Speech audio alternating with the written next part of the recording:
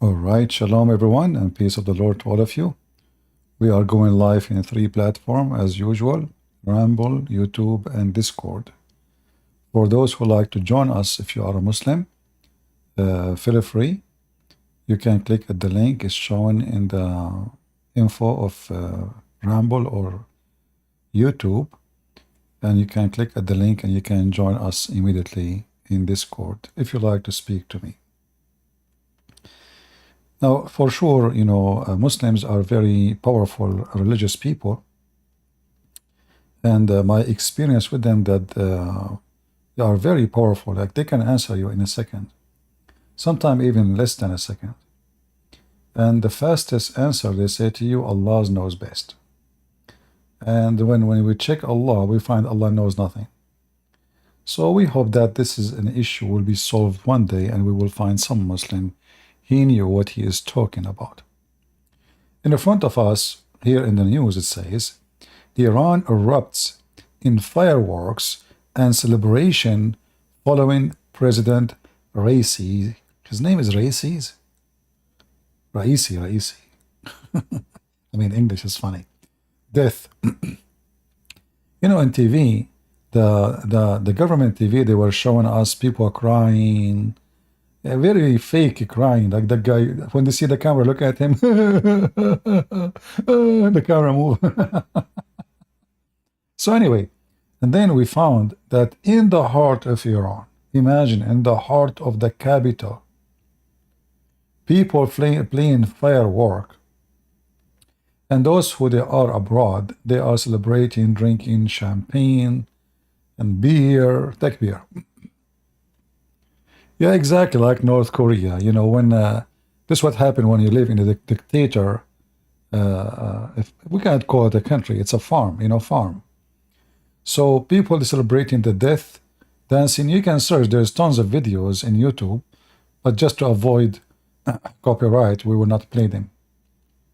Otherwise, you can check them out yourself, and you can see how people they are dancing and playing and happy for the death of this filthy scumbag. Anyway, going back to our topic, which is Islam. Is Allah worth of worship? Is Allah worthy of worship? Who is a Muslim would like to join us? Who is a Muhammadan would like to show us if Allah is worthy of worship? I would like to see that myself, and why? Any Muhammadan? There's tons of videos made by Muslims speaking about Allah worthy of worship. And I found them very funny and very silly. You will not find one of them saying something useful. I cannot see God. Why should I believe in the existence of God? Supposedly now the Muslim is answering the atheist. The Muslims as a community is like somebody living in there is a broken mirrors. There is mirrors where they are like broken because somebody broke the mirror, and there is mirrors are badly designed, so like you find yourself in waves, and there is mirrors are made this way just for fun, like in the old days they used to do them just for fun. Like, now we have an app can change the look of your face, can make your mouth big or small. And, for this, those apps, for sure, women, they love them very much. Like, this is why women these days, when they take selfie, nobody knows who they are. Like, you can't even recognize your wife after she takes selfie. Anyway, so the Muslims, they have a new app in their videos. They try to change the face of Allah, and they try to make him look cute. He have a cute mouth. He have nice, beautiful eyes. The perfect Allah. So they have an app or many apps all over YouTube trying to make Allah look something good. However, the second we examine this God, we will see that all the apps in the world cannot make Allah look good. Who is a Muhammadan would like to take the challenge and join us?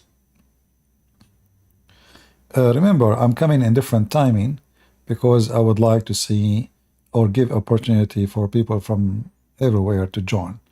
So right now we are going at 8 o'clock at night. So people that are from Asia, they can join us, and people from USA. Maybe tomorrow we will go at 3 p.m. in New York time. So, you know, people from every location, they have their share to join us. Who is a Muhammadan would like to join us? Anyone? Look, this female Muslim, she want to prove to you that the Bible is corrupted. You know, this is one of the funny, stupid things about Muhammad. When the Muhammadan, they say the Bible is corrupted, you know, because Islam have a problem. When Muhammad, he tried to make himself like following and believing in the same names like Abraham and Musa, etc., he put himself in trouble.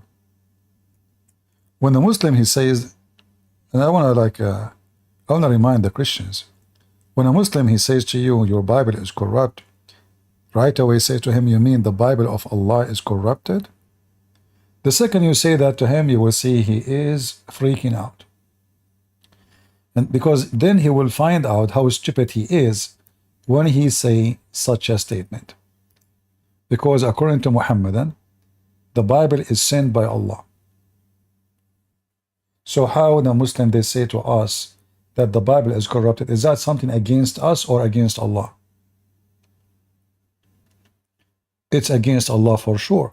Because if I am God and I send a book and then somebody corrupt my book, that is my problem. I am the God who could not protect my book. And that will make another problem for Muhammadan if you mention that to them, because the Quran says nobody can change the word of Allah. So when the Muhammadan, they say the Bible is changed, they are in fact giving a screwdriver to Allah. Do we have any Muhammadan would like to join us and tell us why Allah is worthy of worship? We are live in Discord. All what you need to do, you click at the link shown in Rumble or in YouTube, and you can be with us. All right? Any Muhammadan?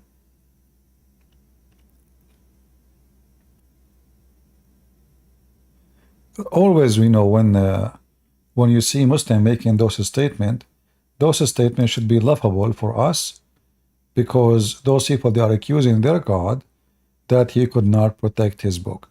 In the same time, we have tons of verses in the stupid Quran saying that Allah, he confirmed what is with us. So those silly, you know, like this woman you see in YouTube,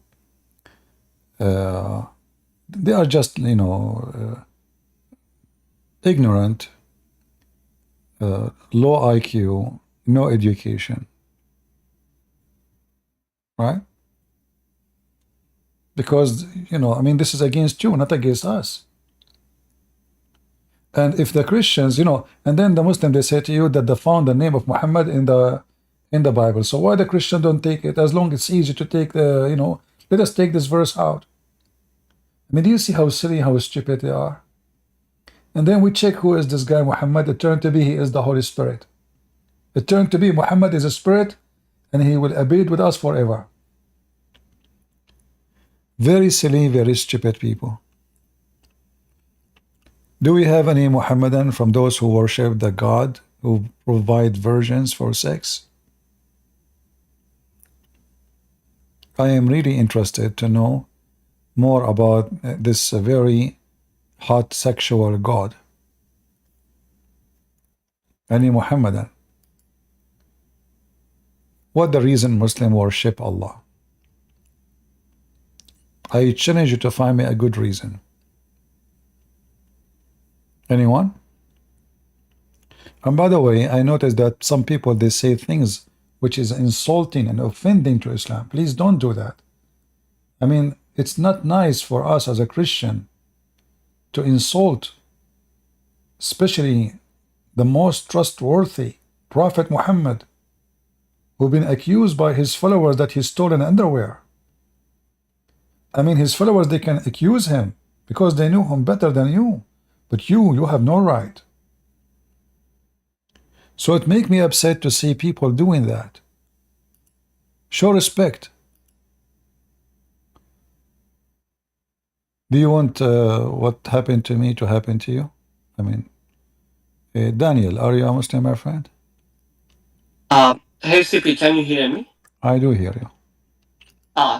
Thanks for inviting me. I'm ex-Muslim. I talked to you like I guess it was 2 years ago, and I was listening to your live yesterday about Iranian president. I know it's not related to your topic. I'm sorry. Okay, Megan, no I'm problem. Iranian to begin with. I'm ex-Muslim, like I said, and your interpretation of the event is so true.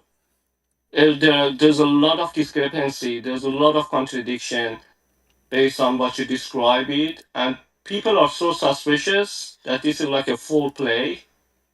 Yeah, And by the way, we celebrate it. To be honest, in some neighborhood, we did some firework. We are so happy, honestly, because this guy, as you mentioned it rightly so, is he was famous as Butcher of Evin. right. Evin is a notorious jail that he killed so many opposition. Yeah. Well, we saw the videos actually. There's many videos on YouTube of firework in the heart of Tehran. So this is not something made up. I mean, it's obviously people Oh, celebrating. exactly. Yeah, Even in World Cup, look, Iranian, let's say we are the weirdest people because we are so alienated from our government. Anything that happens to our government, we are celebrating. And anything that happened to Iranian people makes Iranian regime also happy. So what happened was in the World Cup when Iranian soccer team was defeated by US team, people went to a street and celebrated. I've never seen it anywhere else. yeah, That because people are because so uh, yeah. because the team is not presenting Iran as people; it's presenting the government. Yes, exactly. Yeah, yeah, I And understand. you mentioned it. I remember you said there was a Christian gathering in one of the states in United States, and when you went there, you realized they're Iranian. And there is a lot of underground churches in Iran, and I guess I can't see any country like Iran which despise Islam in Middle East. Iranian, they hate it. I'm not saying all of it, but majority of people. They hate Islam, and I believe, maybe I'm wrong, Iranian is gonna be the first country in Middle East that completely threw out the Islam out of the country. You know, the issue is if Iran is free from Islam, Iran is going to be a great country again because the Persian in their history they were a great nation. They were advanced in many ways and many things, and they went back and they went down since Islam came to them. Since Islam came, everything went wrong, and now Islam is a business in Iran, and they use the religion of Islam to subdue and to control.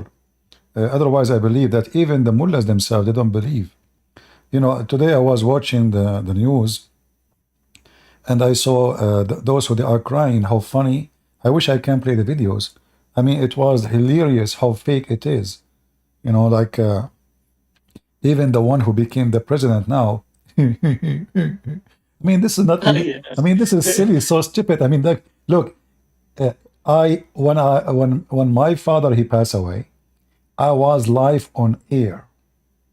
Honest to God, I did not even make a noise. I acted normally.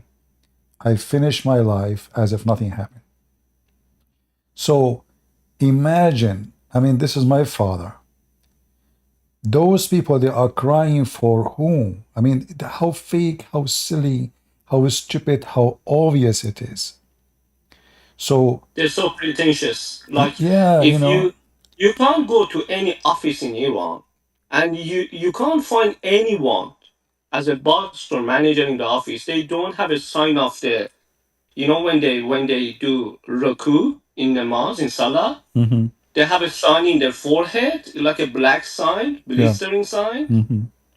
And then I'm not sure how hard they press their forehead to this piece of a stone on the ground to make this sign that makes them look like they're worshiping Allah. They're very good people Yeah. because they're so pretentious. Yeah. You see this stone. Even Sunni they do the same, but the Sunni do it differently. When I was a kid, I used to visit a kid in my age in his house. He come to my house, I go to his house. So his father was sitting in the couch and he had a little rock and he was hitting his forehead with it. So I said Oh, to him, why your dad is doing that? Sounds weird. He told me because he want to make a dark spot in his head. I said, why? He said, later, I will tell you. So later, I said, why your dad was doing that? He said, because then people will know that he was praying a lot to Allah. Yeah, when you put your head in the floor, that sign will appear because it's a skin damage. It's a skin damage. So when you put your head on the floor, it caused your head skin into damage. So it's going to make a dark spot. So this guy now, he want to make himself a religious. He don't pray really. He don't even fast. And remember, once we were leaving, after we ate all the cookies his mom she did, he said, wait. So what? He went to the kitchen. He put some salt in his hand, and he wet his mouth, his lips, and he put salt in his lips. And I was talking to him, but he could not answer because he cannot talk. If you talk, the salt will fall down. So uh, I waited a little bit. Yeah, I told him, what are you doing? He said, because my dad told us when you do that, the salt will make your lips look dry and nobody will know that you are not fasting. wow. Yeah, so I The know question is, yeah, but the question is why their wives they don't have this sign. Aren't they worshiping Allah? that the men, only the women who care Yeah, for them. exactly. The men, the women who care, the women, they have 10 kilograms of makeup. You know, and one of the things about Muslim women, for some reason, I don't know why they're obsessed with makeup, they will put a makeup to the point they damage their skin. So if you see a woman, she is 30 years old, and she is a Muslim Sunni. Without makeup, she will look like she is 60 because they use a very bad kind of makeup which will make their skin very smooth, have zinc in it. That the makeup is stretch your skin, it make it really smooth like a baby face, but that will destroy your skin. So they use a lot of this makeup, which is a cheap makeup, and then by in a few years, yes, it make you look now good, but in a few years you will look so bad. So Islamic and society is very weird. I find it always be weird. I find it a perfect example of hypocrisy. and also cosmetic surgery is so prevalent in Middle East, especially in between these Muslim women. Like they're so they have the similar look as if they're all coming from the same. Well, They're manufactured by the same company. this is a thing happening now for everybody everywhere. But I have to say, maybe number one who do plastic surgery for virgin again is the Muslims. Yeah, that's so true. Yeah. And I have another question, Yeah, CB, in regards to Baha'is religion or Baha'is cult. Baha'i. Yeah. So, yeah, and especially in European country, because when you read the context, especially it sits in the minds of liberal people. They're speaking of uniting all religion. They're all like messenger of God. We should be united. There should be no border. There should be like the same currency and so on. And from the surface, it's very beautiful. But as I talked to my cousin who's Baha'i, I said is a very deep discrepancy. Like the Moses said something else, and the Muhammad said something else, and the Buddhism and Hinduism. How can you say all are manifestation of the God?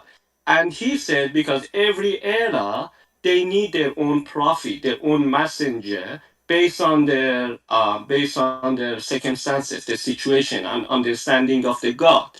And the manifestation of the God is like a mirror which reflects God on people. I said, okay, if it is mirror, so why every mirror they have the different reflection?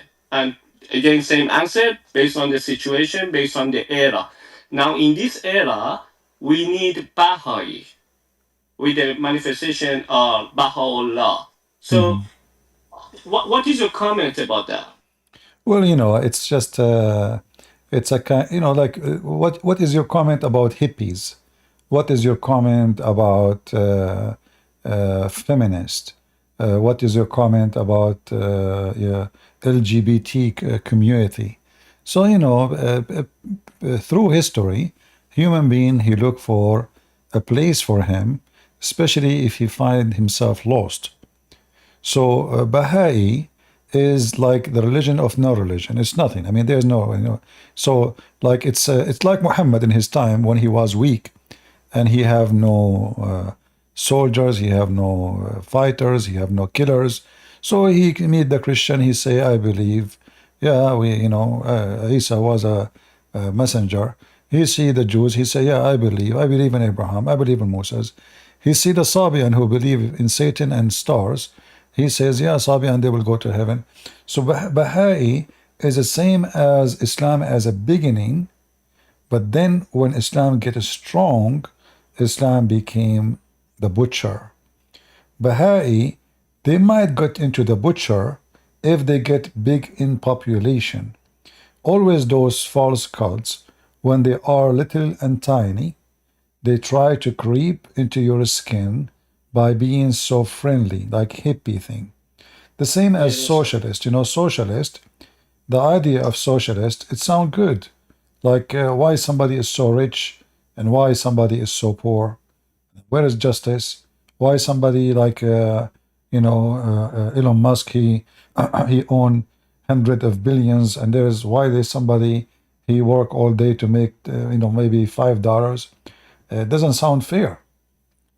And they use that argument in order to creep into your mind and convince you that they are the one who can make the change to fix the society. But as soon as they take over, they fix the society to make the one who in charge in the office rich and the one who they are not in the office poor, so nothing changed. So we took the money from the billionaire, we give it to the one who they are in the office. Like now in Iran, the Islamic Republic is based on what? In the beginning, in fact, those who helped the Islamists to take over, it was the stupid socialist.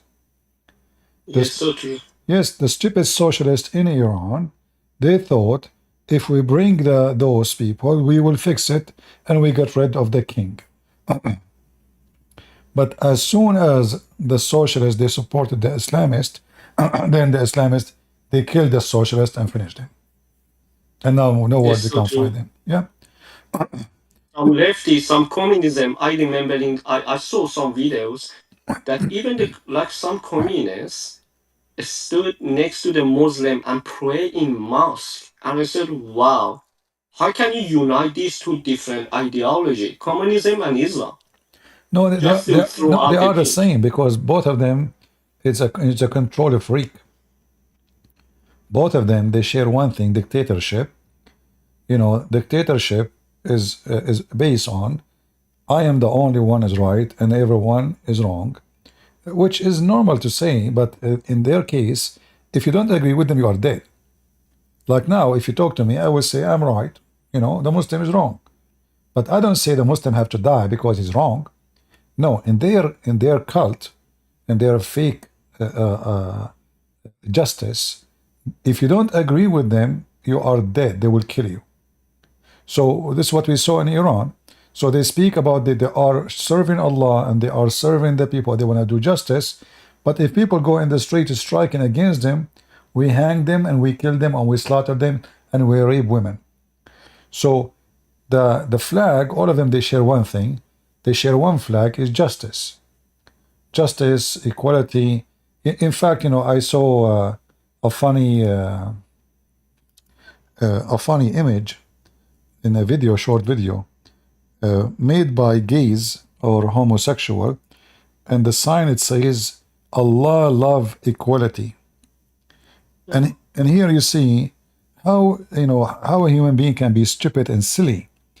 We are in the year 2024, and there is some stupid people who they really believe in such a stupid thing. Like, let me show you. Actually, I found the image. Allah love equality. I mean, this is really good, huh? Isn't it? Let us show you. Let me share the screen. Allah love equality. I mean, those people are really mentally ill. But how you can explain to them? They are in denial. So it doesn't matter how much you try to explain. The stupid person is going to stay stupid. He don't like to be not stupid. It I hurt. guess CP, I guess Elon Musk said it rightly that we have to send them to Gaza or to Palestine to live there for a while and to see how life looks like to live under Sharia law. Yeah, Allah, look, Allah love equality. Do you see it?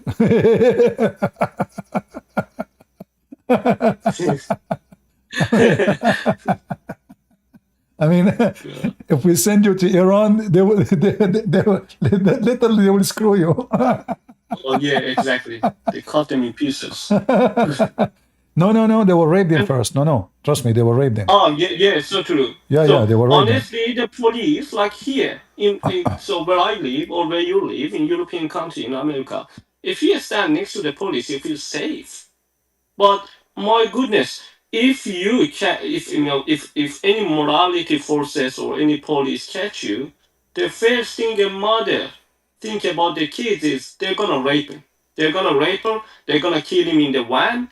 Lot of bad things can happen The, in jail. So the funny is they kill you because you are a gay, but in jail they have sex with you, yeah, yeah, which means they are yeah. gays. Which means they are gays too. Yeah, This will remind me of when a bunch of Muslims they came to the caliphate, and they said to him, "We've been led by a gay who is tempting us." So he said to them, "Oh, and the prayer is the best of deed. So do what the best of deed. Don't worry about it." And then, but you read the story, you ask yourself, how the Muslim men are tempted by a gay unless they are gays too. I mean, a man, he is bending in front of you, and how you are being tempted. What exactly? wow. How in the world, unless you are gay? So obviously, the society, Islamic society, it's very much homosexual, but in the appearance they reject it, and in the practice they practice it. All those stories here about gays living in the house of Muhammad, the companions, etc., all over. And this is what happened a few months ago. In one of the cities in Iran, the CEO, or let's say the boss of the morality police in one city, the video came to surface that he was homosexual. Yeah, He has wife and kids, and like he has a great family, but in darkness he was with another guy, and the video came out, and just the government tried to sweep it under the carpet and said, he repented. He's okay now. yeah, he repented. Now he is using zucchini. Excuse my language. All right, my And the friend. last thing, before I was talkative, and the last thing Bahai says, in regards to that, you like all religions are united, and they very blunt to say that Baha'u'llah is a return of Jesus, and Jesus' resurrection was a spiritual resurrection. It wasn't like a bodily resurrection. And yeah, they refer to one of the verses in the Bible. My cousin said, it says, you shall see the fruit. We didn't offer any bad fruit to the society. We always talk about the friendship, love, unification of all religion, and these kind of things. We didn't have any bad results so far based on the Bible. Well, So, well, people they come with stupid philosophy, and they die with it. Like now, Allah love equality, but what homosexuality have to do with equality anyway? I mean, Yes. how in the world the way you have sex is connected to equality? I have no idea, But as you see, everyone when you concentrate in one area of your life, in their case, like a gay, he concentrate in his anus. The lesbian, she concentrate in her vagina. So that's it. Their word became vagina and penis and anus. But a human being is not a vagina and not a penis. We are not animals who live for our private part. Private part is exist for a reason, and when we make it the reason to live, that means we have something wrong in our aim of life. Muslims, they worship Allah the same reason those people they carry their flag. The reason is sex. Sex. In heaven of Allah, you will have unlimited sex. Allah will make your penis endless. A woman, but vagina will be fit for that. In heaven of Allah, men and men, they can have sex. Men and children, they can have sex. Whatever was forbidden, this is what the idea of Islam is. Whatever was forbidden in earth is not going to be forbidden in heaven. Go ahead. Hello. Yeah, you were saying something? Oh, no. I just want to thank you, CP. God bless you, and hope you have a long, long life with full health, and then we can, benefit from your knowledge. And I can't thank you enough. Thank you. You're welcome, my friend. God bless you. Thank you. Do we have any Muslim who would like to join us? Any Muhammadan from the religion of Allah love equality? Is it true that Allah love equality? Is that really serious? Are you serious, Muslims? That Allah, He love equality? If there is anyone here from the LGBTQFOYMNGF2UWHA community would like to join us and tell us how Allah love community? Love equality, sorry. Anyone? Hello, can you hear me? Yeah, Cheney. You're Cheney yourself here? Yeah, I'm Dick Cheney, dude. You know me? Yeah, sure. No. Okay, good. Just to summarize, I'm actually an ex-Muslim. I'm an atheist, but I appreciate the work you're doing, and honestly, just keep it up, man. But why you leave Islam, my friend? I mean, do you know what will happen to you now? Do you know? Yeah, I'm not gonna get the 7240s, my guy. It's so sad. No, I have more bad news for you. What? Do you know about that? What Allah will do for those who will leave Islam? Describe it. I don't know how to describe it. Guys, if you are, you have to be 6 and above to stay with us, please, because only mature people, they can hear this. All right? So you have to be Yes. 6 and above, like the mother of the believer, Aisha. Yes, exactly. According to the Quran, Allah will insert in the anus of the disbelievers 70 cubit chain, and each ring of it have equal iron to the whole iron of the world. Wow. Yeah, and this is chapter 69. And look, it's a miracle. Listen, it's a miracle. 69. Look. Subhanallah. It is 69. Subhanallah. Chapter 69 and the anus. Yeah, you see? How This is the wisdom of Allah. And then you read the interpretation. If you read the interpretation, you will die laughing,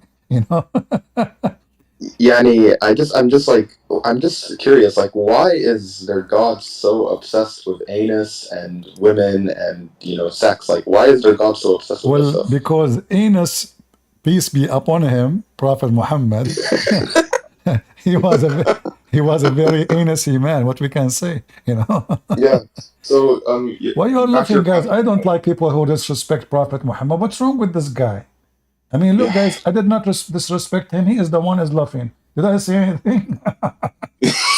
I just wrote 4 books about Muhammad, and I made 10 million videos about Muhammad, making fun of him. But always I respect him. Always. Yeah, you love the Prophet, dude. You know, this is the hikmah of dude. No, CP, look, you don't understand. The reason why you always insult Muhammad is because you don't have the hikmah of Allah and His Messenger, so you Yeah, can't yeah. know the wisdom. You know what hikmah mean?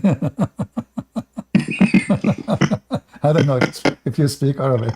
I mean, this Arabic I is really speak funny. Arabic. I speak Arabic. You Yeah, speak Arabic. yeah. حكمة. Amen. حك يا عمي حك.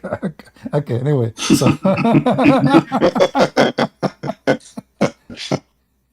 thank God I don't go live in Arabic. If I go live in Arabic, people would die laughing, honestly. Because then No, I will be yeah. in my full strength of language. In English, I'm limited, but in Arabic, it's a disaster. Yeah. Yeah, it's like you'll commit a genocide against the Muslims, you know? I know. That's free Palestine. Yeah, queers for Allah, dude. You know, it's like chickens for KFC, you know? Yeah, stupid nation. But anyway, Yeah, this so, is and I'm trying to just to make you change your mind because mhm. Allah, and by the way, I mean I don't know if Muslim can explain to us how the anus of the man is not even half inch. I mean, how big your anus, Muslims? How Allah will put a chain, and this chain, every ring of it have more than all the iron in the world. I'm serious. It's not only a MashaAllah, chain. MashaAllah. Yeah, I mean, and why from his anus? Or, okay, what if it's a female? Still from her anus too?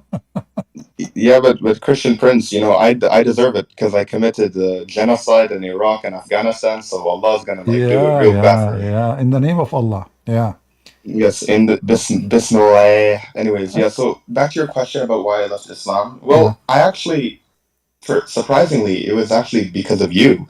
I came across your videos, and I must say, I also came across Sam Shamoon, Apostate Prophet, David Wood. I must say, your videos are just absolutely mind blowing, and I mean, it's just a lot of the stuff you prove, a lot of the stuff you present is irrefutable. Like no one can refute this stuff. Yeah, in other channels, they make speeches. Here we concentrate in reference. Right away, when I mention something, I put it in the screen and we read it together. And that make it Yeah, what can change the mind of people, because I can make a speech about Islam from now until tomorrow, but you did not give me a proof. You made a speech, Muhammad was a child molester, Muhammad did this. People need to see, and this is what hurt Muslims. This is why they don't dare to come here. You will see them going to exactly. do, they want to debate people who do not know Islam very much and they don't speak Arabic specifically. So they can say to them, it doesn't say that, see, It doesn't. No, yeah. I always like listen to. Oh, you know, you need to read the Arabic, brother. You know, it doesn't say that. You know, yeah, you are lying. yeah, You're this an is why Islamophobe. You know. sometimes I play with them. I say, I do not know Arabic. You read it for me, Yeah, yeah. And then But he Christian started, Prince yeah, and then he started don't. schooling me. He says, see, okay, let me teach you now. And then later, I spank him and I show him I know Arabic. But Yeah, anyway, but I see, I yeah, prove yeah. that I Just speak to many say, languages, including the language of mhm, Zakir Naik. yeah. Don't you know Allah? Don't you know the angels created everything? It wasn't Allah did. Exactly. I mean, this sheikh from Senegal, he got us busted, man. I mean, this potato, he didn't, I mean, he fabricated stories hilarious, but they are My gold, brother, Allah create the angels. Allah, He- the angels do everything for Allah. The yeah, angels sending the and prophet. are you sure? Ultimate part, yes, I insist and I persist. Let me prove it to you. Telling to me the angel created everything. So what Allah? And then the Muslims, who is the creator, they say Allah. Like what the heck? Yeah, Allah hates farming as well, dude. Yeah, well, it is very funny. Let us see, maybe we have a Muslim, I don't know. We have Yeah, Azuz. yeah. Anyways, yeah, thank you very much, and you know, God bless you. Thank you very much. God bless you, sir. Azuz, are you a Muslim? No. Are you a Muslim, Azuz? Well, I was a Muslim. I don't want to say my religion now because I'm afraid I'll get like recognized. But I just have one question for you, All right. Christian Prince. But why you left Islam, Uh, Azuz? I mean, why everybody leaving Islam? What's wrong? I well, I think the main reason that I'm questioning my religion is I've been watching a lot of these YouTube videos, and especially I started with Nabi Asli, if you know that channel. Uh-huh. It made me basically completely leave Islam. I educated myself in these surahs, Okay. um, and I basically left the religion. I couldn't bear to continue because lies. They taught me lies. They didn't tell me the truth about Islam. They sugarcoat their religion as if it's like how do I say this? Sorry, my English is not my language, but they sugarcoat the good ayahs and leave the bad ayahs alone, so that Muslims don't have knowledge of enough knowledge of their religion. They stay locked with their religion. They anyhows. I wanted to ask one question. Today I challenged Yeshua, God, Mhm. to show himself to me. Okay? Okay. So it's a pretty straightforward challenge, right? Mm-hmm. I go to YouTube, and you know how these shorts you see on YouTube, they show you like an image, and then if you squint your eyes or look closely at it, you see like the picture of Jesus in it. I'm not sure what is. Okay, and Yeah. So basically, I was like scrolling through a short on YouTube. I don't like didn't how do I say concentrate on the title. I just lean my phone a little bit and I see a picture of Jesus right in front of me. I say, okay, that no problem. Maybe it's just a coincidence. I go turn off my computer and I turn on Instagram Reels. First thing I see, picture of Jesus. that's beautiful. And I've been like, it's not just that. I go dream, I see Jesus in my dreams. I say, oh, okay, maybe I'm just involved in this situation. Maybe I'm just involved in this stuff. I've been having a lot of stuff thinking about Christianity, and maybe I'm just dreaming about it, but it's not stopping. Mhm. I slept twice today, and I'm still dreaming about Jesus. So my main question is, what sources do you recommend for me to understand the main idea of Christianity? Because I'm not I'm currently an atheist. So I don't really believe in the idea of the Trinity. I don't like really believe in it. I think of it as, how do I say in English? It just doesn't get to my mind. So what sources do you recommend for me to learn about Christianity more and understand the Trinity more? Well, you know, the Trinity, if we say we want to understand, the understanding is very limited for God because, if I say how God can say, let be light and light was, can I understand that? No. I mean, God power, it is beyond understanding. Can I understand how Jesus commanded the dead and the dead came from the grave? No. How I can explain it? I cannot explain it, you know. Or what I know that this is God power. So when we speak about God, which we call him Almighty for a reason, that Almighty have that title for no one can explain his might, his ability. So if you try to explain how God can be three and one, as if you are saying that this God must be limited so I can accept him. The God of the Christians, nothing can limit his power. So he can be three and one. I cannot. You cannot. He can. For he is the Almighty God. So either we accept that he is Almighty God, and what is logical for us doesn't work for him because he is above logic. Like when Jesus walked in the water, is that logical? No. Jesus is born of a virgin. Is that logical? Absolutely not. It's even against science. When Jesus made the blind see by putting some mud on his eyes, have you ever heard of such a surgery? No way. So either we say that we believe that God is powerful, or we design God the way we wish, and we say, I like God not to be three and one. He's more convincing for me, so I like this way, not that way. However, if you look around you, you will see that everything around you is based on those three. As an example, you yourself, you have a flesh, correct? Mhm. Do you have a soul? Yes. Do you believe you have a soul? I do. Do you believe that if your brain stop, your heart will stop and the rest of your body will stop? I do. Well, your conscious, your flesh, your soul, three, but all of them is you.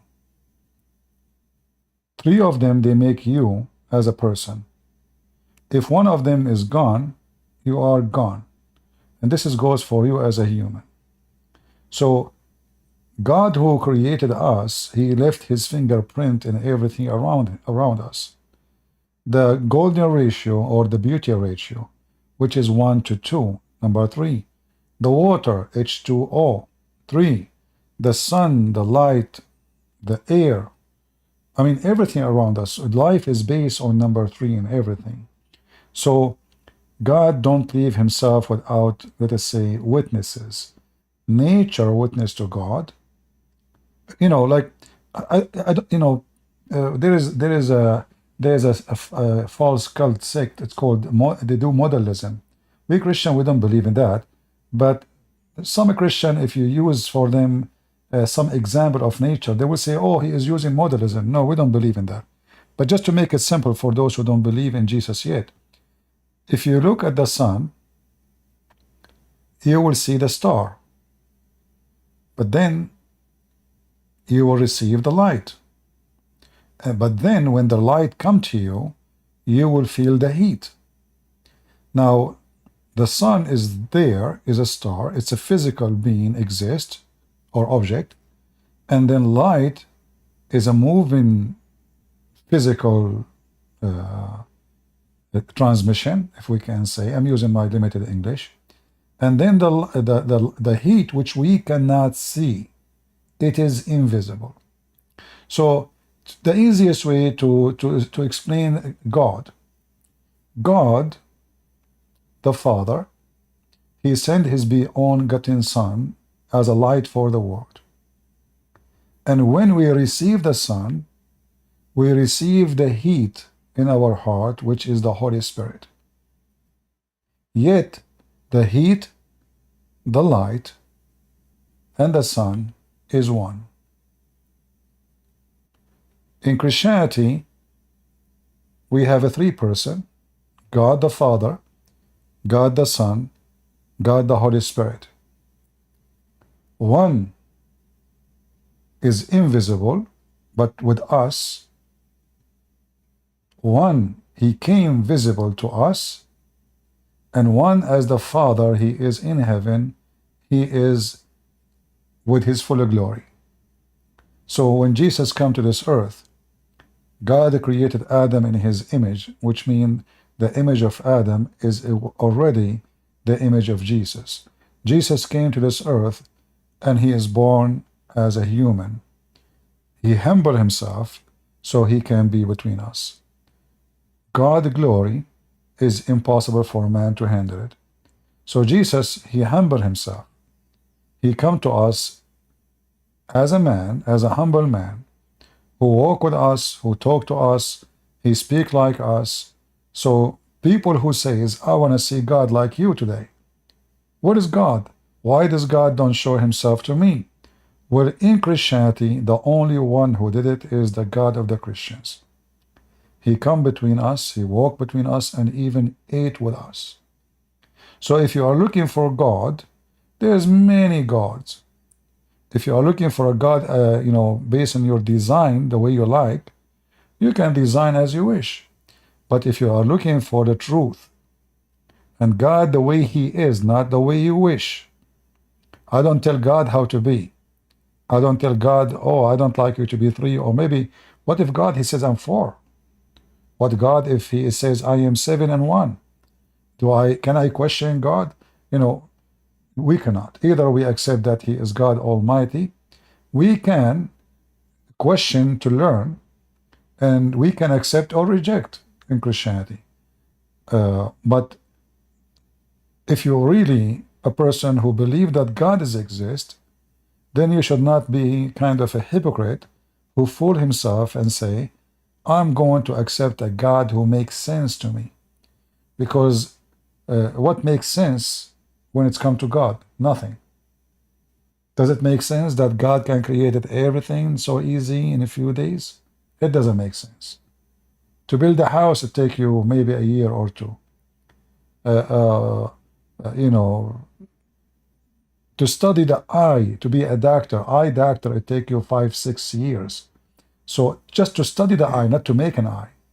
So what makes sense to me as a human, when it's come to God, either we accept that everything is possible with him, or we say, I am going to accept God, who there's things is impossible for him.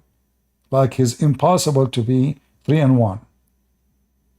But if it is impossible for him to be 3 and 1, then he cannot be God. He lost his qualification right away to be God. The Bible makes it clear that nothing is impossible with God. So, I think I was in an Assyrian server with a couple of friends, and one of them was named Sakura. He would invite me always to Discord and teach me about the Bible and stuff. We started with Genesis, and the way you explained it, it was the same way he explained it.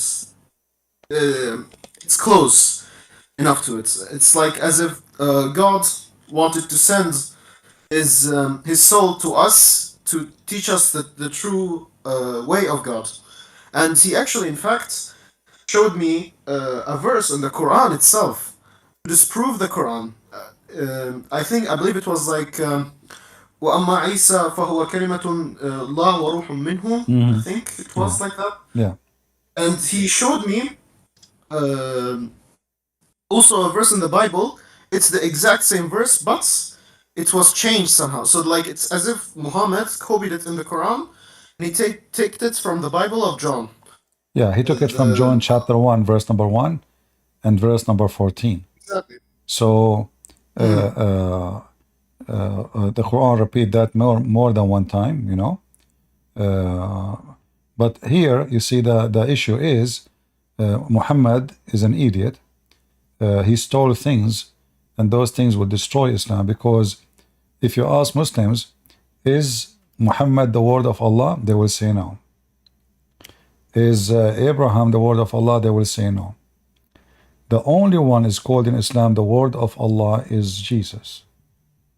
And God and his word is one. We cannot separate God from his words, because the will of God is his word. The mind of God, the command of God, the wisdom of God, the knowledge of God, simply the word of God is God. So if Jesus is the word of God, that means he is the might of God. In the New Testament, in the book of John, the word there is used as logos. And logos not only just a word. Logos means the will of God, the mind of God, the plan of God is God. Logos is way more than just a word. So Muhammad, he took the word, he took the logos, he put it in his Quran. And the Muslims, in order to fix it, they add things like, as you see on the screen. They says he is a word, and then he said be. But in the Quran, nowhere it says this be here in this verse. Same time, if Jesus is the word of God, how he can be the word be? Because you know, if God say be Jesus, that does not make Jesus the word of God. That makes Jesus Jesus. Correct? So if I say be a TV, TV would be not the word be. It's not the word, you know what I mean? So when they say that Jesus is the word of God, the meaning of be, that is even more stupid. Because first of all, Allah never created anything by saying be. Neither Jesus, neither Adam, according to the Quran. In the case of Adam, Allah, he breathed. Allah, he makes mud. Allah, he made he makes dirt with water and then he fashioned a human being, and then he he breathed into it. But so Allah did not say to anything, nothing in the Quran created by saying be, and it was. So when the Quran speak, the Quran make poo-poo. And Muhammad, when he copied those things, he himself actually, let us say, he defeated himself. Jesus, the only one, is because if the Quran saying Jesus is the word of God, well, that means Muhammad is the word of God too. That means Abraham is the word of God. That means everybody is the word of God.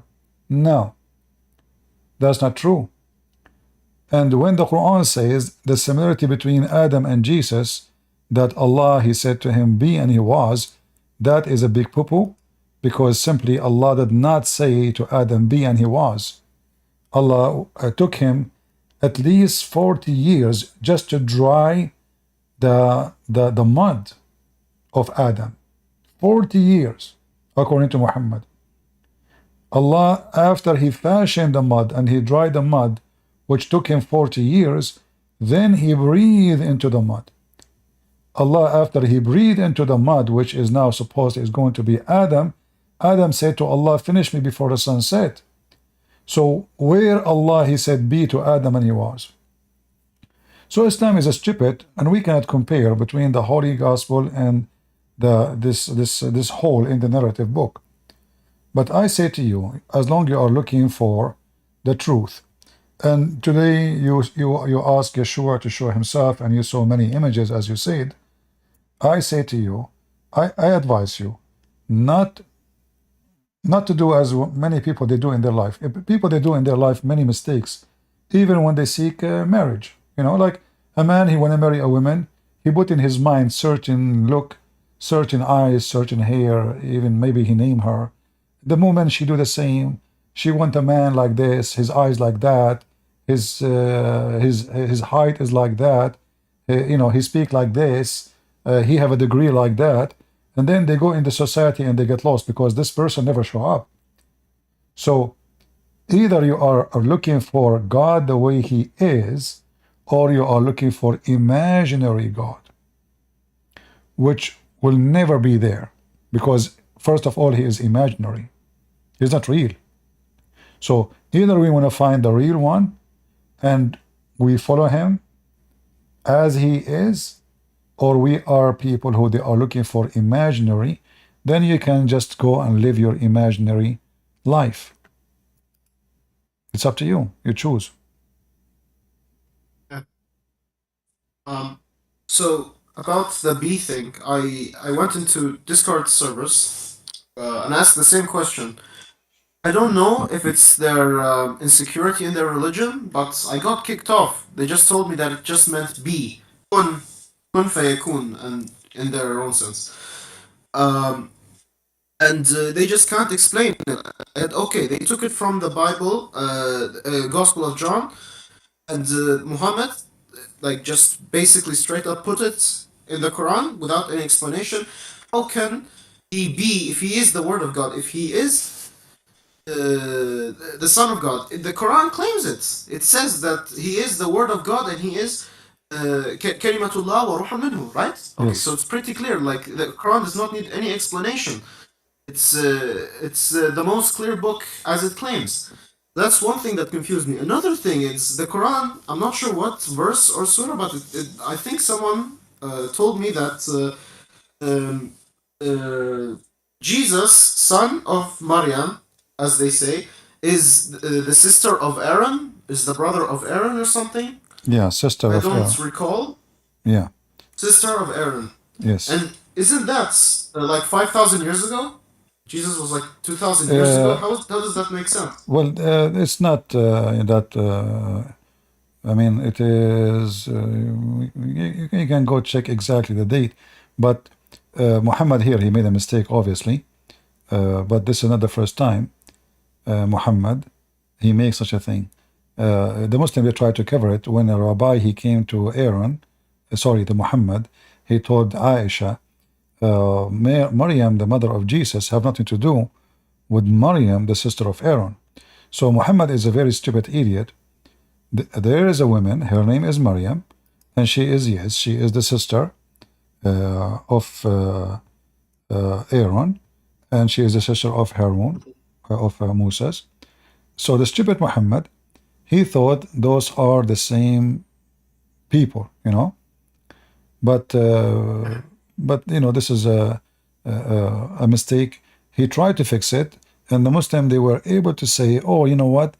The Prophet said they used to call them by their ancestor at that time, or their great prophet.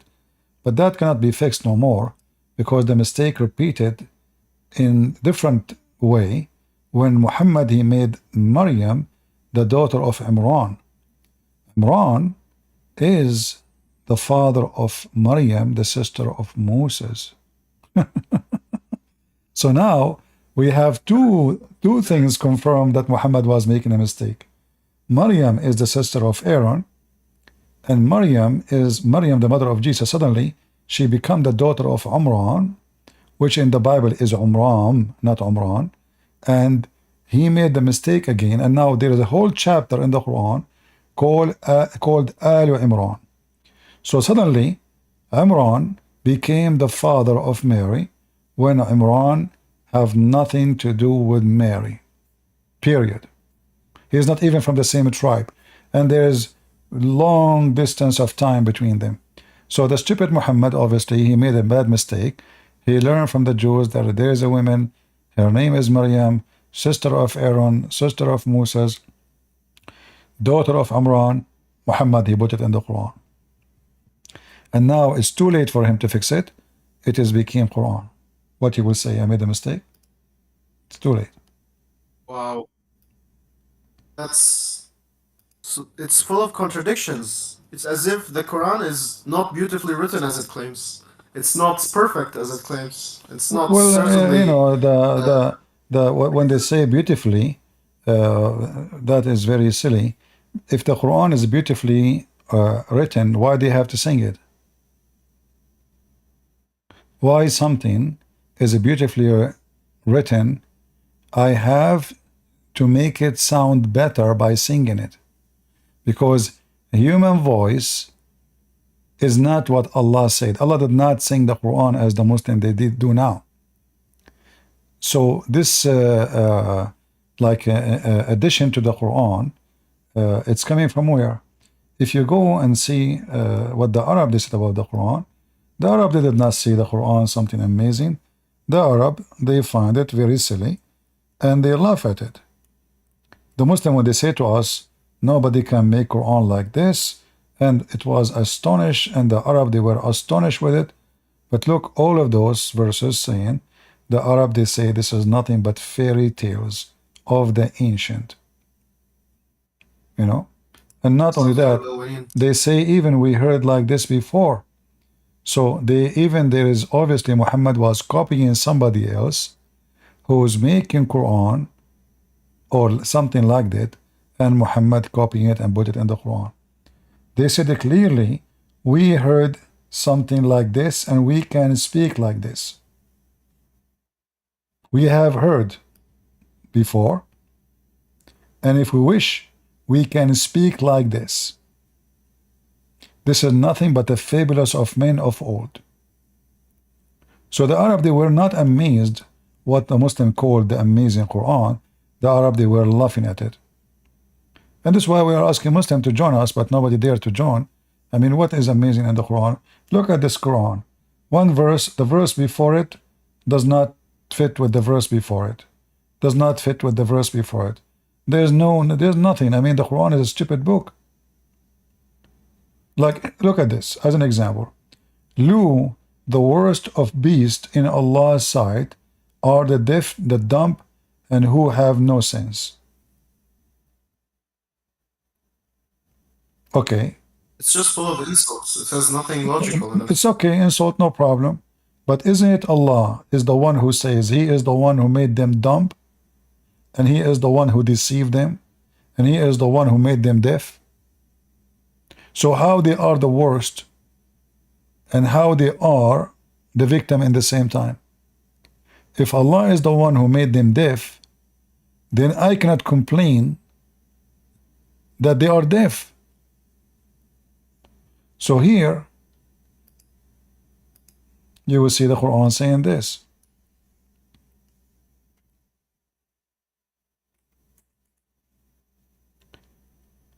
Chapter 2, verse number 7. Allah has set a seal on their heart, on their hearing, and on their eyes is a veil. Okay.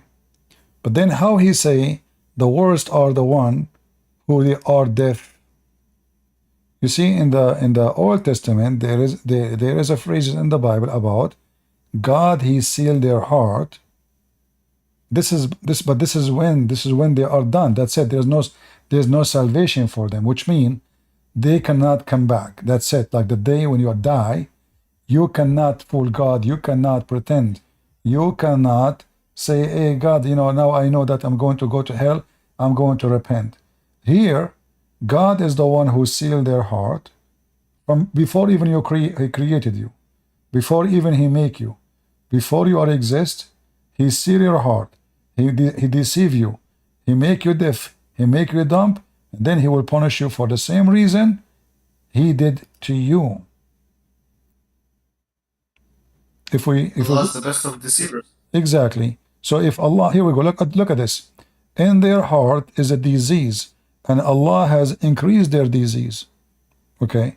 So is Allah sending a book to guide or to increase the disease? When the Jews complain about Jesus associating himself with sinners, what Jesus said? I came for the sick, not for the healthy. And this is why the Messiah is the Savior. Allah here saying that if you are sick, he will make you more sick. So where is the guidance of Islam? So okay, if somebody now, how the Muslim they say that somebody he was making fun of Muhammad and now he converted to Islam. Okay, when he was making fun of Muhammad, was he sick? They will say yes. But isn't it the Quran says Allah will increase his disease? Which means will make him make more fun of Muhammad? How he convert to Islam? So this verse have many contradictions. Either Allah, as they claim he guide, or Allah do misguide and increase the disease in their heart. And the Quran make it so clear that Allah guide not who he misguided.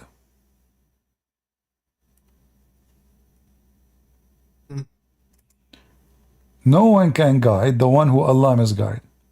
Alright, as long no one can guide the one who Allah misguide. So what was the job of Muhammad exactly? Just guide people even more to spread the word of Allah. Read it. It says here, for those who Allah. Look at the first translation, thrown out. You speak Arabic. It says, Man adallallah wa man yudlilullah falan tajidu lahu sabila. Look at the translation. Look at the Hebrew translation. For those who has Allah thrown out where? It says he deceived them. I mean, look how they lie in the translation. We change the translator. Let us see different, Abdul. Look here. We just change the translator. Look, it turned different. He whom Allah sent astray, for him though, O Muhammad, cannot find a road. Okay, this guy is translating literally. So you cannot find a way for him. Way of what? Of salvation. Okay. So what Muhammad sent to who? Allah, he was sent to Allah, to the one who Allah guide already? I mean, do you see how stupid this verse is? If Allah, and not only that, Allah is questioning Muhammad. He's saying to him, are you seeking to guide whom Allah sent astray, you idiot? Okay, well, hold on. So Muhammad was sent to guide who? The one who is already guided? That means he's a Muslim already. Wait, so Allah is saying that I already misguided them, but I sent you to guide them? What? That does not make sense. If Muhammad So we was don't sent, understand them. yeah, either Muhammad was sent to guide the one who don't believe in Allah, right? and which means they are misguided. Or Muhammad should not seek to guide the one who are misguided, which Allah misguide them.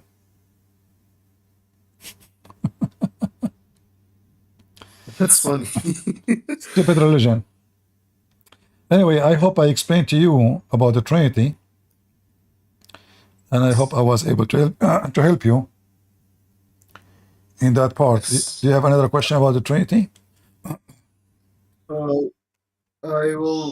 Honestly, I'm trying to look more and further into it, but your explanation really helped. I'm trying to get more ideas and more explanations from people, and I think the more I get, the more I'll understand it. But thank you for this. And Make it simple. Before you go, just think about it in a simple way.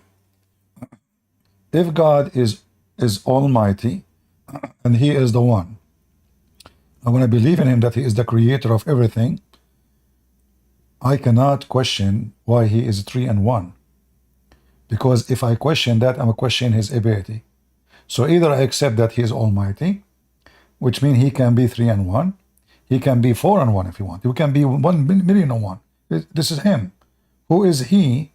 This is who I cannot decide to God how to be. So either, we as a Christian, we don't say, okay, I will accept God only if He is a 3 and 1. No, this is not the reason. We accept God as He is. God, He said, I am a 3 and 1. That's it. If Allah, the God of the Muslim, He said to them, I am 7 and 1, do you think they would dare to question? No. They are hypocrite. they can't even question. So for us, it's a matter of belief, but we can question, we can reject. But to be Christian is the simple explanation for the Trinity is God is Almighty, and He is always the one and the only one who can do what is impossible. If it's impossible for me to be human and flying, well, it's not impossible for God to come as a man, and yet He can fly, and yet He can walk in water. Yet He is a man, but yet He can command the nature. Yet He is a man, but yet He can make the blind see. He is a man, but He can command death. He can command life. He can command demon. So how come the Muslims, they don't question? They question how God can be a man, but they don't question how man can be God. How Jesus suddenly can resurrect people from death. This is the act of God and God only. How Jesus in the Quran can create from the mother bird. This is the act of God only, for God only is the creator. How Jesus can tell you what you hide in your houses, as the Quran says, well, this is only the act of God, for nobody can see what is behind doors save God. He is the one who can see what you did in your past, what you will do in the future. So the Muslims are hypocrite. They question how God can be Jesus, but they don't question how Jesus is doing the act of God, yet he is a human.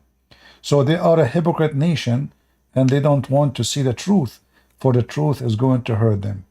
And this is why Muslims, as soon they notice that Islam is stupid in the logic, and Islam is a religion trying to be logical when it's come to Jesus. The second you ask them about the Quran, they say logic is not acceptable. For us, we say logic is acceptable only when it should be acceptable. As an example, like the verse we see in front of us. Either God wanna guide us or God don't wanna guide us. But I don't question if God can be in heaven, but He can. If He's God, He can. I don't question if God can be here and there at the same time. Well, God, He can be everywhere, because nothing is impossible for God. But even this one doesn't work with Islam. According to Muhammad, Allah, He come every third part of the night down to the earth, asking who is going to worship me, who is praying for me. So if Allah is Almighty, why He need to move from point A to point B to find out who is praying for Him? And here, this story here showing many stupid mistakes, because if Allah come every third part of the night, that means there's only 1/3 part of the night in the whole world. And that means Muhammad obviously believed the earth is flat. Plus, Allah is not almighty, for he cannot hear the prayer of Muslims unless he gets closer down to earth. His reception is limited. Number 3, Allah not all-knowing. Allah, he... What? Huh? He cannot hear. Wait, I never heard of this. As you see here in the I've screen, never do you see my screen? Yes, I see it. Allah come down every 3rd part of the night to the lowest heaven in the night, in the 3rd night of the remainder of the night, and he says, who is calling me so I can answer him? So Allah, he come every 3rd part of the night for what purpose? So he can hear those who they are praying. And this is a physically movement between point A and point B. Wow. So the first mistake here, what 3rd part of the night? I mean, every few hundred kilometers there is different time zone, you know. What do you mean 3rd part of the night? Same time, the earth isn't flat. Same time, if Allah is all-knowing, all this drama is not needed, because Allah, he should be able to hear us from his throne, and he do not need to come down to listen to what we are saying. This is an act of a limited creature who have a limitation of his hearing and ability of knowing. In the case of Jesus, if we go in the Bible, we will see the Jews, they were saying in their mind, they did not say in their lips, who is this person who forgives sin? How he can do that? This is only what God do. Jesus, he read their mind, and he said, which one is easier to say or to do? Carry your bed and walk, or you go and your sin is forgiven.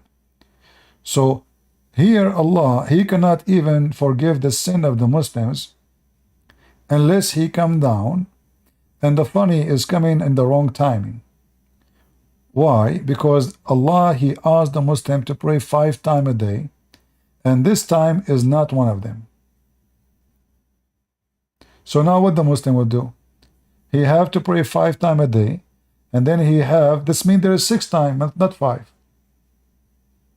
That means there is 6 times to pray a day, not 5. For this is not one of them.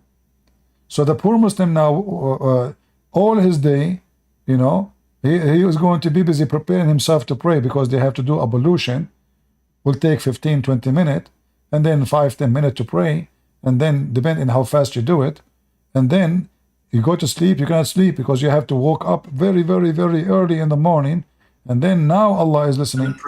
The 5th time you prayed, Allah was not listening. He cannot even hear you.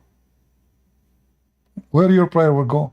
So all of this showing us how stupid Islam is. Jesus said, every 2 of you mention my name, I will be between them, which means I will be the 3rd.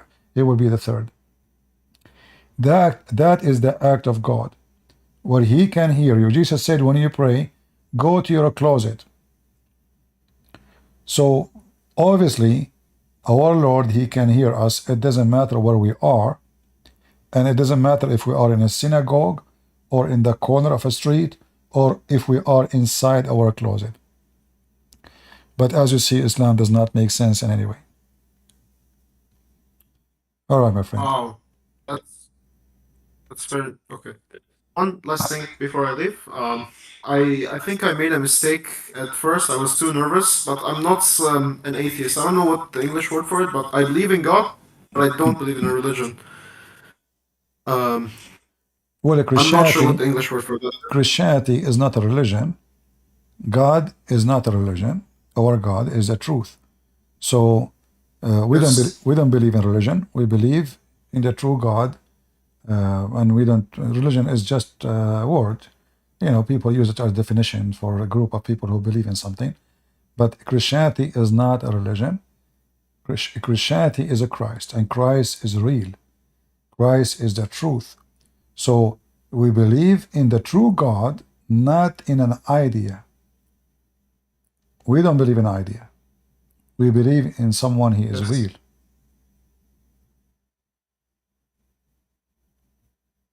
All right? That's beautiful. All right. Well, anytime you have any Thank you. question, feel free. I will be happy to help you. And I hope soon Thank you for your you time. will be able to find the answer. But you know, if I am you already, I mean, there's many things I find them amazing. They happen to you, as you said. So I think you were seeking Jesus. Jesus, he gave you the sign. So now it's your move. Yes, I will look into it. What's the word for inshallah in Christianity? I'm not sure. God is willing. We don't We believe. always say, We don't believe in Allah. We don't. Allah is a wrong word to use. Sadly, many Arab Christians until yeah, now they use it. Yeah. he was a pagan, but the Arabs believe that he's a god. He was Allah and Allat and Al-Uzza and all this. Even Muhammad prayed to Al-Uzza, Yeah. Al-Uzza before this. Yeah. Exactly. Anyways, thank All you right. for your time. You're I welcome. will look into this. Take care. Bye bye. Do we have any Muhammadan would like to join us? Is Allah worthy of worship, Muslims? Look like today we don't have many people here.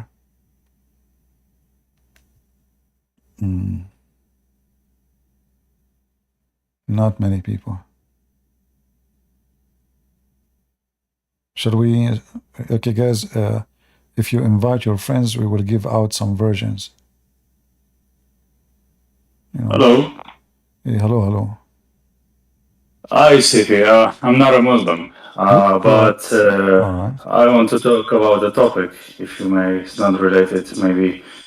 Which topic? We were talking about child marriage because when you were discussing with the friend from Iran, you mentioned Aisha, and I remember something because usually when we talk about child marriage with Muslims, the first thing many people think about is the hadith that Aisha says, I was married to Muhammad when I was 6 and we consummated the marriage at 9, blah, blah, blah, blah. But usually people, they don't talk about Surah Talaq, verse number 4, which is talking about the divorce of your women and how long you should wait, depending if they have the what's called the idda, which basically means the period.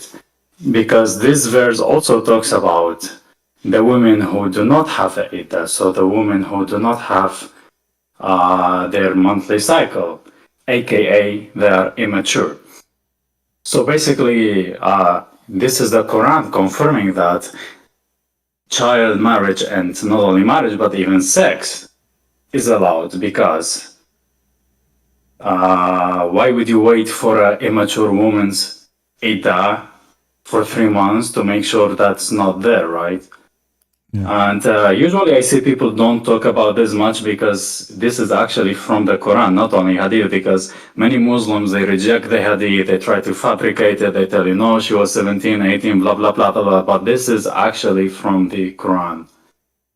And my question is, if your religion does not allow to have sex with immature women, why does it talk about how long do you need to wait after you divorce your immature woman just to make sure she has a period or not? You know, the Muslim who say Islam does not allow, they are obviously being liars, hypocrite. But the majority of Muslims, they say yes, Islam allow it, and there's no age limit of marriage in Islam. Never mention. You can marry even an infant, you know, but you cannot. But they say that based on what the Prophet did, we follow. So they say, obviously, Aisha, when she was able to handle sex, she was 9. So this is based on the child. So if the child can handle it, then you do intercourse. Otherwise, you have to wait. But during that time, you can fondle.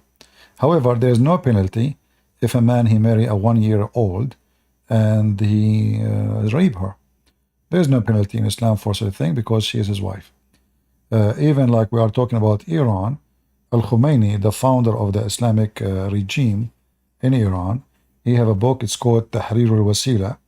If you go to issue number 12, you will find he said that having all sexual enjoyment with a female, even if she is infant, is allowed as long there is no intercourse. And he mentioned like what? He mentioned like to fondle, to hug, and to touch, even with the infant. So those who claim those things, just those YouTube liars, and Western, who they are ignorant, do not know much. They can fool them, they can lie to them. Yeah, But we know that yeah. this is absolutely false, and we know that the Quran, as you said, and even the interpretation as we see here in front of us, it says they did not have their period because they are too young. This is the interpretation of the Muslims, and this is the official government website of the Kingdom of Jordan. So why they cannot, why they don't have their menstruation? Because they are too young, not young, too young. There's a huge difference between young and too young. Because young, maybe she is a teenage, almost there. Yeah, no, it says it clearly. They are too young. And here, by the way, you will see how stupid even this God in Islam. Why is it is a 3 period? Yeah, exactly. That's another issue, actually. No, in Islam, everything is 3. If a Muslim man he divorces his wife 3 times, she cannot come back to him unless she go and marry a new husband. Mary, she fasted for 3 days. Zachariah, he was mute for 3 days. Muslim, they fast for 3 days. Muslim, they do ablution. They do every move in their hand, in their feet, in their face, in their nose, in their ears 3 times. If you go in the hadith and you type 3 words, the word 3 times, you will find amazing answer. So Muhammad, he is against the Trinity, but he is a Trinitarian in every act. All of Islam is based on number 3.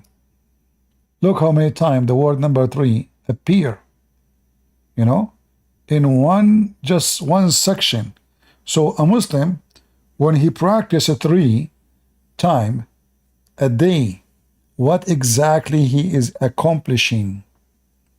Why it have to be 3? Can't Allah accept if Allah is 1? So you say, I wash my hands in the name of Allah, and that's it.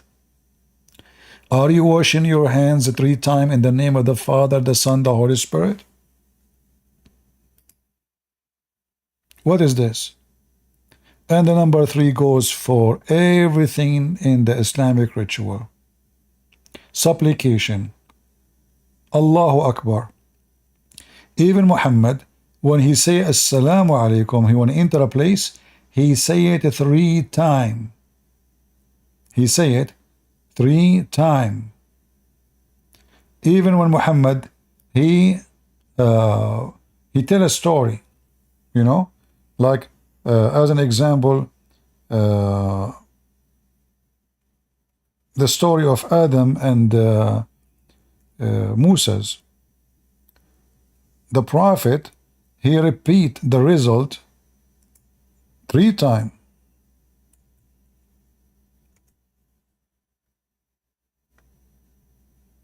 Why? Why 3 times? So Adam won the argument with Moses. Thus Adam won the argument with Moses 3 times. By the way, here they lie. They miss one. In Arabic it says, read carefully, it says thalathan. He said that 3 times. Why? So there is a lot of things we find very stupid and very fishy about Muhammad. The more you learn about him, the more you love, and the more Islam is a joke. Yeah, I agree with you. As you said, for us, we know all this, especially when they try to fabricate or deny the story of Aisha. But as you mentioned, the Westerns, because I was really surprised personally when I talked to my European friends, how naive they are and how they easily believe anything. And actually, the verse that I mentioned, many Muslims themselves, they don't even know about. And then usually when I would talk to someone from non-Islamic background that they try to defend it, they tell you, oh, you know what, before the tradition was like that, or it's just a hadith, or we just believe in the Quran. Well, okay, this is a verse directly from the Quran, and how do you defend it right now? Because, I'm sure maybe on your live as well, there are these Muslims who say, oh no, the hadiths, we don't know they are authentic or not, but we have the Quran and that's it. But they themselves, they don't even know that this issue of child marriage This is the a story friends.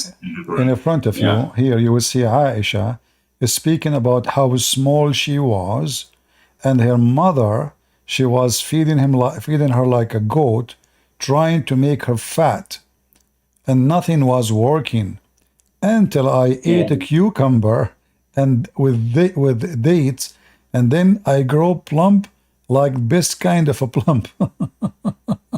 So she could handle the dildo of. Yeah, so you see how faith is called.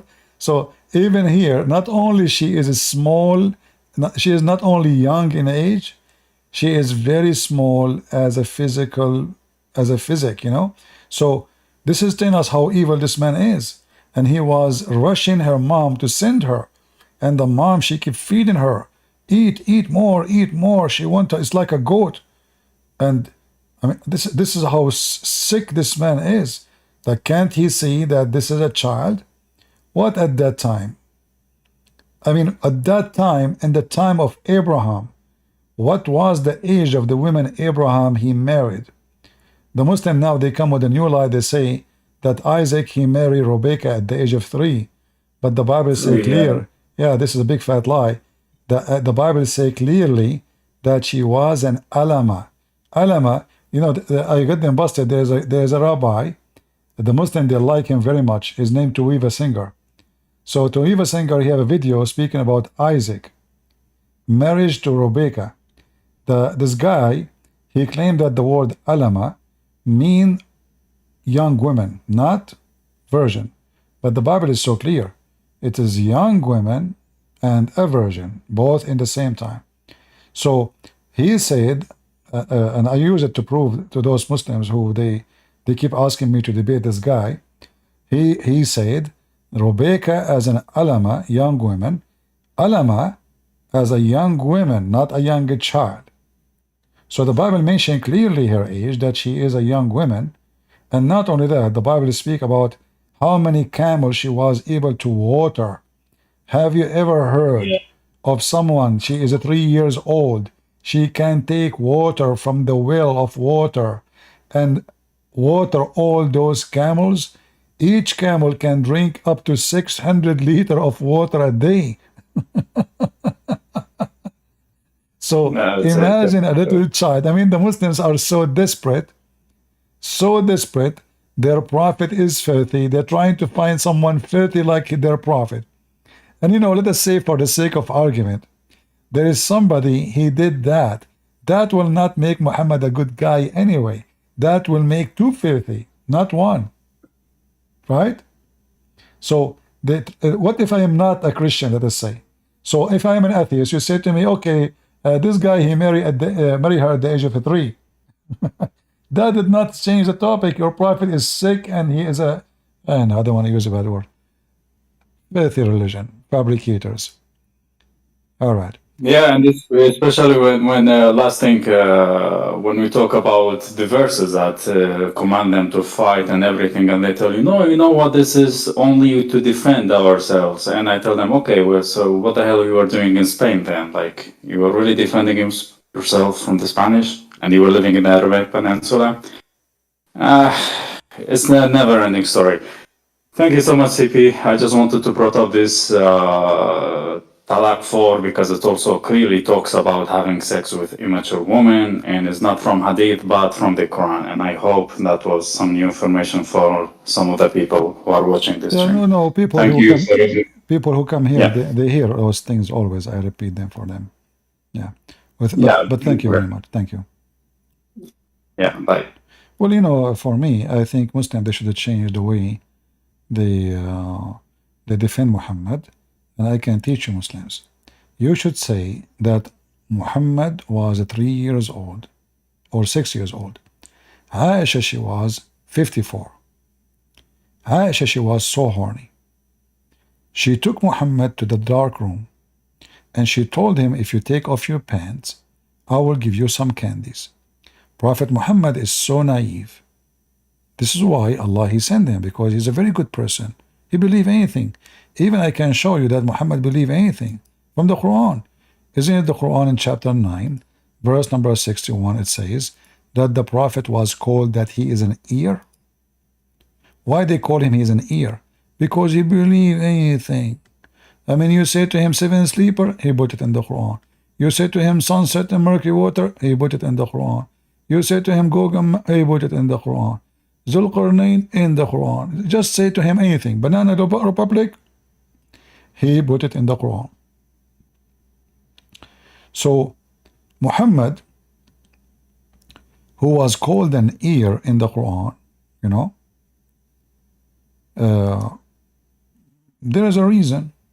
So Aisha, she took him to a dark room, and this guy, he never have sex before. He don't know. He's you know, this is what happened to him with Khadija too. Khadija was in the age of his mother. She took him to a dark room. She told him, listen, I'm going to make you, because we are doing business, I want you to try this pant. So you need to take off your pant. Muhammad, he took off his pant. Khadija, she threw him in the bed, and she jumped on him. And Khadija is so big and beautiful. And Muhammad cannot move no more. In fact, I can show you a story which is very similar about what I just said. According to Khadija,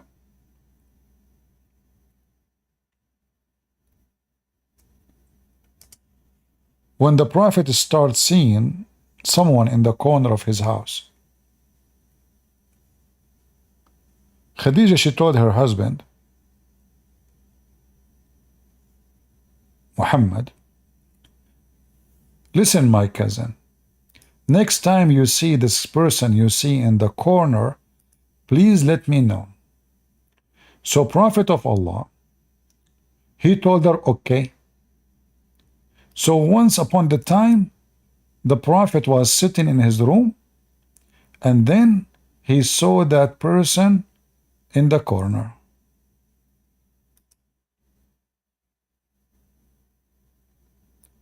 And the story was fabulous. Shiriru, are you a Muslim, my friend? Shiruru? The one, his name is Shiruru. Are you a Muslim?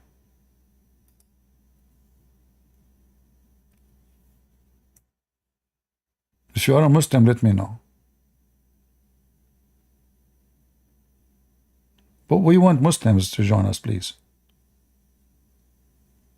Who is a Muslim would like to join us? So look at the story here. Khadija, she told her husband, when you see this, oh my cousin, they call the husband cousin, when you see this person you see, please, please, please don't forget to, tell me so I can check him for you. So what happened, Muhammad, he saw this person on the corner. He said he don't Ismail talk. bin Abi Hakim, the client of the Al-Zubair family, told me, it was narrated on the authority of Khadija, may God be pleased with her, that she said to the Messenger of God, may God bless him and grant him peace. O cousin, can you tell me about this friend of yours who comes to you when he comes to you? He said yes. She said, if it comes to you, tell me about it. So Gabriel, peace be upon him, came to him as he used to do, and the Messenger of God, peace and blessings of God be upon him, said to Khadija, O Khadija, this is Gabriel who has come to me. She said, get up, cousin, and sit on my left thigh. He said, so the Messenger of God, may God bless him and grant him peace, got up and sat on her. She said, do you see him? He said, yes. She said, then turn around and sit on my right thigh.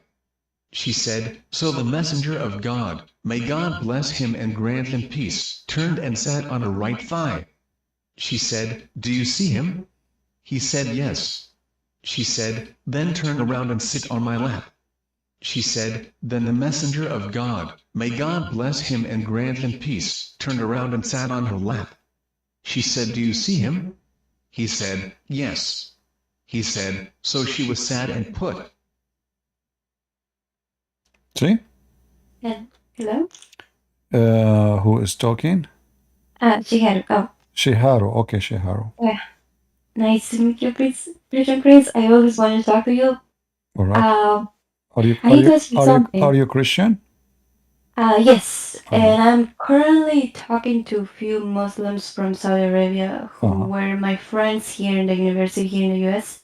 Okay. And since we were talking about trying to share the gospel with them, and they're very stubborn as usual, which is fine. I understand that, but when I came up with this topic, I think it's in the hadith that says about how the last they will kill the last of the Jews in the last hour. I don't know. I don't remember by now. I'm a little nervous right now.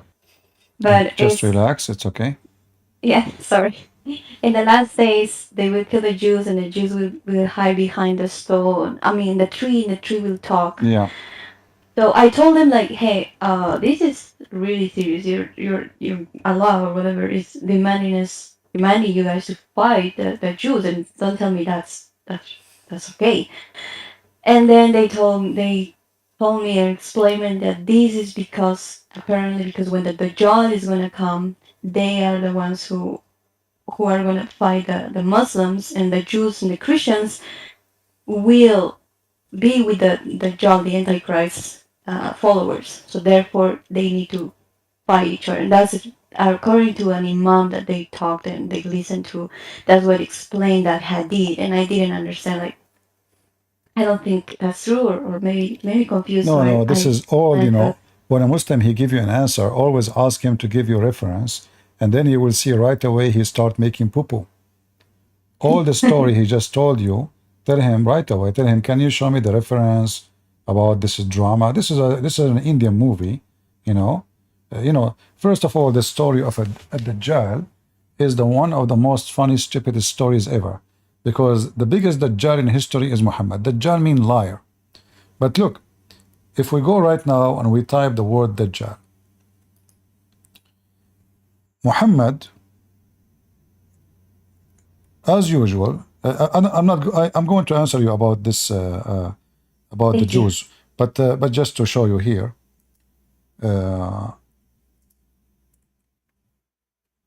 If we ask the Muslims, is Allah is a man? They will say no. Okay, is Allah is the Messiah? They will say no. But look what Muhammad he just said. Muhammad he made it clear that Allah he look exactly like the Messiah. So all those hadith we see in the front of us, Muhammad is talking about what? You should know that your God is not one-eyed. At Dajjal, the Muslim they speak of, he is supposedly the false Messiah. So his name is not a Dajjal. His name is Al-Masih Dajjal, which means the Messiah, the liar. Oh. The Messiah, the liar. All right? So, but the Messiah, the liar, is someone who pretend to be the Messiah, which means he is a man. Correct? Yep. All right. So look here what it says. The Prophet said, I have told you so much about the Dajjal, between two brackets the Antichrist, that I am afraid that you might not understand. The Antichrist is short, hinted, woolly-haired, one-eyed, and an eye sightless, neither protruding nor deep-seated. If you are confused about him, know that your Lord is not one-eyed. So what we understand from this, there's the only difference between the look between the false Messiah and the true God is what? Is one eye. Correct? Yep. But who is now the Messiah that Dajjal is pretending to be? He is pretending to be the true Messiah, correct? Yes. Okay, as long he is pretending to be the true Messiah, so why Muhammad saying, you should know that your Lord is not one-eyed? Oh, you're I mean, the guy is saying, I am the Messiah, so why the Muslim will think he's God? The Dajjal, you see in Arabic here the translation is not accurate. In Arabic it says, Inna Masih ad-Dajjal. You will notice here in Arabic, they don't say Al-Masih. They say Masih ad-Dajjal. Because Al-Masih, there's only one person, he is the Christ in Arabic. Al is a definition, and that is given to God. So the stupid Muhammad, again, he took the word Al-Masih, he gave it to Jesus. The false Messiah, they call him Masih, they don't call him Al-Masih, for he is the false one.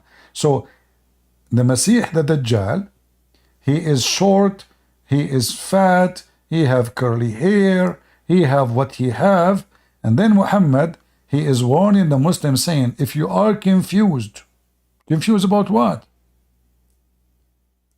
About how Allah look like. But the Messiah, this false Messiah here, he is pretending to be the true Messiah. So why the Muslim will think that he is Allah? If the guy saying, I am the Messiah, believe me, why Muhammad is confused about the Lord look? He said, you should know that your Lord is not one-eyed. So obviously here, there's a story. In certain point, Muhammad was an idiot, and he made it clear that the Messiah is God. The false Messiah is the false God, because now the compare is between who? Between the Lord and the false Messiah. So this story here should be saying, you should know that the true Messiah is not one-eyed. Correct? correct. So why he's saying Allah, your Lord? So Muhammad is an idiot. Now going back to Ad-Dajjal, when the Muslim they speak about the Jews, they will fight with the Dajjal. That is other story. We laugh at it because simply according to the story of Muhammad, the one who will fight with the Dajjal, or the army of the Dajjal, Yes. there are a certain group of people, but he do not even need them, because the one who will destroy a Dajjal anyway is the Messiah. When the Dajjal he see the Messiah, let me show you.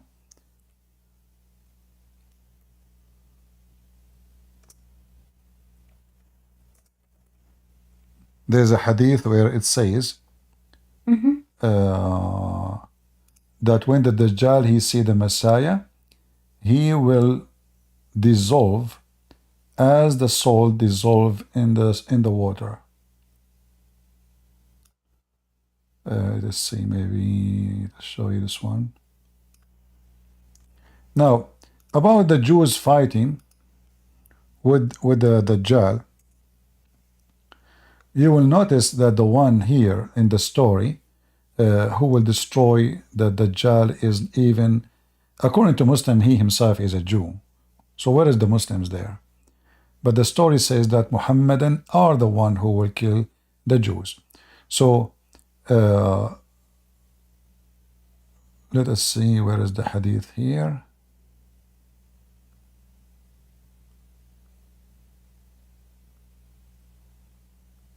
Here we go.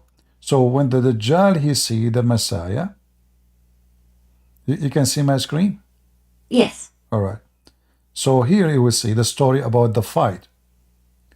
This is the story about the fighting between the army, the Muslim they are talking about. So Muhammad here is a prophesying about what will happen next.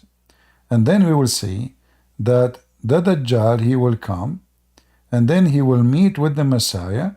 There is no Jews, there is nobody, there is only the Dajjal, and there is only the Messiah.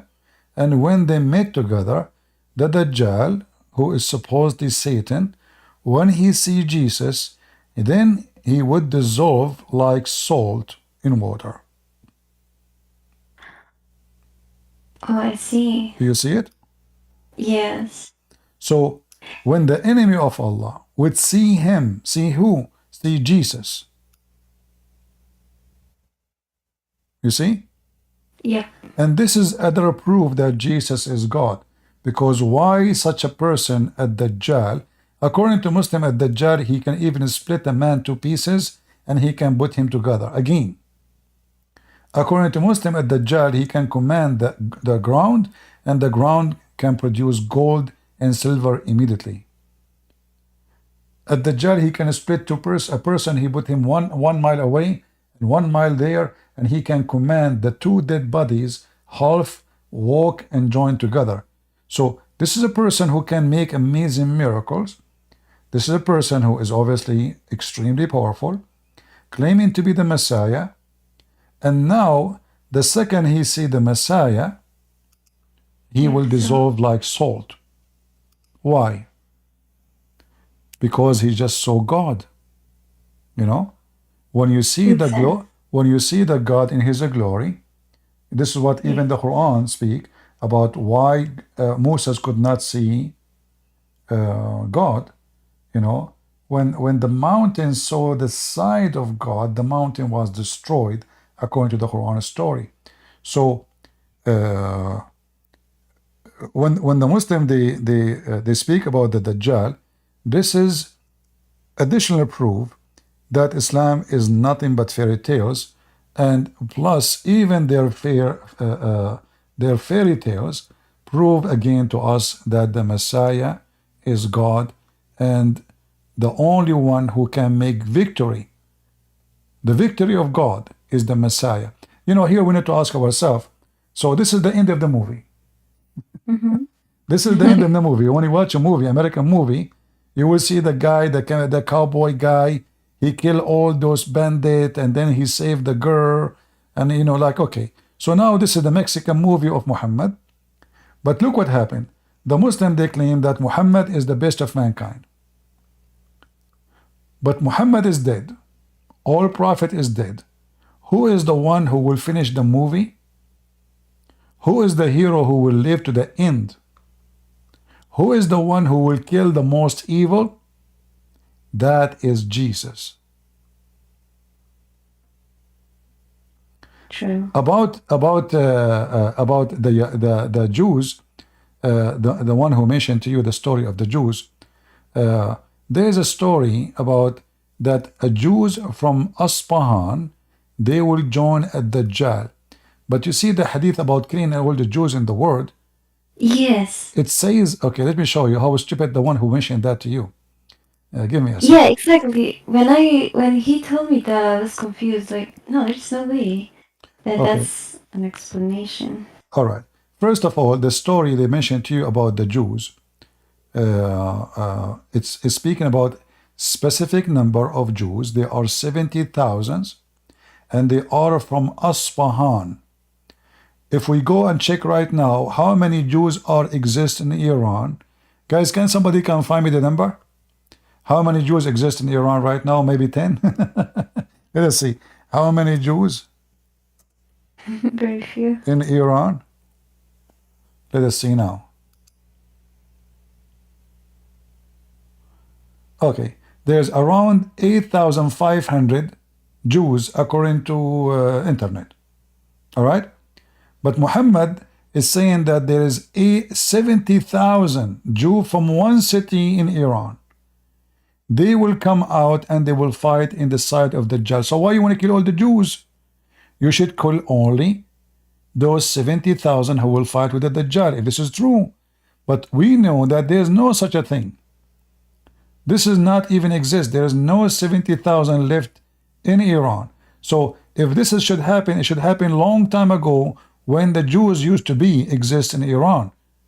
There's no Jews right now in Iran in such a number, and there's no Jews at all. Maybe if somebody can search for me the city of Asfahan, Asbahan, even Muhammad cannot even pronounce the name correctly. Let us see if I can find this hadith in English. Give me a second. 70,000. Muhammad is stuck with number 70 and everything. 70 versions, 70, you know, yeah. So any story, you have to add 70 to it. Here we go. So this is the hadith. And this hadith alone is proving Muhammad to be a fraud again. Do you see it? The Dajjal will be followed by 70,000 Jews of Asfahan wearing Persian shawls. Wow. Hey Muslims, guys, who can search for me how many Jews right now in the city of Asfahan? Let us search in the city of Asfahan how many Jews live. Let me go to Google.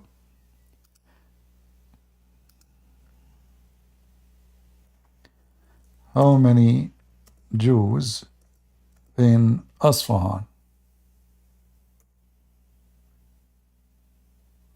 I was typing in Arabic, hold on.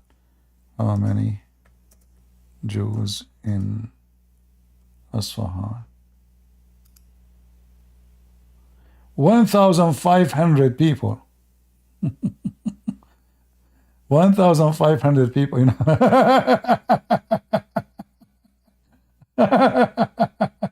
So according, you know, hey Muhammad, you are a true prophet. There's now 1,500 Jew in the city of Asfahan, and yet Muhammad predicting that 70,000 from the Jews of Asfahan, they will go and follow the Dajjal. And not only that, they will be wearing clothes of the Persian. Do you see it? Yes. Yeah. So if the Muslim, they want to say, oh, this is about killing the Jews, well, those are only 70,000, not all the Jews. The hadith says you will kill all the Jews. Exactly. Plus, this hadith prove again that Muhammad is a fraud, because there is no such a number exist in Iran totally, not only in Asfahan. Asfahan have 1,500 now. Total Jews in Iran is 8,500. So where the 70,000 they will come from? And as you see, they cannot say they are going to be from around the world. No, those are coming from Asfahan, and even they are wearing Persian clothes. I have a bad news for Muhammad. In Persia right now, nobody wear Persian clothes no more. True. Either they wear Arabian clothes like Muhammad, correct, or they dress suit like the Western. Nobody wear Persian clothes no more. Nobody. Persian clothes is not practiced at all in Iran. Nobody wear it. So what this guy is talking about? So again, this one proving Muhammad to be a fraud.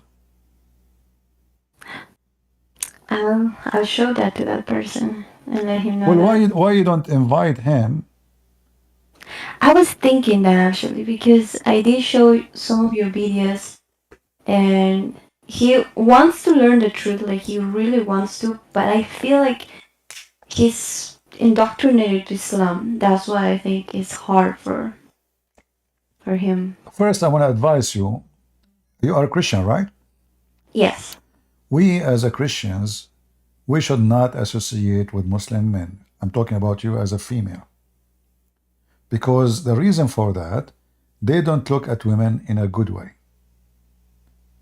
So I advise you, if you want to talk to him, to refer him to a male. If he is really a person looking for a truth, then a male he can do. You want to talk, you talk to a girl. You as a girl, I am against any Christian girl to speak to any Muslim man. Because Muslims always look at women as a sexual object. They don't respect her. They will not even listen to you. A Muslim man, he believes that you are half a brain. So, if he is serious, then he is more than welcome to come to me. Just tell me. I will speak to him in a nice way, and then let us talk as man to man. There is no need for you to be involved. You just to bring him here, say, you know, here you can get all the answers you want, and we can, you know, come to a conclusion. Either you agree or not. So don't, you know, we should not. If I have a sister, I will be so upset from her that she is texting a Muslim man in her phone. I will not even talk to her if she is doing that, because I know them. They love to talk to Christian women. Okay. So be It's careful. because we usually are in a group with Hebrew friends. We usually, like I told you, we met most of them. I met them on the school, No and then we had problem. a group, Yeah, okay. and If that's it's when sometimes so, like religion comes to talk, and the chat is I not in get. private, the chat in a group, you mean? No, it's not. It's not private. It's more like in a server that Okay, we if it's a usually group, it's join okay, but Discord. be careful, you know. I mean, listen, Yeah. the Bible says light and darkness, they cannot join together. So if a person want to learn the truth, I have to be careful, because associating myself with people believe that wickedness is the right thing to do, I might get wicked too. Wickedness is so powerful. As an example, if I say right now, let us have a group to pray, and then I say, let us have a group for party, which one more they will join people to it? Party, correct? Yeah. Which one, if I say I want to, you know, I mean, I don't want to give tons of example, but we know what we are talking about. So those people believe in wickedness and they justify it.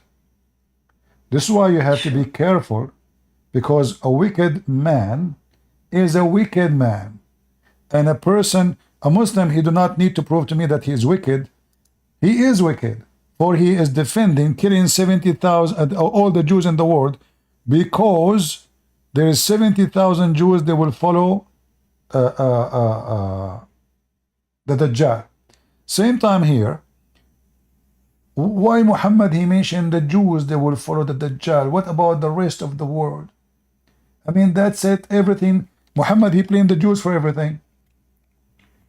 True. Two people are playing for everything in Islam: women and Jews.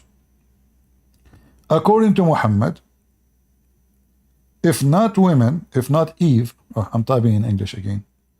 My keyboard is not switched. What's wrong with this stupid thing?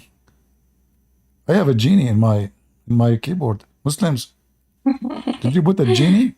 Yeah. So according to Muhammad, if not Eve, no woman betray her husband. And if not the Jews, you know, no meat will decay. So we know now how much Muhammad he hated the Jews. He blamed them for everything wrong in the world. Do you see it? He blamed the Yes. women. And here, by the way, you will see how stupid Islam is. You talk to Muslim, you say to them, do you believe in original sin? They say, no, this is a Christian thing. This is stupid to believe in original sin. But look what you just said. You just said, if not Eve, no women betray her husband. Which means you go back to sin all the way to Adam. And actually, he put it here, you know, just on the head of Eve. But the Bible is so clear. It's Adam and Eve, not only Eve. But here Muhammad, he shows how much he is evil, how much he is wicked. He blamed only to, like what, men don't do sin? So Adam did not do sin, it was only Eve. And now, women, all of them, they are Eve and they betray their husband. And now even the meat will not decay except because of the Jews. So if there's no Jews, we can leave the meat outside and the meat will stay for a century. This is how wicked Muhammad is. In the top of that, you know, we need to remember that Muhammad, he made it clear that Allah, he targeted the Jews. And there is a reason for that. The Jews are the one who exposed Muhammad more than the Christians. As an example, the Jews is the one who came to him and they told him, tell us the story about a prophet, his name is Zulqarnain. The stupid Muhammad, he took the bait. He believed them. He believed that there's a guy, he is a prophet, and he is Zulqarnain, which is Alexander the Great. But the Jews, they knew that this is a joke. to show everybody that he is a fraud. Muhammad, as the Quran chapter 9 verse number 61 says, he is an ear. So now Muhammad, he took what the Jews said, and now he searched about Zulqarnain. He found the stories about him. He put it in the Quran, and he told the Jews, listen, they are asking you about Zulqarnain. Here we go. Allah told me his story.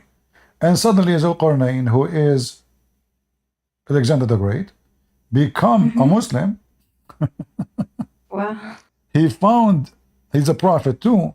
He found the sun sitting in a muddy spring of water. And then he found where the sun set, and he found where the sun rise, as you see in the Quran here. And then he built a dam between us and the creatures are called Gog and Magog. So the Jews, they exposed Muhammad in a massive way, as nobody did. This is why Muhammad, he hated them a lot. They used to trick him.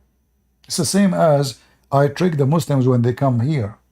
So I say to them a story, not to mention it's about Muhammad, so they can say it's funny, it's stupid, and then I say it is Muhammad who said this story.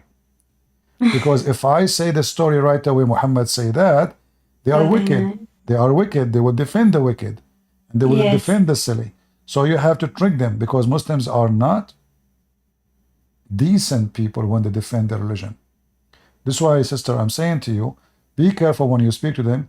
If you are in a group, be sure there's a Christians there, and be sure that you are very well equipped with knowledge. Otherwise, Yeah. one bad apple can destroy a box of good apples. Correct? Correct. Anything else? That would be it. I'm definitely gonna keep your advice and Watch him run now. I'm a Muslim now. Run. That's good fart. This guy's name is Ultimate Fart from Senegal. oh Yeah. yeah, I really want. I have from all my friends, I think only 3, which is 2 guys and 1 girl, who are very open to talk about You know, listen, Christianity. I'm not against speaking to Muslims. No. That's what I do. And But you as a lady, you know, speak Yeah. to girls, you know, speak to girls, because then the interest is interest between about religion. It's not about anything else, you know, because Yeah. better than me, he was like in his 40 something. I was not even 18 or 19. I forgot the age. And you know, he asked me about Christianity. He liked the way I talk, even though I'm so young. And he did not even ask the old ones. So we start talking, we start discussion, and we start listening. There was a radio station. It's Monte Carlo. I advised him to listen to it. So he listened to the radio, which is a program after 10 o'clock in the Middle East, start speaking about Jesus in Arabic. So I told him to listen to them, and any question he have, bring it to me. So he listen at night. We talk in daytime. We talk in person, not, you know, like yeah, we know each other. So first time I encountered Islam actually as a challenge, it was because of him. He invited a bunch of sheikhs. He's a prince. So they brought a video of Deedat, and they put it in the you know, VCR at that time, you know, the VCR. So they played the video for me, and they were trying to convince me, and there is a subtitle in Arabic. So they were trying to convince me that Islam is the true religion. Look how your priests, they could not refute Deedat. And then I told him to stop after they finished the video. I told him, he said, what do you think? I said, there's something wrong with this video. You know, he said, what? He said, the translation either is not accurate, you know, like my English was not, I mean, until now it's not good, you know. But anyway, at that time it was horrible. So, so I told him there's nothing, that it doesn't make sense. The question the guy asked, like that he asked question, the answer of the Christian guy doesn't fit with it. So this prince, he called the library where he got the video, and he told them, I listened carefully to the video. He speaks English too, and I found that there is some like cutting in the video, like somebody play with it. So who is the one who made this video? They said, sir, they were scared. They said, it's not our business. We get them from the vendor. We are just a library. We put them on the shelves. We sell them. And then he start listening to me, and slowly, he decided to leave Islam and he became a Christian. So, but for me, I will not speak to a Saudi women in private, and I am a man. Yeah. And I will tell you what they did to me as a man. Once I was in Paltalk, and there was a woman, she came and she said, CP, I want to talk to you. I'm thinking to convert to Islam, in the chat. And she said she is from Latino countries, Oh, from yeah. South America. I said, so I even like now, I closed everything. She said, I'm going to take Shahada tomorrow if you don't help me. So I said, okay, guys, I'm going to talk to her. All right. So I went in Skype, and then she opened the camera. I told her, no need to open the camera. You know, there's no need for the camera. Please close it. She said, I don't know how to close it. It's keep coming by itself. And then she said, if you want, I can hang up and I will take Shahada. I said, okay, just take it easy. Okay, keep the camera. And then she started pulling down her shirt. I'm not a fool, you know. She started pulling down to show me more skin. I said, are you okay? What's happening there? Focus with me, you know. So, and then I asked her, do you know anything about Arabic? She said to me, no, I told you I'm from South America. And then I look all the way in the back of the room. I found big sign in the Quran in her house in Arabic. Wow. The same moment I noticed that, somebody opened the door and he spoke to her in a Moroccan accent. So they were plotting against me, trying to deceive me and to tempt me. Oh, So they can tempt me, maybe record me. Oh, this guy, the woman, she will take off her clothes. He will get tempted. We record him. We post it online. We destroy him. People will not listen to him. So this is how low they go. They are willing to send their own sister. They send it to do that to me. So what they will do to you? I'm not saying that the one you are talking to them is the same equality, but I know, I have my experience with them. So you better be careful. If they do that with a man, what they will do with the women. exactly. I'm gonna tell you just a short story about it. It's not the same, but I had my friend who came from another country, and she was a very close friend to me. And then she started to get involved with a Muslim guy, also from Saudi. He was not part of my group of friends, but I did knew him. That's the reason why I'm also became more passionate about to learn about their religion and my own religion, because at that time, this was like 3 years ago, I was not as more knowledgeable, let's say. He tricked her, and she was more religious than me. He tricked her and made her convert to Islam in order to get married, and See? that's the reason why I started to, okay, this is not right. And I even talked to her, but she was convinced to become a Muslim, and I could not stop that. But that's when I decided, okay, I need to learn their religion and my religion, because he would also come and attack my religion, say like, oh, the Bible is corrupted. And at that time, I didn't know much, but I would tell him like, no, it's not corrupted. But we would not get in deep, because I told him that, hey, I'm not knowledgeable in my religion. So that's the reason why I started to learn more. I did watch your videos, Sam Shimon, David Wood, and I wanted to share that with you. You know, the Muslim who married that woman, he will use her until she gets a little bit older, and then he will throw her, dump her like garbage, and he will replace her with someone newer. So Actually, his mom was not okay with that, and he made her convert. Not only he, another girl too. At the end of the day, they never. we lost you.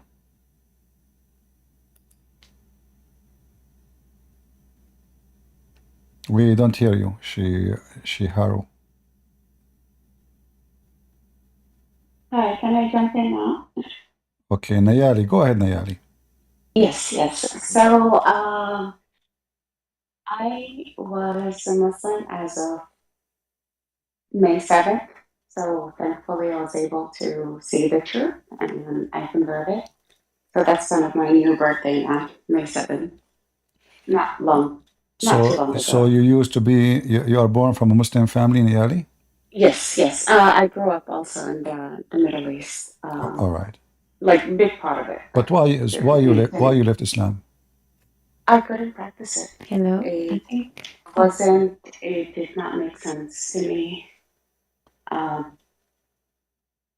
I just couldn't, the prayers didn't make sense, the fasting. Even just seeing the attitude of people changing and how they become so angry during Ramadan. Because Islam is peace. You know, I was like, like if you get this angry, so just eat.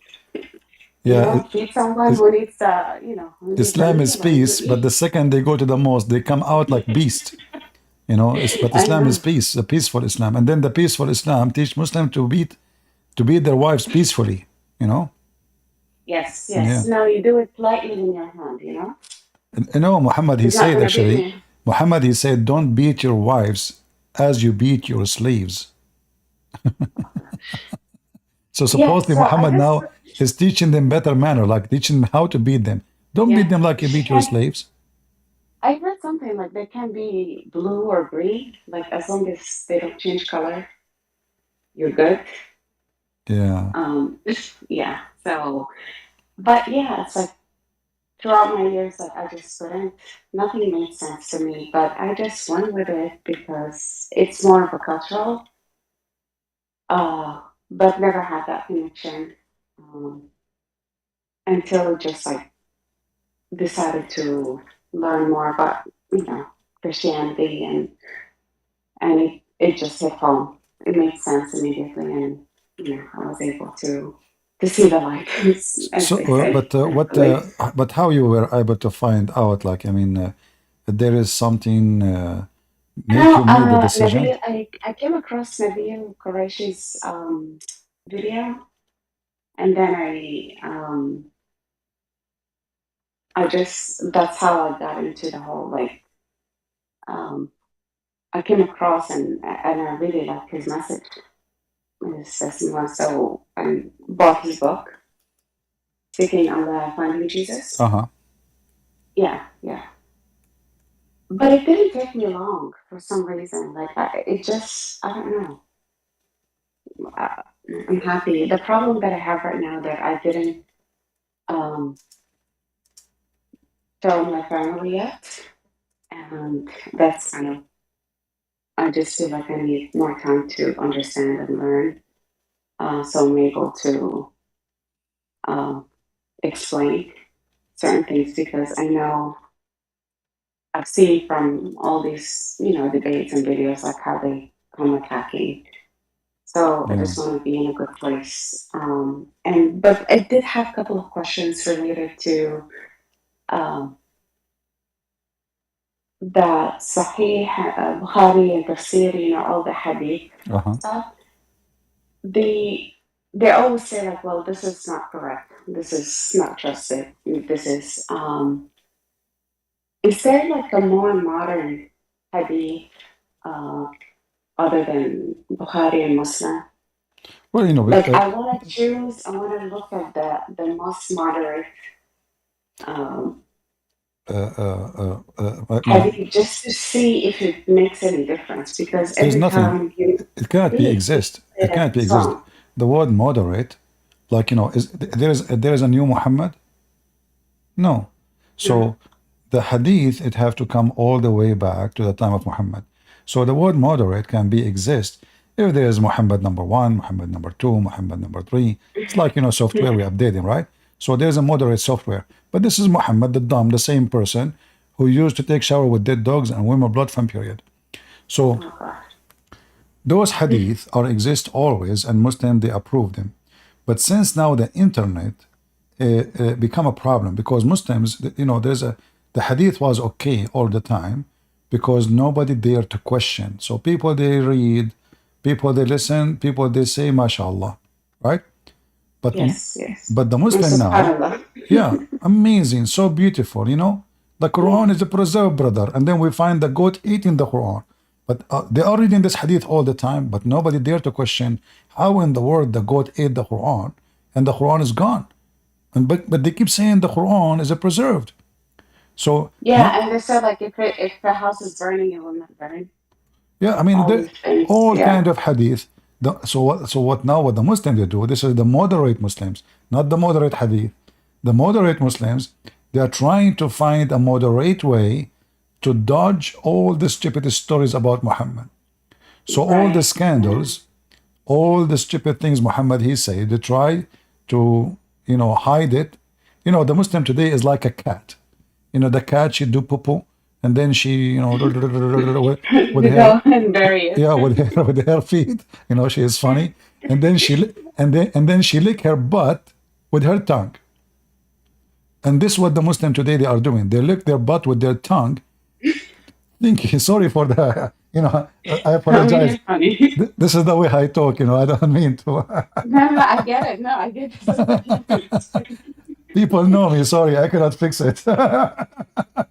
It's fun, but this is why he's so relatable. Like you can, Yeah.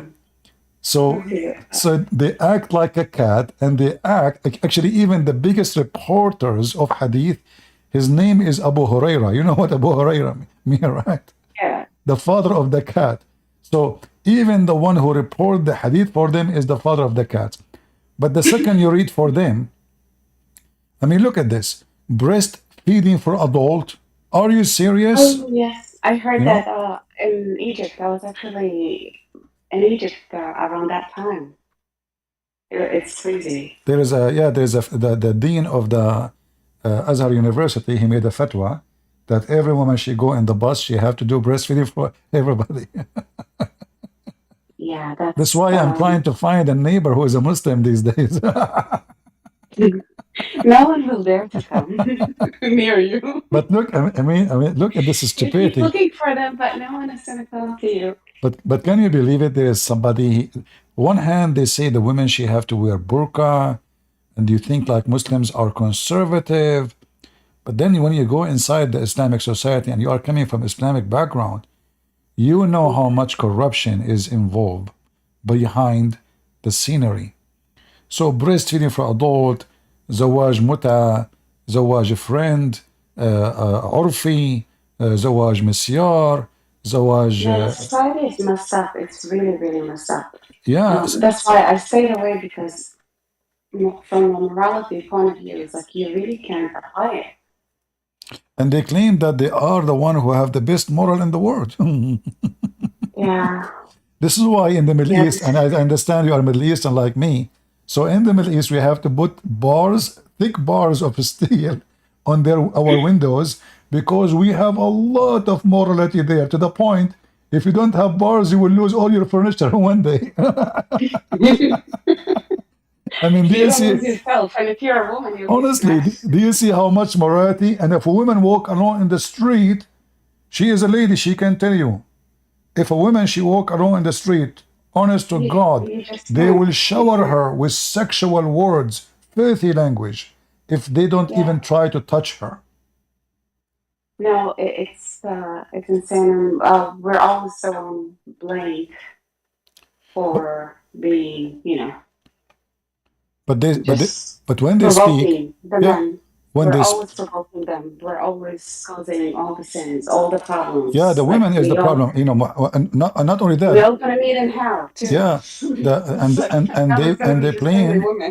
exactly. So the men they go like dogs, horny dogs in the street, but then they blame the women for everything happen. So actually, there's a story about Muhammad. He saw a woman, and look how evil he is.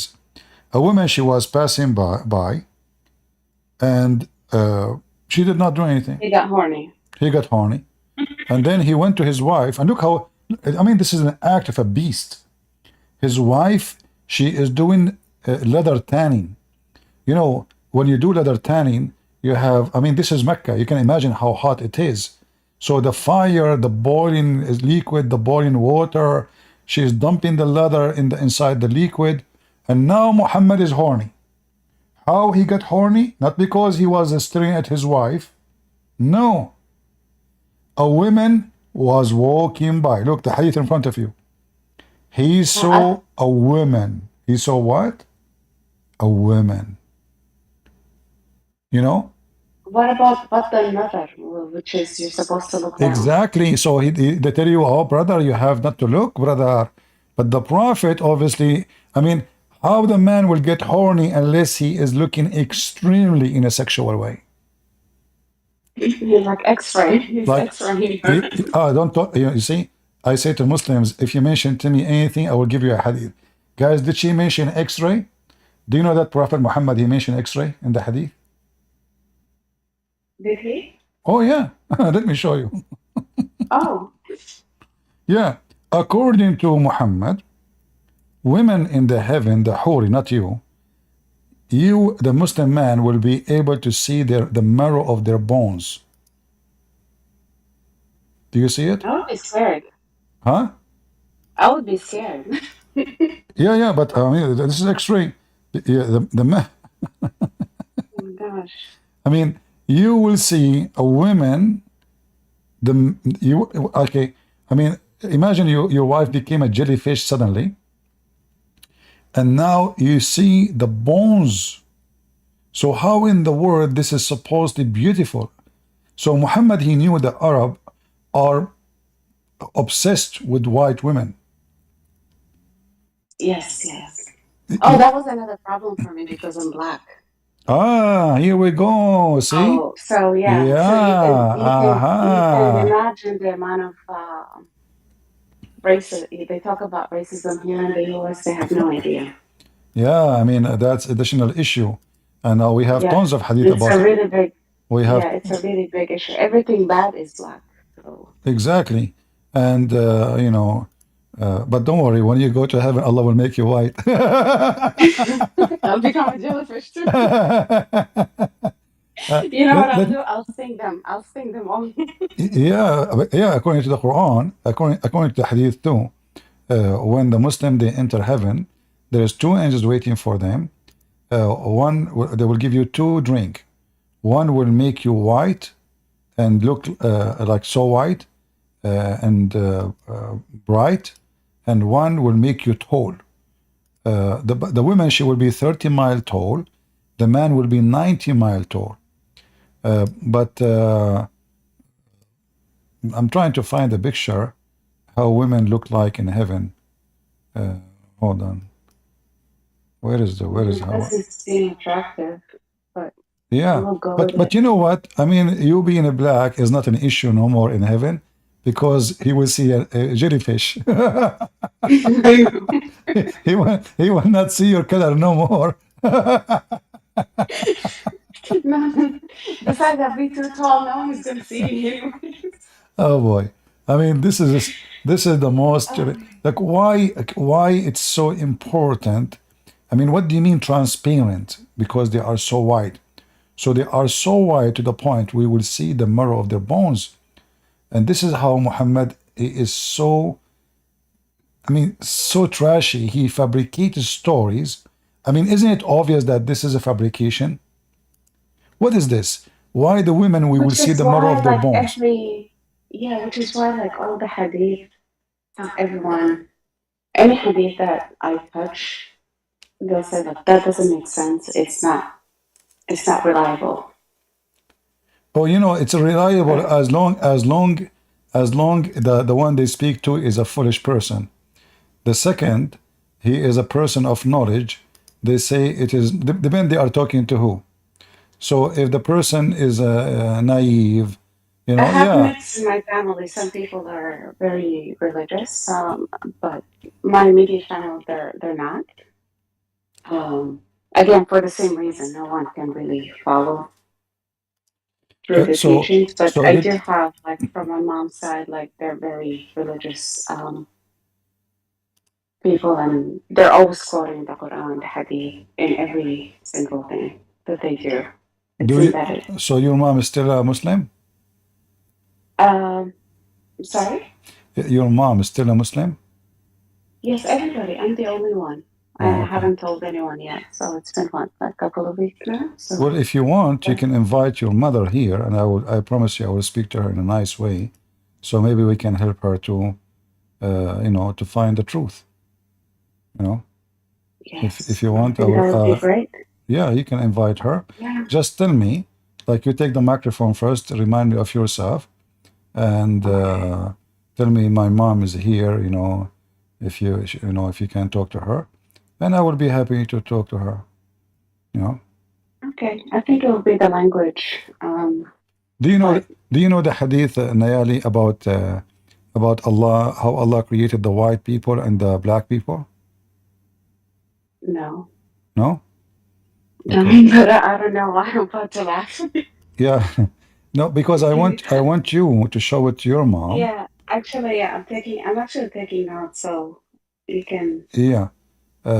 Let me see if somebody can post it, if anybody have it ready. So Muhammad, he said that when Allah created, you speak Arabic, right? Yes. All right. That make it even better. So when Allah, he created Adam, he hit Adam in his right shoulder, and here we go. All right.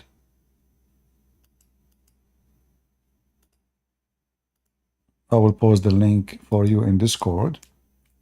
It's in English and in Arabic. Look at this ugly, evil Muhammad, racist. And I don't know how in the world anyone, he is black, he will follow such a scumbag like Muhammad.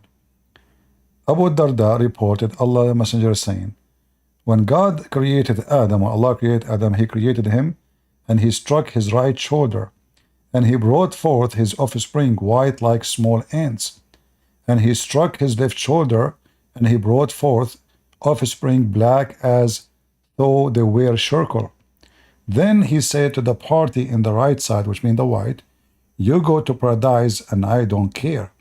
And he said to the left party, which means the black, you go to hell and I don't care. Can you believe it? It's funny, but not funny.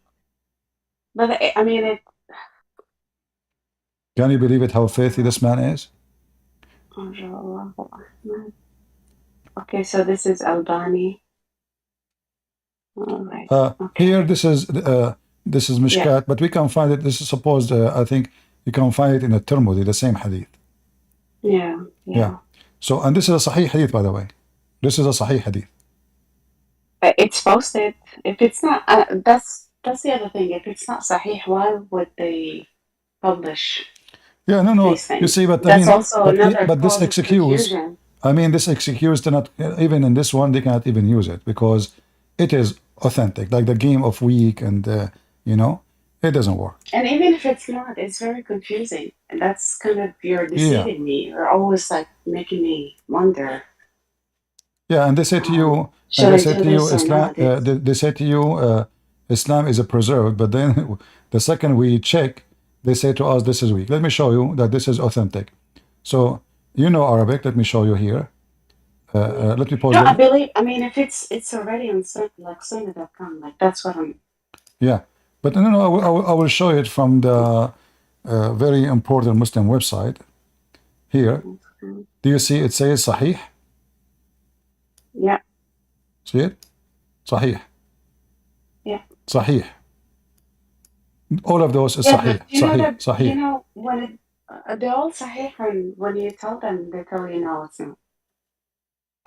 Yeah, Okay. but I mean, But that's, yeah. but they cannot lie to us no more. I mean, that's it. It is Sahih. No. So it's authentic. The game is over, because the game of weak and da'if, this is a game they play it with everybody. God created Adam, so he struck his And it's right very shoulder and accessible brought now, forth white this offspring information, as so if we they can were. all see it. Huh? Sorry? Now, I said the information is so accessible now, so it's not that you have to Yeah, go the through someone. internet.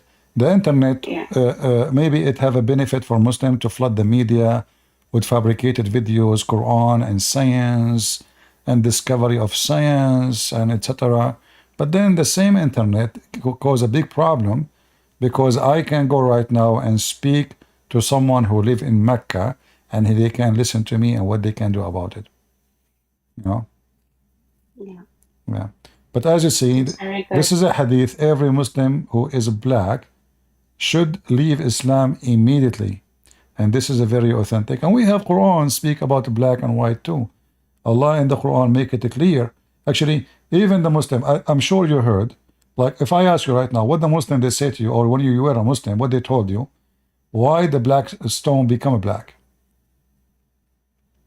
Was it cursed? Because of sin. I don't- The black stone Oh. was white like milk, and the sin of mankind made it black. But what does that mean? If you think carefully about it, that means sin make you black. Correct? Yeah. So the black stone was white like milk. Yeah, and there is something I remember, Swaddat wujuhum, like Yeah, this is the Quran too. if Yeah, you do a bit, yeah. yeah.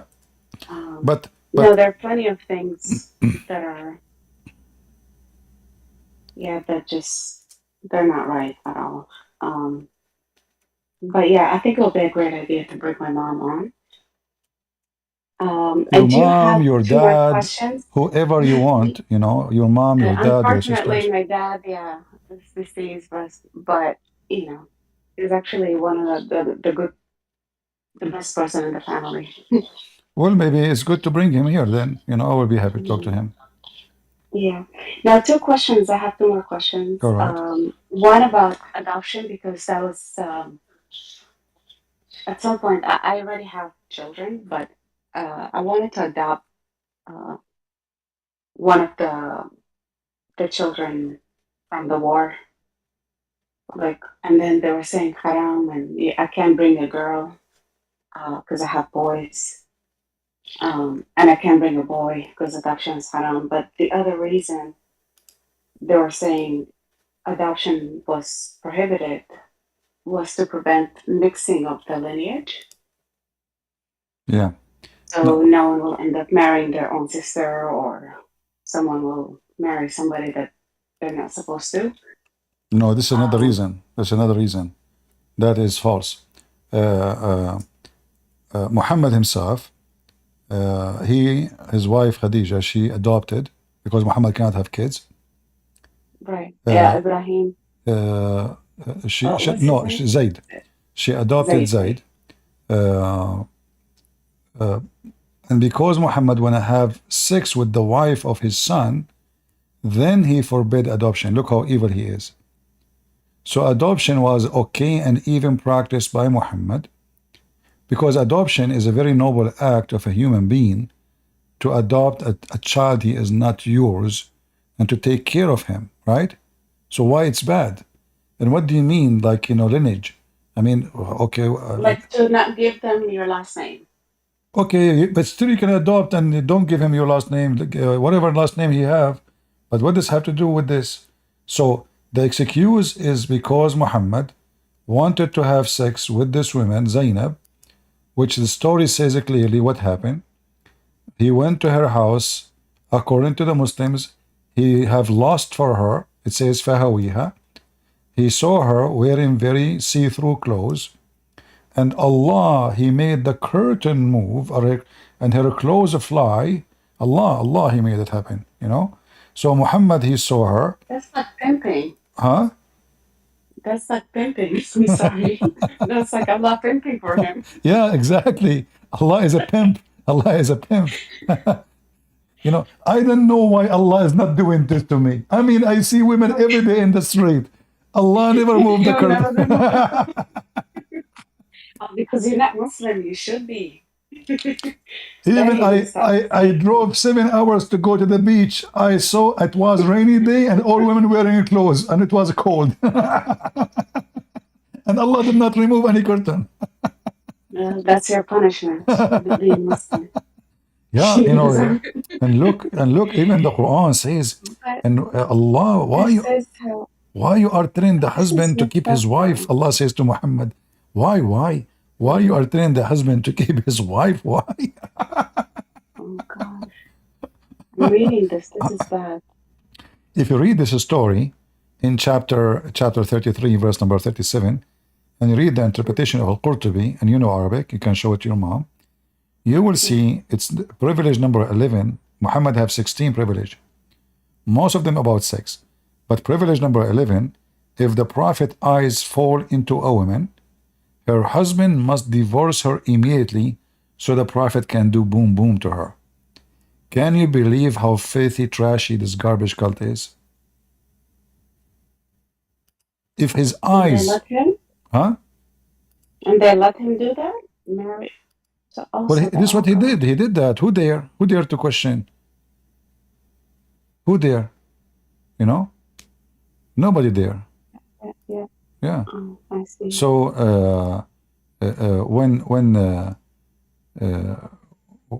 when the Muslim they say this is a privilege, like in the other day, like just last week, the Muslim he said to me, "So what? He's a it was a girl actually. Remember, guys, a Muslim girl. She called me. She said, "So what? It's a privilege. This is not a fornication. He's a prophet. So if he is a prophet, he can fornicate, and they call it a privilege. If he is a prophet, he can steal the wife of somebody, and it's a privilege." Then how come the other prophets didn't do that?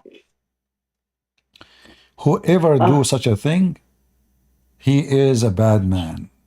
It doesn't matter if you call yourself a prophet, if you call yourself a priest, if you call yourself whatever you call yourself. Prophet should be the most decent, not the opposite. He should be the example of people, not the opposite. I am being a prophet.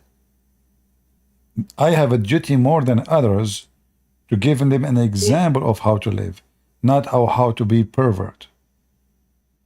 Well, he's given an example how to enter the bathroom. Yeah, I mean, did you watch the video about left foot, right foot? you watch it? These are some of the things like I just that sound like every single thing I can't follow. Did you watch the video about the bathroom? No. No, you missed your life. I mean, that's it. You missed 10 years of your life. Let me find it for you. Hold on. There's a video for everything. I'm new to this. That's why I'm not in social media or like. I am watch afraid. A lot of things up until recently. That's why a lot of things I may not. I'm afraid if I showed you this video, you might convert to Islam back. I don't know. I'm not sure if I should show it to you or not. Guys, should I show her to her? I don't know. I'm not sure really. Because she might convert to Islam again if I play the video. I'm not making this Hold on. I will show it to you, and you know what? Let us try our luck. Either you become a Muslim, and you might become an imam too. Oh, I forgot you are a female. You cannot. I can't do anything. Yeah, you can't be. You can't even be what? A witness in the court. Okay, here we go. So watch this video and let us see if you will stay as a. You will not come back to Islam. I'm just trying to help you. The shaitan, he not only runs, but the hadith says lahu only runs. The shaitan, when you give the adhan, the shaitan, he not only runs, but the hadith says lahu durat. Wow. You know what durat is? No. Durat is. He runs, and as he's running, his fart comes out. There he is. Lahu durat. I'm not making this, it's a hadith. It's a hadith. So that shaitan made me do sin. Really? Get up. Yeah, just get up. Just give the adhan. Allahu Akbar. That shaitan, you're gonna make him leak some serious gas. Oh boy. Serious gas. So you go into the toilet, Bismillah, Allahumma inni a'udhu bika min al-khubuthi wal khaba'is. So Allah protect me from these devils. You go in there with your left foot. The left foot you went in, you get a reward for that. The dua you said, shaitan will not see you. It's invisible. The shaitan can't see you anymore. That's in a hadith. That's it. Right? That's it. If you don't say the dua, what happens is the shaitan not only comes inside, but the hadith of Tirmidhi says he plays with your bowels. He plays with the bowels. So you're inside there, you're thinking you're going to be out there in 5 minutes. He's taking you 20 minutes and you're still not halfway there. because shaitan is going, ooh la la. This is amazing. This is the religion of Allah. So are you sure you don't want to convert back to Islam? I'm trying to help you, sister. You know? Yes, because yeah, this I can't stay like that. Yeah, I have to go back. Now, come on, because now, be honest with me. When you go to the bathroom, excuse me. This When is you go, don't tell us too much detail. But when you go to the again bathroom, invisible. aren't you This is what I struggling? play with my kids. Like now you see me, now you don't like. And you know, I'm invisible. Like my 5-year-old would yeah, say you that. cannot see you. Like Shaitan I'm can't. invisible. You Actually, can't see me. I did use this method when I went to the bank today. I went to the bank. I enter with my left foot, and nobody can see me. I got the money. I opened the drawers. You're up. I took the cash. I left the bank. Nobody noticed. I was invisible. And even I hit the guy behind the counter in his back. He looked behind him. He saw nobody. It worked. So guys, you try it. You enter the bank with your left foot. You With will your left become foot first. invisible. Well, without seriousness, this sounds like possession. Like all people are possessed with some demon, right? But this, If the shaitan is constantly but this is how. following you, But this is parts telling your you how silly those who believe in Muhammad, and how silly the companion around him in his time. How naive they are, to the point they are listening to such a stupid story and they they're believe it is. sitting, yeah, waiting for him, and they're probably And just look, like now we are in amazed. 2024, and this guy, he have technology in front of him. He have a microphone. He is in the internet. He have a camera, and he is explaining to us how shaitan he play with your bows. It's true, brother. Hey, brother, can you? I would like to ask the sheikh if he can take a camera with him to the bathroom, and he enter with the right foot. You know, and let us see what will happen. Is shaitan going to do? Shaitan, he fart when you pray, brother? Shaitan, he not only runs, but the hadith says, lahu durat. You know what durat is? No, we don't. Durat is, Now we know. he runs, and as he's running, yeah, his Not tongue the comes sauce. out. Lahu So durat. my I'm not last making this question a is hadith. about All right. So you, the you know how like they said like some of the not some, I mean a lot of the Quran was plagiarized from different stories, different. What are the main kind of plagiarized verses or in the Quran? Because I'm thinking I want to like use this to prove If there is the any, authenticity of the can you Bible. repeat the question again? You want to see if there is Yeah, any things like Muhammadi copy? yes, something that was a straight copy, like Okay, or I will give you exactly the same message. as long you speak Arabic. There is a book is written, I believe, by a Lebanese person. It's called Qis wa Nabi, a priest and prophet. Chris Wannabe. You can download it from the internet. You will find tons of verses Muhammad he stole from the Bible. Okay. So he made like a very good, work, like study comparing between how here and that, So you can download it. It's in Arabic. You speak Arabic, and you will find this is the best one because it's like I can show you one after one after one.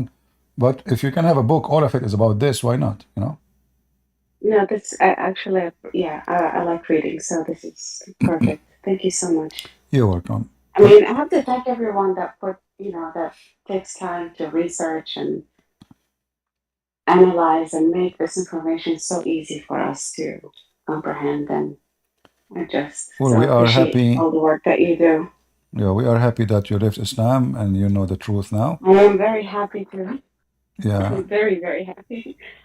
and Now I we just hope have to like soon we type. can help you with your mom and your dad too. Yeah. Just let me know. I'm almost here every day, and but I don't enter here with my left foot. So you will see me. I will be visible. I will see. But I don't see your picture. That's why you're probably looking. Yeah, I enter with left You're foot to logging this. on with your left hand. I left with left foot. I enter Discord with left foot only if I don't want anyone to see me. Yeah, like. Yeah. Well, that's a problem actually for my son because one of my sons is a lefty, and every time we're in a place where they're Muslim, they keep yelling at him for eating with his left hand. Yeah. But he's a lefty. Yeah, Muhammad, he said, if a person he eat with his left hand, the shaitan eat with him. You know? What do you mean? If a person he eat with his left hand, shaitan eat with him. So we should make this a diet book. I mean, there's madness. Like, well, how shaitan, what? So, this is why he said the left hand, if you remember, the hadith I showed you about the black people. Yeah. Why the the black? yasar is like Why left the black are made from the left hand? Because this is the hand of shaitan. The white are made from the right shoulder, for this is the hand of God. So this is why you cannot eat with the left hand, for if you do so, You're feeding the devil? you are feeding the devil. Exactly. Well, that's a new diet then. Yeah. Just tell anyone that wants to lose weight to eat with their left hand. The devil will eat them. Don't lose weight. You know, Okay. the funny is, like, what if, I mean, what if somebody, let us say, he uses his two hands at the same time? Oh, yeah, that will be confusing. You know, Shaitan will not who's know which eating? way to go. I will join Allah with shaitan eating the same together, you know? Bring peace to the Middle East. Yeah, what a crazy religion. Yeah, so the hadith say, let me see if I can find you the reference.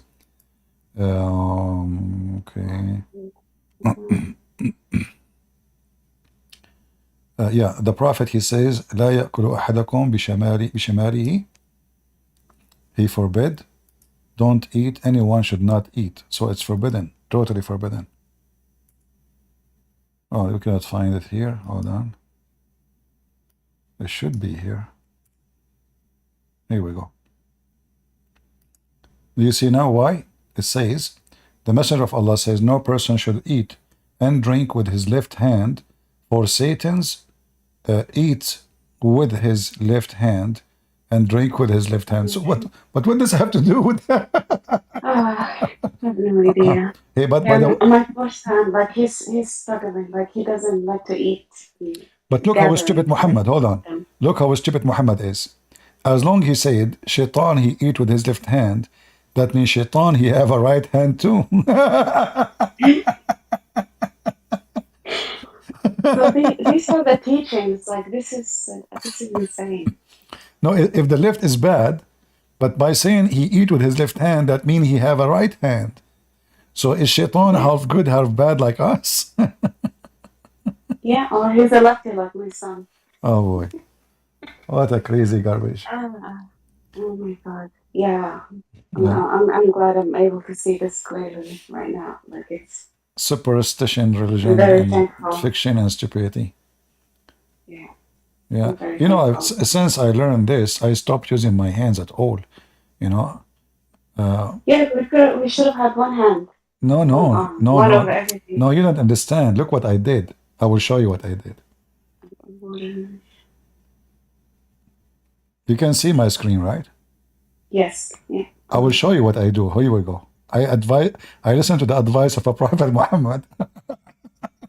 He says, Ibn Abbas reported the Prophet saying, when one of you eats, he must not wipe his hands till he lick it or give it to someone else to lick it.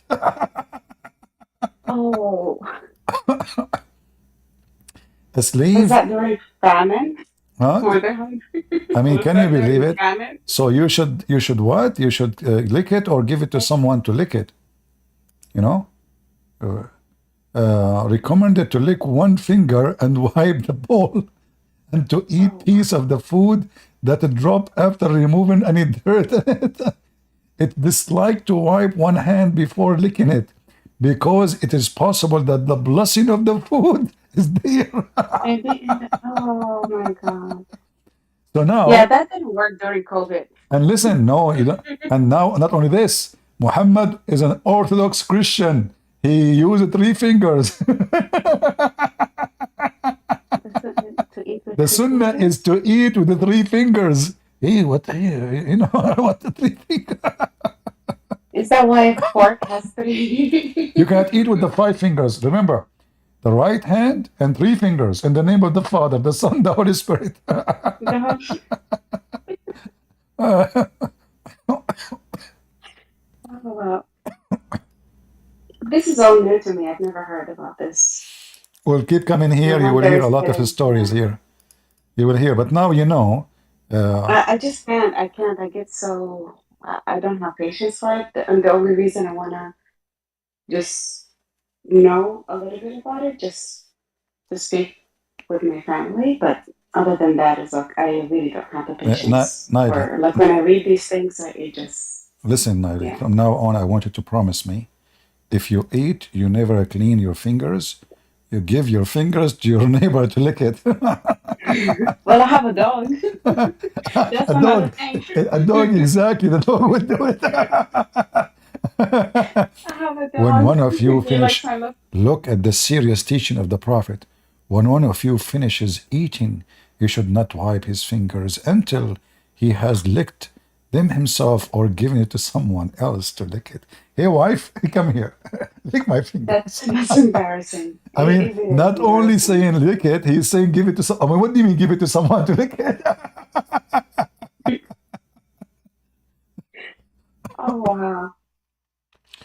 Oh boy. Yeah. All right. Okay, well, this was very, very helpful. Thank you so much. I appreciate your time. You're welcome. And we And pray that your thanks to family will leave everyone Islam like too. from the chat. I feel the love. You know, the love. I love everyone. Yeah, well, we are happy to have you, sister. God bless you.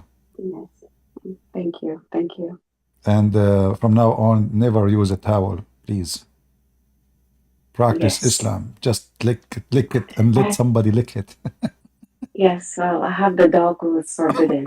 Too. But the dog, Dogs. Yeah. but Some Allah, people don't even come to me. but Allah, He My hate house, dogs. which is great. Allah hate dogs. Yeah. Be careful, you know. Allah hate dogs. They, Angels will yeah, not they enter a told me house the have dogs. prophet. Yeah. Yeah. It was a good reason. I got it so nobody comes over. So the angels of Allah will not join your house. That's good. Yeah, I You don't know, have angels. no, hold on. If the angels of Allah don't enter a house, have a dog, so how the angel of death will take your life? You will live forever. Good for you.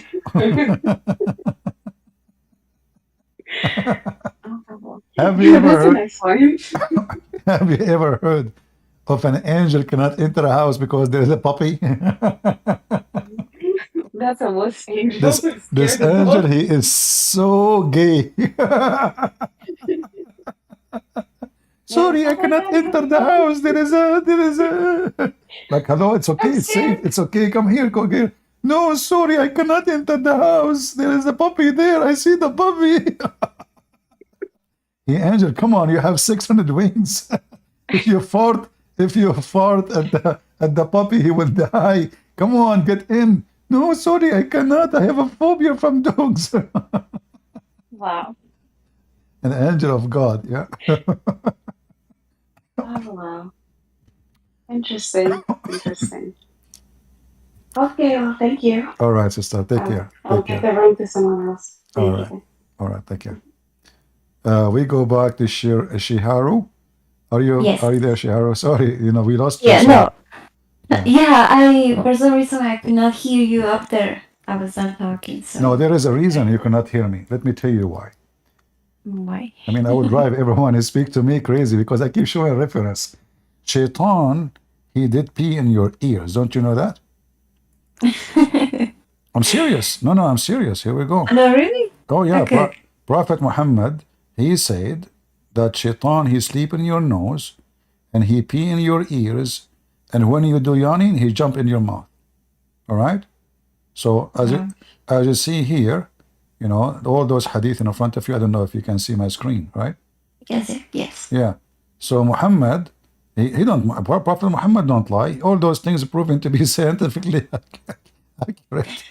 Yeah, that's true. I remember them telling me that Muhammad never, ever lies. And I was like, that's not true. Because they have a problem with Jesus being perfect as a man, but at the same time they say that Muhammad is a perfect man. I'm like, so you have a you have a problem that Jesus is perfect. Muhammad But is you the don't have a problem that Muhammad is perfect. That's the consistency that they show me, and I'm like, oh. Muhammad is the perfect idiot. Exactly. There is a movie, it's called The Perfect Host. Have you ever seen it? No. The Perfect Host, actually, the first time I saw it, right away I noticed something about it. It is Muhammad's story. Okay. It is literally Muhammad's story. So I advise everybody to watch this movie, you know, The Perfect Host, or Perfect Host. Let me try to remember the name. Usually I don't remember names actually of movies or actors. I'm the last one who care for those things. But this movie was special because it present a person who live in illusion, you know, he's delusional, and he write letters to himself, and he's hear voices and he see images. Let me see, here we go. Yeah, it's called Perfect Host, not The Perfect Host. Perfect Host. Okay, Perfect Host. Yeah, Perfect Host. The second you watch the story, you will know right away why I say this is a story about Muhammad. Immediately you will see it. This guy, he speak to people, he see them in his table, he invite them to dinners, he even have sex with them, but there's nobody there. Totally nobody. Totally, it's an illusion. He write letters to himself as from his girlfriend. You know, imagine he write letters. He put it in the mailbox, and then he opened the letter to read it because this is a letter from his girlfriend. Wow. So this story here really, obviously the one who wrote this story, he's smart because it is something you cannot predict. Like if I did not tell you now, actually I should not tell you because now I destroyed the movie. But no, you can tell. But this is a movie. It's important to watch really if you want to understand Muhammad, how he is. Filthy man. He is illusionate. He think he's so important and everything is made to make him happy. So he create character to make those characters serving him. So Gabriel as a character, Allah is a character, and then the rest is just, you know, slaves. So when Muhammad he wants something to happen, he say Allah said to me. When Muhammad he wants something to happen, he say Jibreel said to me. And then nobody can discuss. This man, he do not need Jibreel. He have him always all around his house. Wherever he go, even, I mean, just watch the movie and see. I'm sure people will like it. But be careful, it's not like there's some sceneries are not good unless you are 6 years like Aisha and over. Actually, I have two. The first one is about the. I was talking about recently with them about the Quran's perfection. I showed. Well, I didn't show, but I did tell them about how there is many Qurans, and they told me, oh, those are just what did they say? Those are just Reading. Yeah, different readings, different words like translation. Yeah, it doesn't matter. Still, there is no perfection. Dialects, yeah, different No. dialects. First of all, why Allah he need to write the Quran in 7 different way to explain his book or to make it clear? So if Allah, this is actually the story itself proving imperfection, because I wrote many books. So imagine I have to write the same book 7 times in order for you to understand what I'm saying. That means the author is horrible. Correct? So why Allah even need to give Muhammad the Quran 7 times?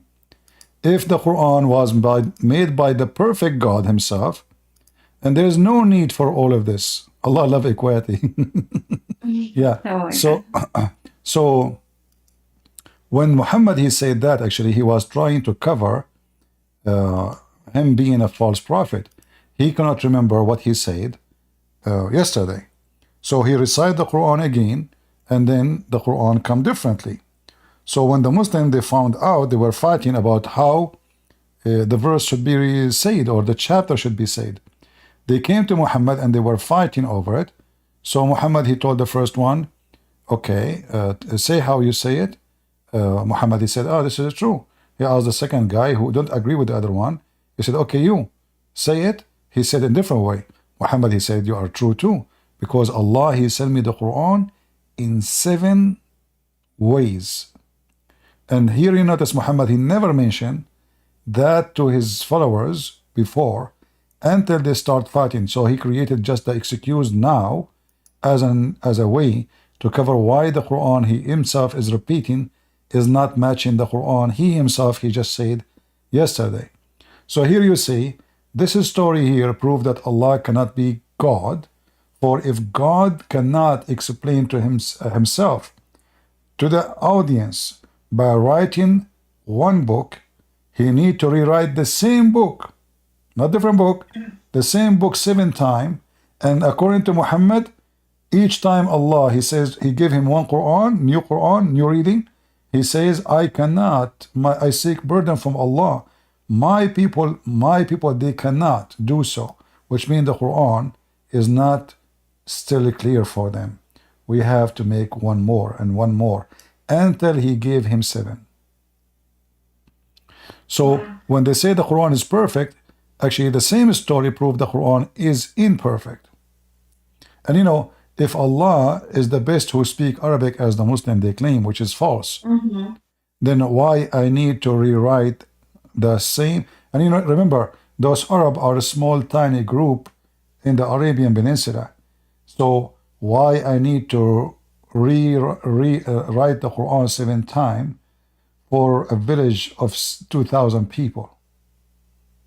You know, what about then? What about Moses?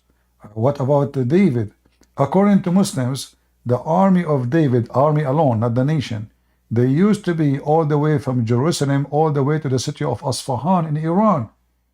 A massive millions of soldiers. So how David, according to Muslim, he is a prophet, how come he have one book, not 7 books, and his people, they understand very well the book? So does that mean that the God who write Hebrew, he's do better than the God who write Arabic? Yeah, it's just a stupid religion, wherever they go. That's why I say to you, bring those guys here and you will see that they have no legitimate answer to say for anything. Yes, I will definitely. They will be open to come and discuss, because they want to learn. But at the same time, I feel like they want to defend in a way because they think it's right.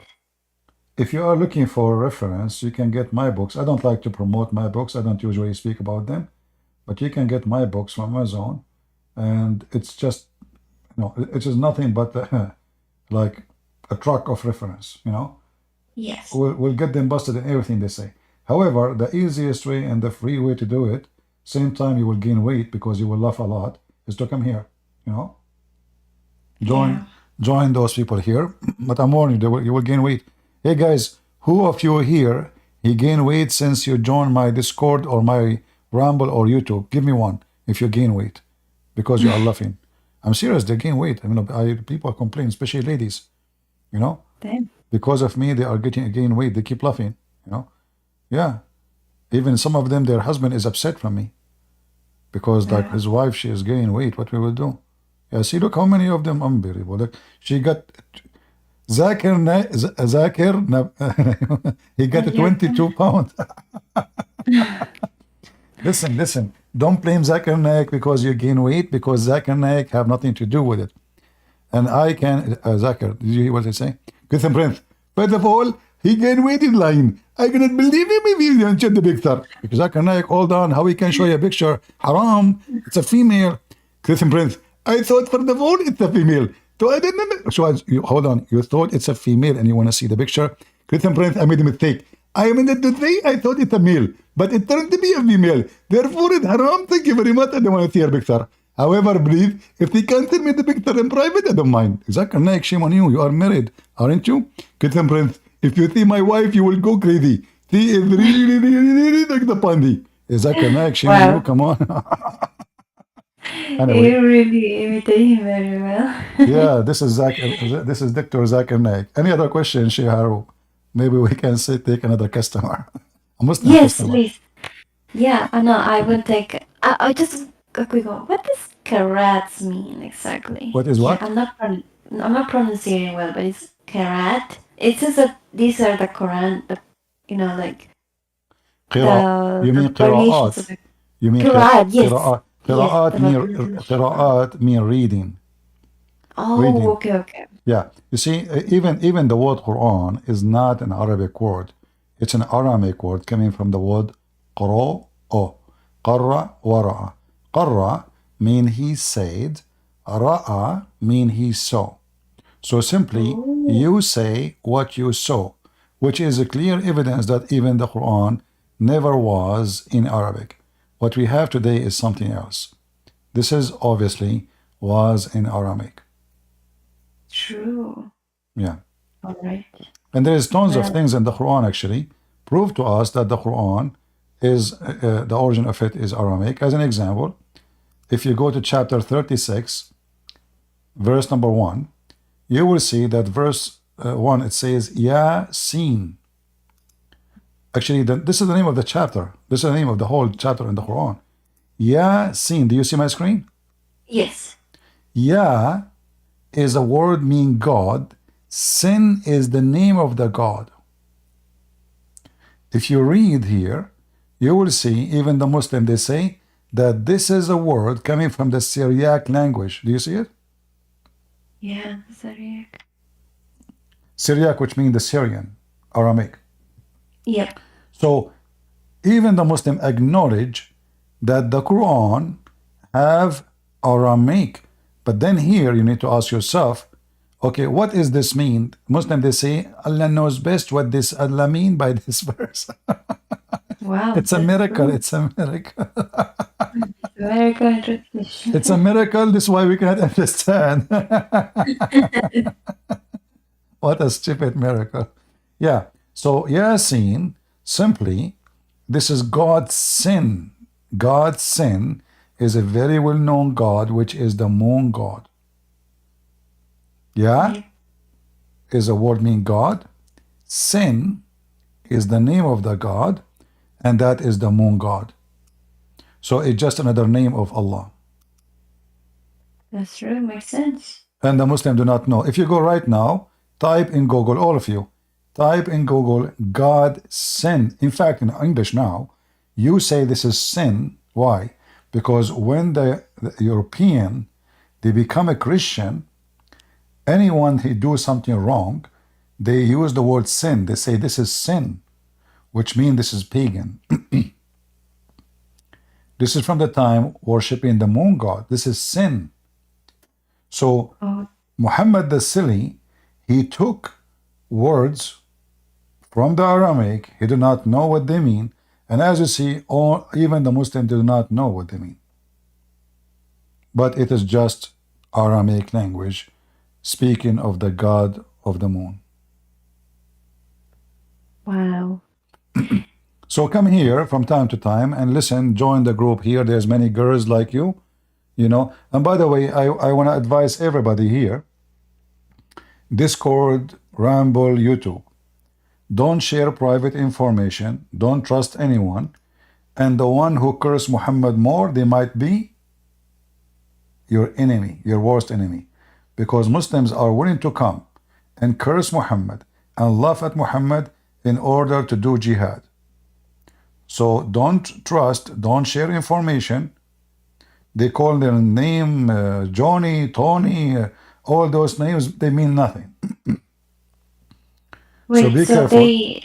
they curse at Muhammad, but they do. So they're Yeah, not. Muslims are allowed to do taqiyya. In Islam, they can lie. And Yes. this is a satanic religion. So chapter 3, verse number 28 says it clearly that a Muslim, he can lie and in the purpose to do victory for Allah. So they can say even the F word to Muhammad. He can make fun of Muhammad. He can make fun of the Quran. As long he doesn't mean it in his heart, it's okay.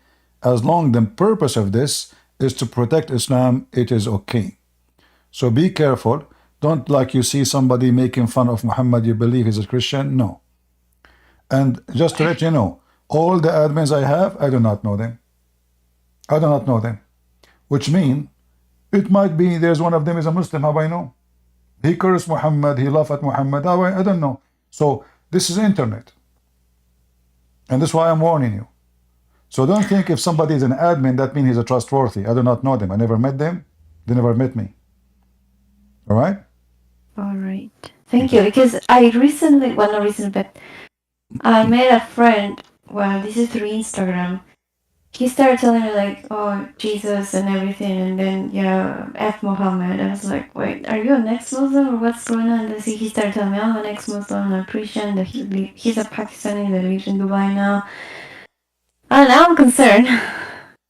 You see, first of all, I don't know who is he, but I'm not saying everyone who do that. But be careful. Be careful. Don't trust. Yes. Don't keep. Internet is internet. Yeah. I mean, like now, if I ever ask you any private information, you should ask me why you are asking me. Who are you? If I say I'm a Christian prince, you should say, so what?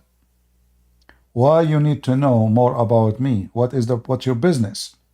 So you are in the internet, you should not share your private information. Never send your pictures, your address, etc. None of the business of anyone. And if we are here coming to speak about religion, well, this is the topic we have here, nothing else. So never give any information. And if somebody asks you, that should warn you and give you an alarm about the person. Because why he need to know? Be careful. And, yes. And these days, even they are fooling the police. I mean, they are calling the police, scamming them. Imagine. That's true. Honestly, they call the police. Guys, imagine they call the police. They are using the FBI number. Can you believe it? Scammers, wow. They are making a number look like it is official number of the FBI, or they will call you at home and you will see in your phone, it says the police. You check in the internet, this is the police number in your town. You will believe it. They will tell you your son, he is in trouble, you have to bail him out. They have information about you. They know your son's name, they know your name, they know where you live, they know everything about you. They say to you, your son now in jail, you have to pay $5,000 immediately, otherwise we are going to transfer him somewhere, and then right away you go to your credit card, please, no, please stop, I will pay it right now, bail him out, and then they scam you. You go to the police, you find there's none of that. They are not only this, they are using AI to create your voice. So they will use your voice to call somebody. So if you receive a phone call from your own son with his voice, don't believe it until you check it out for sure. Like you call him back to the number which you know that this is your son. Not only receive a number look like your son and even his voice. So they are getting very evil. Like I saw actually today in the news, somebody, he scammed people. I forgot the name of the article, but I can search for it again. He made the voice of Sean Hannity in Fox News, Laura Ingraham, CNN anchor, all of those promoting casino app. And then there's no casino. And those people, they never spoke. It was an AI video, but if you watch it, it looked real. It looked really the guy from Fox News talking about this casino. So be careful. I wanted actually to make a video about this, but good we mention it. So now we have this AI is going to make a big problem for a lot of people. They can make you say things you never said because it's your voice. People will believe it. Wow. So be careful, Yes. And like this one about the police is a different story. I mean, imagine now the police call you and it's not the police, but it's the number of the police. How they can do it, I don't know. But they are able, obviously. Exactly. One more thing, Christian Priest. Sorry if I'm All taking right. your time. I heard about this also from them. About that, they told me this. We love Jesus more, and they try to grow long beards, and I asked them, why do you do that? Because apparently this is what their imam told them, that if a man, or this is what the prophet said, I don't know if he was I don't remember if he was a prophet or an imam, that if they grow their beards, long beards, they are closer to God. Is that true, or he's just messing, or he doesn't know? First of all, how little hair in my face will make me close to God. Exactly. That is Because they told alone. me. That is alone They is a just, sign of his stupidity. yeah. Because they said, did Jesus have a beard? I'm like, I don't know. I don't, actually don't know. No, yeah. Where he got the? Do he have the picture of Jesus having a beard? Exactly. Because they think that the image is the one that they show in the, you know. Doesn't. First of all, what if somebody cannot even grow a beard? Most of Asian, they don't have beard, so they are not close to God. Exactly. Most of Asian and many of African, they don't have beard. Usually the one who have beard is the nation of monkeys, which us the Arab. So if I look like a monkey, it doesn't make me close to God. However, mentioning monkeys, according to Muslims, monkeys are Muslims too. There's a hadith where a monkey, female monkey, she cheated her husband, chimpanzee, Mr. Chimpanzee. He was a big sheikh and he have a beard. So she committed fornication, filthy, cheating her husband, Mr. Chimpanzee. What a shameful behavior. So the Muslim chimpanzee, they stone her to death. Wow. Maybe he think that because chimpanzee have a lot of hair and they are close to God and they are Muslims, maybe he think this is why we should be close to God by a beard. Wow. Yeah, Muhammad, he made it actually an obligation to do so, but this is a stupid reason to believe we are close to God. Yeah, that's why they were serious. And not only this, Muhammad, he command them to shave their mustache and to grow their beard, and that will make them look ugly actually. Yeah, because if a man he shave his mustache, and then there is a beard. Let me see if I can show you a picture of somebody. You will see right away it's ugly. You know, I mean, this doesn't make sense.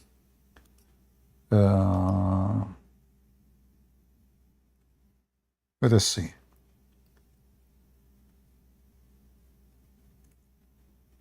How you will look with beard. Actually, Muhammad, he commanded them to color their hair with henna.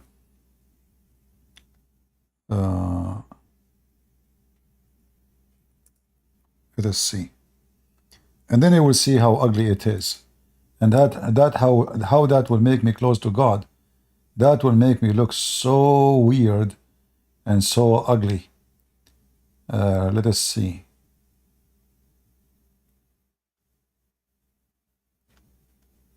I'm just looking for. You should just Google demons because that's what they look like with their red head. The henna. Yeah, actually, you saw those pictures before? I know the look. I know the look you're talking about. Really? I've seen them. I've seen them a lot. They do henna in their hair. And this is not. red. I thought Shihara was talking. It turned to be this Nayari. Yeah, now I know why. Yeah, it's like I've seen a lot of them before. That's what I'm like, they always scared me because they look like demons. Exactly, they look scary. Let us see. I'm trying to find something is acceptable to see. Okay, Sunnat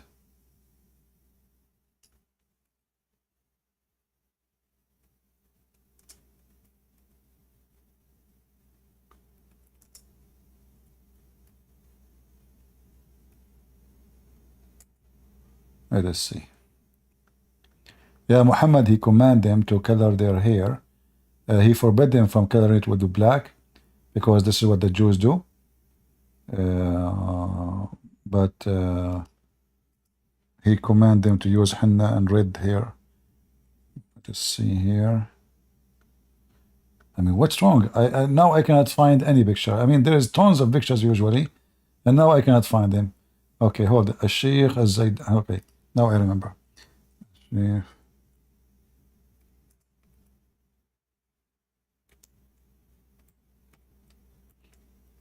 Yeah, I think this one would be. Here we go. So this is how their prophet he command them, but this guy actually he is not doing it perfectly because he is not. He is not shaving his mustache. Let us see.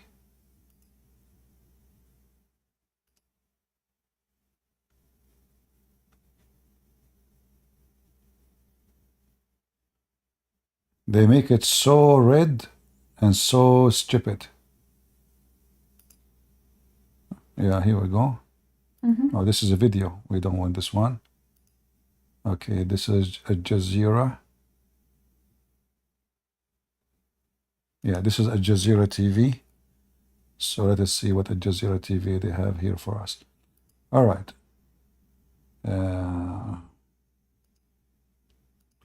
Commercial. I cannot even find one web page without commercial. Come on, buddy.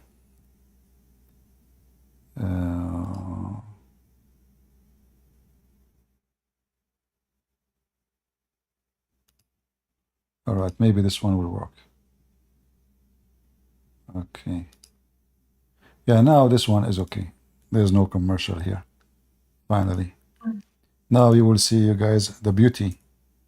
This is how the Prophet, he commanded the Muslims to color their hair. Now the guy is not white, he is a Yemeni, not, you know, they are a little bit dark skinned. But Yes. look, I mean, look how silly so they make it look like fire, you know. They color their hair, the beard, and etc. He should actually shave the mustache, but he did not. But this is how they do it. And this is how Muhammad used to do it too. Yeah, I will definitely give them that and tell them like, hey, do this. Because this is what your prophet did. Yeah, they do. No, they do. Trust me, like, you know, their sheikhs in Saudi Arabia, they do that. But maybe the young ones, they will not. But their sheikhs in Saudi Arabia, they do that. Yeah, they do. Yeah. Wow. That looks really You will find tons of let us see if I can find you more.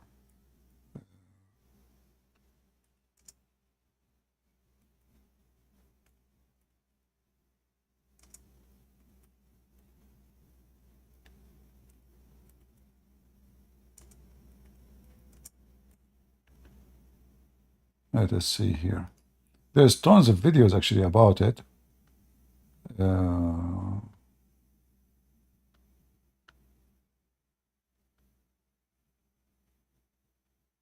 Actually, there's videos in Arabic, but I better not to play them. التخضيب والحنة. But I think people, they got the idea. Yeah. You can do that yourself. You will look better. Actually, they told me that I should follow what Mary.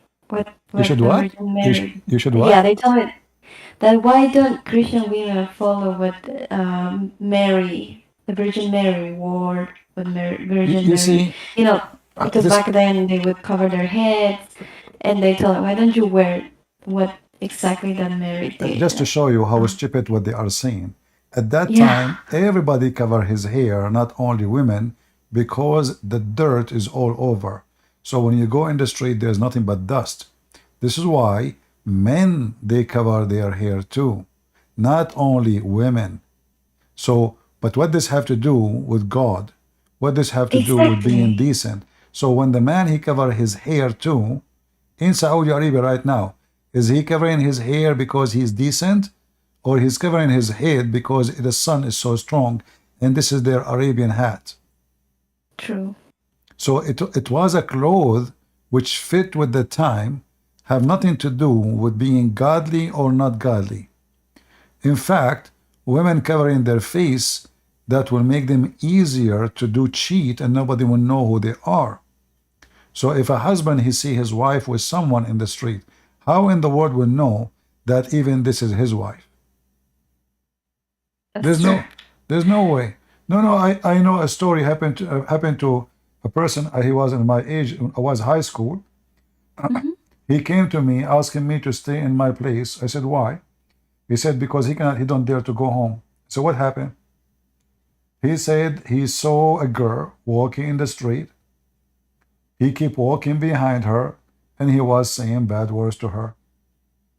Wow. She kept going in the direction of his house, so he kept following. Perfect, she's going. You don't need to follow her somewhere. She's going the same road, Yeah. So he kept going, and then she stopped in the front of his house door. And then she opened her purse and she opened the door. It turned to be his sister. Oh, damn. So his sister, she knew it's him, and she wanted to get him busted. So she did not talk. She kept walking. Actually, she looked back, but she's wearing burqa. He cannot see anything. So Yeah. she keep walking, and he'd go after her. When she look at him, he thinks she like it. So now he exaggerate more with the words he say, and he keep walking until she arrived in the front of his house.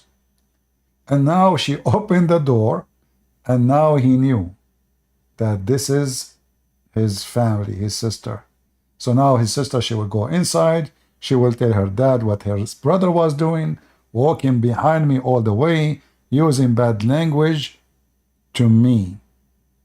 How he can go home? I told him, I cannot put you home. You are filthy. Get lost. I mean, who's going to give you protection for what you did? You are just sick. It doesn't matter. What if it's my sister? I will kill you. So this is now your sister. So yeah, but this is how. So wearing the hijab and wearing the burqa, especially the burqa, is the best way to cheat. Because there is a story in Saudi Arabia. A guy, he closed his doors. He locked it. He put the phone. In the old days, the phone was only the hard line, no cell phone. So when he leave the house, he have a cupboard made of steel. He take the phone from the wall. He put it inside the cupboard, and he lock it. So even his wife cannot use the phone. His house in the Middle East, Nayali, she knew. In the Middle East, the front door is made of steel. The windows have bars on them. That's it. It's a jail. It's literally a jail. He locked the doors. He leave. He told his wife, nobody can enter my house. No friend can visit you unless I am home. The women, she agreed. No problem.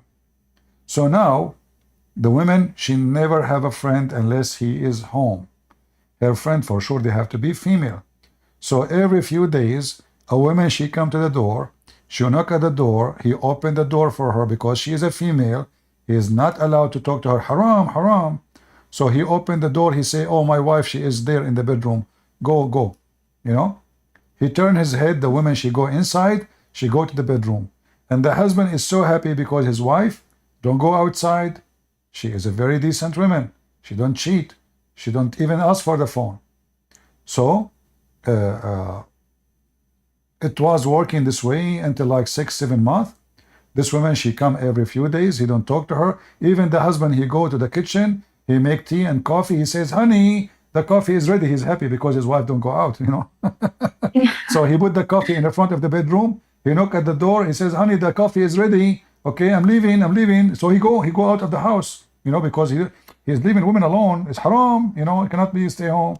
So he go out until one day, his sister, she came, and the husband, he said to his sister, oh, go, my wife, she have her friend in the bedroom, join them. So his sister, she went all the way to the bedroom, and it was a guy. So this woman, she have her boyfriend coming to her husband's house. The stupid husband, he is the one who opened the door.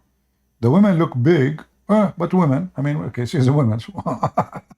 They have wide shoulder, but you know, this is how she look like. True. So the burqa is a very good way to cheat, to do anything. Burqa is the good way even to steal. They go inside the supermarket and they insert all kind of a grocery inside. And because now she is a female, who is going to check them out? You know, haram. Yeah. You cannot do that. Yeah, if you go right now, check in YouTube, Dubai, women wearing burqa stealing. Just go and check. I'm not saying Muslim women is the one who steal. No, there's No. women in America, they steal too, and they are not Muslims, and even they claim to be Christians. But I'm saying that the clothing have nothing to do with being good or bad.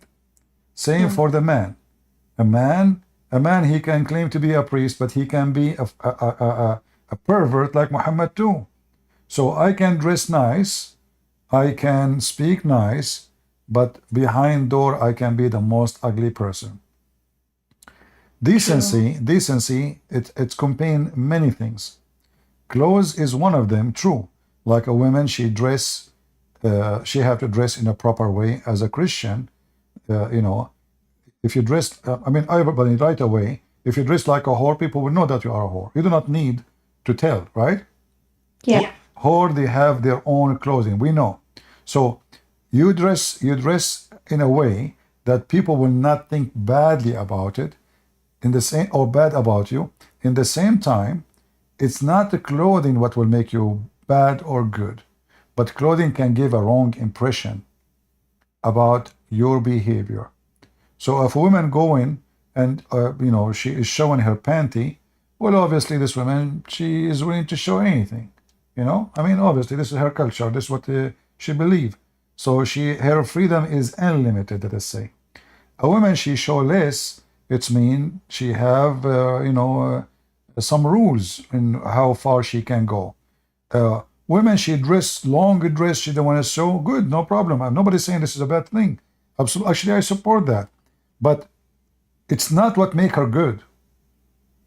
Because you can dress as anything you can imagine, but you can be the most filthy person in the world. Exactly. Yeah, clothes doesn't make you good. Even like Jesus warned us, he said, don't pray like the hypocrite. They pray in the corners. That's what the Muslims do. Yeah. So they pray a lot on the street, but the second you go and involve in their life, you will see how much corrupt they are. Secret wife, secret message, homosexuality, incest inside the family. I made a video long time ago. I translated the text. The doctor from Saudi Arabia, she said, I think the percentage was about 40 to 45 of the city of Jeddah alone.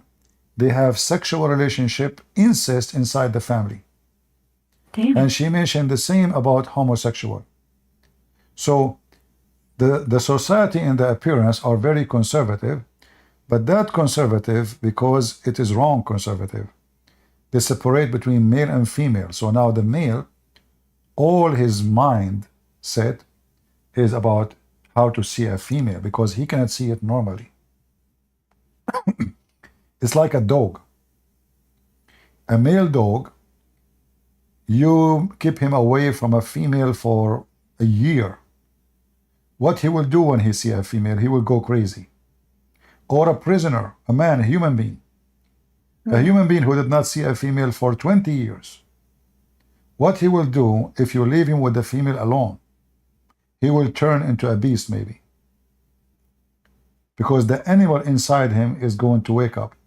So the Muslims in their society, because sexuality, separating the gender is a lifestyle, that create a big problem for the society. So the man, he cannot see a woman, she is a stranger, but he can see his sister. And this is why a lot of people, they have sex with their sisters in the Middle East, in Saudi Arabia, country like Saudi Arabia. Yeah. Women, children's, teenage, the girl, she can invite her friend to her bedroom. but she cannot have a friend. He is a boy. So now she is a teenage, and now she can ask her cousin to come and sleep over, and now they go together in the bed and they are talking about sex, and they hear things and they see things, and then they do things. So this is why homosexuality is really flourishing in those countries, because children, they grow, they have sexual needs, and they don't know where this sexual desire is going to go. They cannot see male. A female cannot see female. It's not a male. She can see a female. A male, he cannot see a female. He can see maybe his sister. He can see a guy, but he cannot see a female and go out with her, drink coffee somewhere. And that made this taboo a big problem in those society. So you will find a lot of incest, a brother having sex with his sister, a man he having sex with his mother. I know a story of a guy, he's a Saudi, he gave drugs to his mother. She don't know what he's doing. He come home, he's being nice. He said to her, "Do you want to drink coffee with me or tea? What do you want?" She said to say tea. He put the drugs for her. She sleep, he have sex with her. Yeah. This guy, he cannot get married. He is poor. He cannot see females. Where he will see them? Nobody. So he found only his mother. His mother is a widow. She's not too old, and he's horned like a dog. So this society, this way, they are talking about wearing hijab and those things. They don't create a healthy society. They do the opposite. That's true. Yeah. Anything is not normal is not healthy. Anything is not normal is not healthy. So if you have a child and you keep him home alone all day, he will never be able to be social. True. He will have difficulty in the society. And this goes for everything. So when a female, I remember when I was studying in university, I had to go to different city with a guy with me in the school, university. So we took the two seats in the front, and it's a taxi, but taxi, we did not take the whole taxi for us. So it's like, let's say, you pay for your seat, It's like, it takes 5 people, but we don't want to pay for the whole thing. Why we do that? So the driver, he says, you wait for 3 more, or we go and you pay for everything. They said, no, we wait. So 3 girls, they went in the back seat, and we are 2 boys. We sit in the front. I do not know them. They are Muslim, wearing hijab. In the way, we stop in our way in a city, and this is where they stop. They are not going all the way to our direction. They took their bags, they left. And now we have to wait until 3 more passengers, they take their seat, right? Because they drop off. So there's an office, a station. The driver is waiting there. And then those 3 girls, they came back. And they came to him and they said, Abu Muhammad, we forgot a bag in your back, in the trunk. They said, you are mistaken. You did not come with me. They said, no, we came with you. He said, no, you did not. The girls who came with me, they were wearing hijab. You can't even see their face, So this is not you. The girls who they are talking to us, I was next to they are so modern, short skirt, their hair is coming. He said, this is not you. You are wrong. The girls who came with me, they are wearing hijab, wearing burqa, they are, this is not you.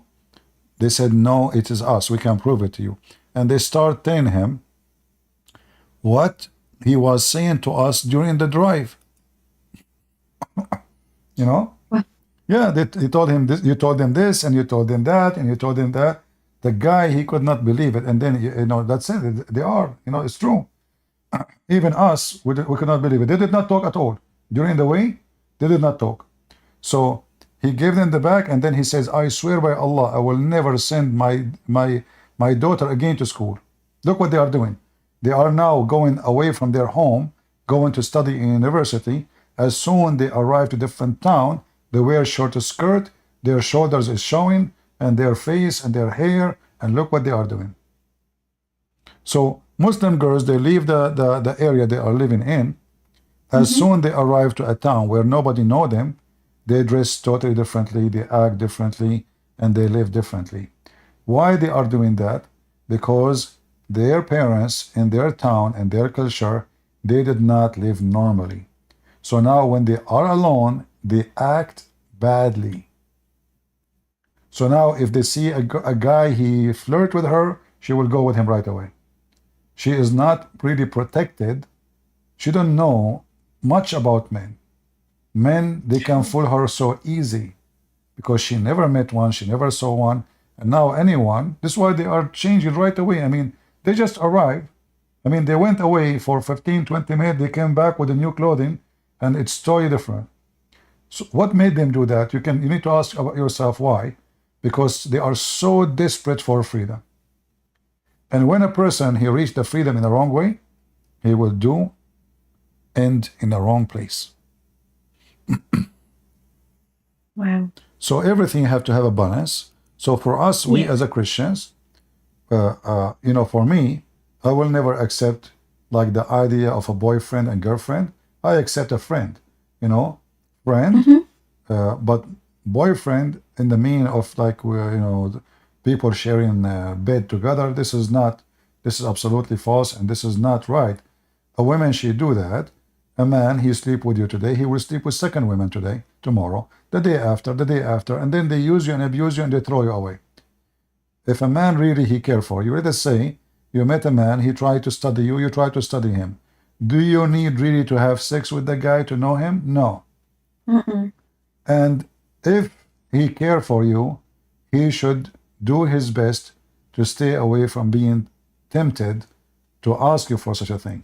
Because he care for you, he respect you, and he wants you in the right way. The most important for a man and a woman is to see, in fact, if a man, he don't have patience to be with you in the bed until you are his wife, that means he will not have patience with any women too. Any woman she offer herself, he will go with her. Do you understand what I'm saying? Yes. Because he is so easy to go to bed, any women. And the same for the women. If the woman, she is willing to take off her clothes and have sex, well, that means she don't even have patience to wait until she get married and she do it as it should be done. That means she will go too, and she have no patience. So both of them, it's a test. It's a test for you, a test for him. So if you fail, you fail, and that is a failure. So women, she can speak to men, they can go, let us say you see a guy, you like him, he like you, nothing wrong with that. God, he, gave us permission to have a family. So you go, you talk, you spend time drinking coffee, public place, etc. All of this is wonderful.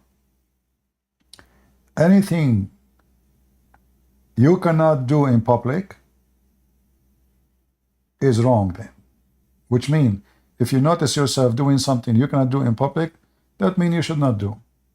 And I'm not telling you like I am the perfect man, but women, we can get tempted so easy. Like Muhammad, he says, women are half a brain. I say men, they have no brain at all when they see a female. They lose their brain. So this is why you have to be very careful. Otherwise, you are very easy to be tempted, and you are very easy to fail. And women, she don't need to understand too, that because the man is easy to be tempted, she should not be a reason for the man to fall into temptation. And this is why you should protect yourself. By protecting yourself, you are protecting him too. And same for him, by protecting himself from temptation, he is protecting you too. The best way to do it, if you want to meet with someone, you like each other, you are thinking about getting married, there's nothing wrong in the relationship, you meet outside, there's people around you, never go in a private place, never be alone with the person, because, the second you are alone, you will be tempted. That's true. And very few men or women, they can really resist such a situation. But mostly people will fail. However, the Islamic way of life is very wrong. Because in Islam, even like now, maybe the story is different, but before even the man even don't see the wife. I know a guy, he went, he asked for the hand of a girl. They married him to her sister. Wow. When he went home, she took off the burqa. Well, this is not what her mom, she told him. So he called his mom. He said, "This is the woman you told me. She's so beautiful. What happened?" So her mom, she came to check, what happened. She said, "Oh, this is his sister. They cheat." Yeah, because he cannot see the women. I mean, what kind of marriage this marriage is? So we don't want to be crazy like the Muslims, which will bring a lot of diseases into the society.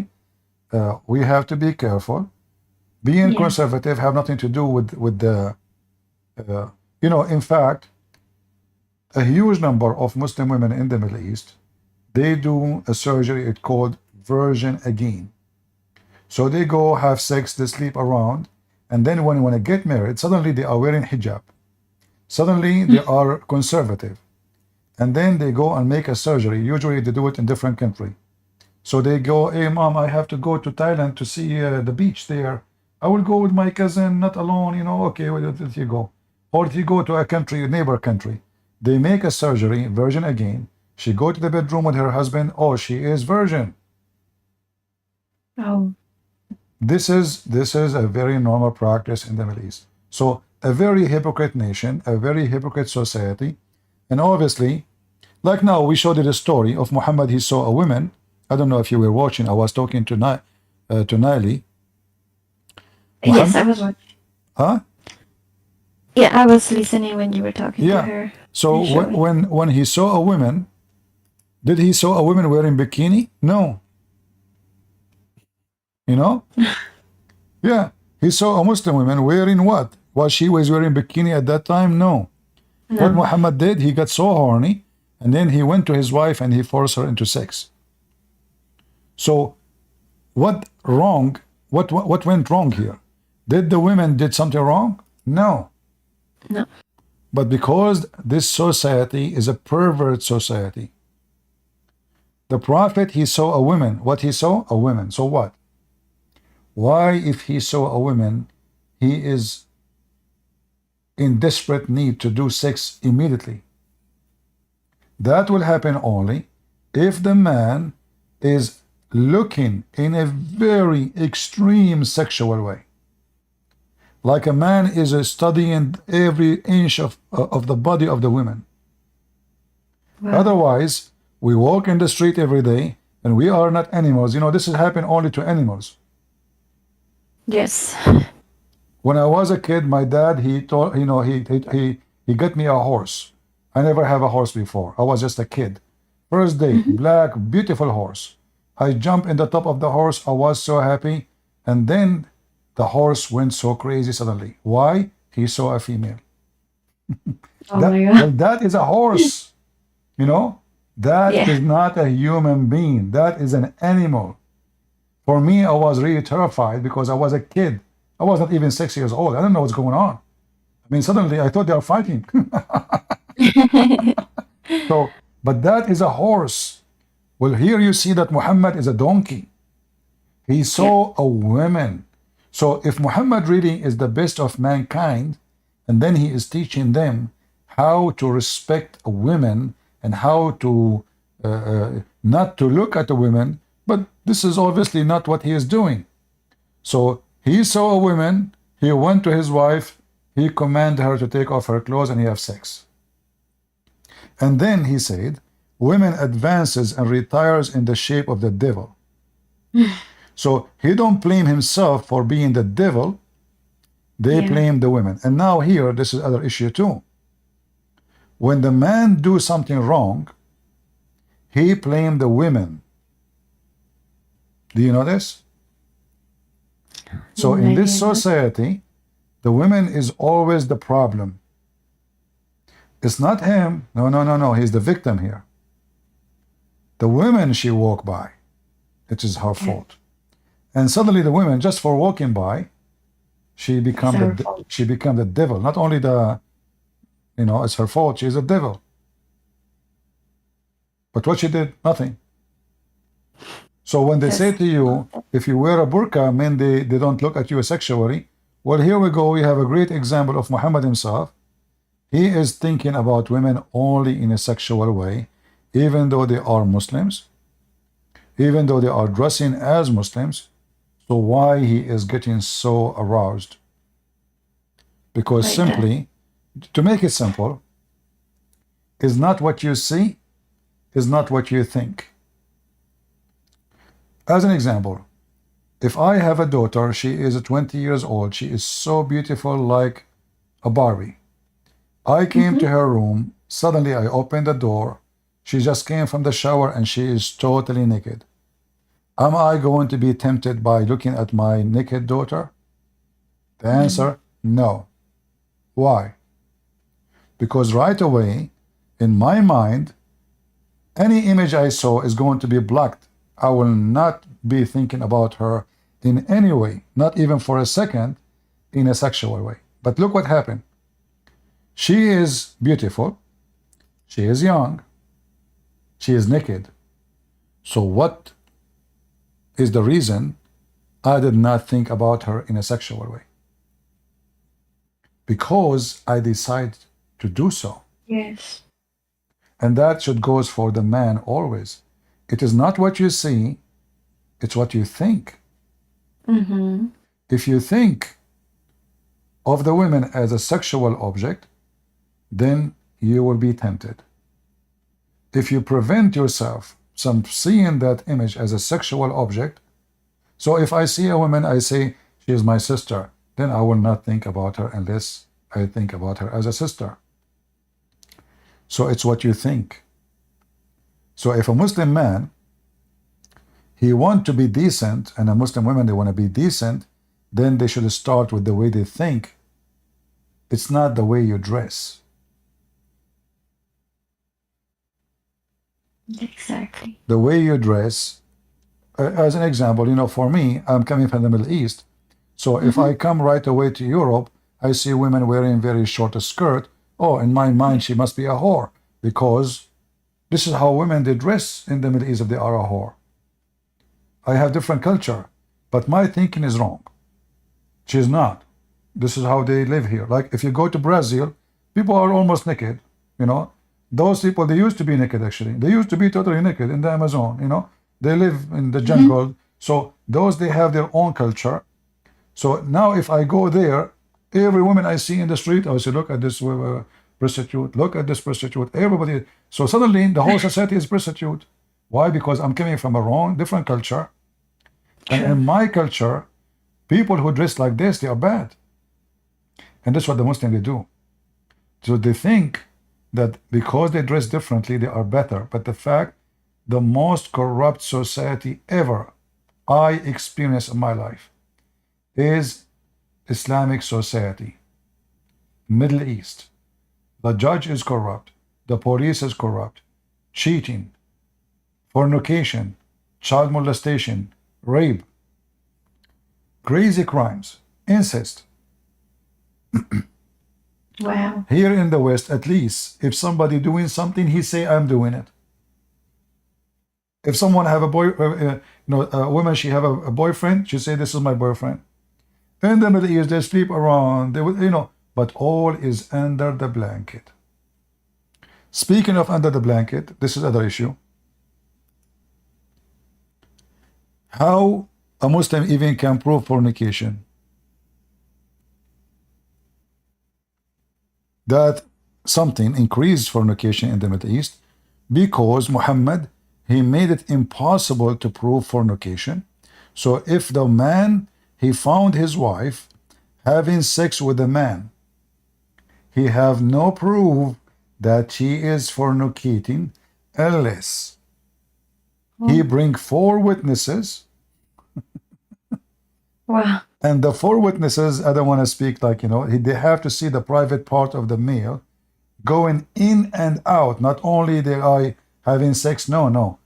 They have to see his private male part going in and out. 4. How in the world anyone can do that? So you go to your house, you open the door, you find your wife in the bedroom in the top of somebody. She's wearing a skirt. You cannot see his private part. That's true. Then how we can prove it? Okay, what about I have 100 witness with me, and none of them they saw his private part going in and out. There's no proof. There's no fornication. So the society, the bill, the system, the law, the method of Muhammad to fight fornication supposedly is doing the opposite. All of this because Muhammad, his wife was accused by 3 to fornicate. Oh. I didn't know that. Yeah. Well, today we don't have Muslims, so maybe we have to end for today. Anything else you want, No, Shihab? that will be all, I think. Is your name like, what is this name? Is it like originally from... Japan. Ah, you are Japanese. You know Yeah. what? When you are talking to me, I felt like sushi, honestly. And by the way, I speak Yeah. Japanese. You want to speak Japanese to me? Oh, I actually I'm Japanese. I was born there, but then my parents brought me to the US Uh-huh. when I was little, so Well, I do know a little bit of Japanese, but your story mostly is like don't. my story, but it's a little bit different. The reason I am Oh, really? Japanese, people they ask me where are you from? Ask them, guys. What I say? I'm black, blonde, African American from Japan. Is that correct? Always I say that. The reason for this, my dad he's an Arab, as you know. So he was hijacking airplane with my mom. My mom, she's a terrorist too. So they took an airplane from Japan, and long story. So like, she was giving birth to me all over those countries, and nobody wanted to let us land. Then, thanks to Allah, Yasser Arafat, he gave my dad a call. He said, "Come on, we are going to hijack an airplane in Paris." So I became French at that day, like because if you, based on the Western law, if your mother she gave birth to you in any of those countries, you have passport. So by the time I landed, I became African, blonde, all those citizenships. So this is a true story. I have no witness for it, but Muhammad don't have any too. So Muslim, they have to believe in it. Oh wow. Actually, my dad is Japanese and my mom is Peruvian. So From Peru. Okay. No, my dad, he never hijacked any airplane in Peru because he didn't have airplane there. Yeah, okay. you speak Spanish? Yeah, I know how to say basura. There was a guy, he come in front of my house and he throw garbage in front of my house in the container. So I said to him, listen, why you are throwing garbage here? He don't speak English. He said to me, Senor, basura. I said, Mr. Basura, listen. I thought Oh my god. I thought he is saying his name is Senor Basura. I knew Senor Mr., So I thought he is saying his name is Basura. So I said, listen, Mr. Basura, you cannot throw your garbage here. And then he said to me, Basura. I said, I get it. I know your name now, but don't throw your garbage here. Where is your place? Go throw it in your place. Senor, Basura. What's wrong with this guy? So there's a guy is walking by. I said, do you speak Spanish? He said, tell Mr. Basura not to throw garbage here. He said to me, what, Mr. Basura? What are you talking about? So he spoke to him. He said, his name is not Basura. Basura is garbage. So he's saying to you, he's throwing garbage here. Wow. Yeah, so I speak languages, as you see. Basura, Japanese, sushi. Yeah, like Prophet Muhammad. All right. Well, thank you very much. So much. And if you don't mind, invite those people and don't Yes. be I involved will too much with them definitely do because it. they will try to trick you. Thank you, sister. Thank you so much. And it was such a pleasure starting the It's been a while. Like, I'm so excited. All right. Thank you. God bless. Take care. Thank you. God Bye-bye. bless you too. Bye. Bye-bye. Do we have any Muhammadan? Man, I did not eat fish for long. Those Japanese, they eat fish every day. You go to the bedroom, there's fish. You open the blanket, there's a fish. Do we have any Muslim? Only Muslim, only Muslim. Enough. Any Muslim? There are so many young men Khadija can choose from. Why Muhammad? Because nobody will marry her. She is old. She have 2 husbands before him, and she have many kids. The only scumbag he will accept to marry her is Muhammad. Arab men, they don't marry women they are older than them. They don't.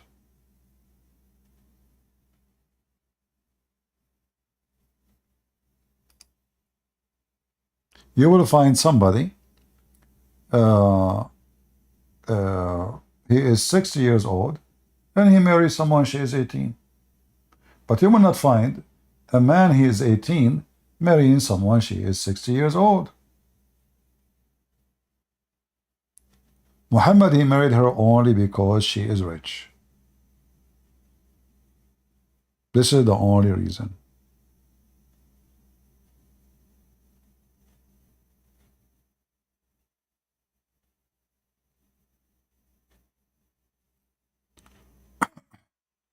Damba, are you a Muslim, Demba?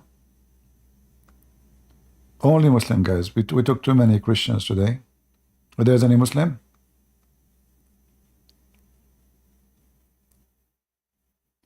You are a Muslim, Damba? Okay. From Senegal? I'm terrorizing you. Run like a motherfucking bitch. Run, boy. See how filthy your mouth? You are a sewage son of Muta. Filthy coward. The reason I don't want to talk to you, because you are so stupid, silly, and so filthy. We are way higher than someone like you, Senegali boy, who your wall behind you look literally like shit. The angels created everything. What I need more than... I mean, this guy, I spank the hell of him every time he call me. But his mouth is so filthy, like his filthy prophet. And he say, why you are running away from me? You have rabies. I mean, did you notice how filthy you are? You just took the microphone and right away you start saying very filthy language. I mean, this is, if this is the religious person of them, who is the filthy then? This guy, he claimed to be religious. I know it's him. That's why I told him from Senegal. Come back. Keep coming, keep coming. You know, you come here, I bounce you. We laugh at you. And people laugh. And the angels created everything. We got you recorded. And this is why you are so upset. I mean, this is how hilarious this idiot is. The angels created everything. Are you serious? What the... What this guy coming? I mean, he and by the way, he is serious. The angels created everything. Are you kidding me? AC, hello. Go ahead, AC. Hey, I'm not Muslim. So how I can Is help that you? okay? How I can help you? Okay, go ahead.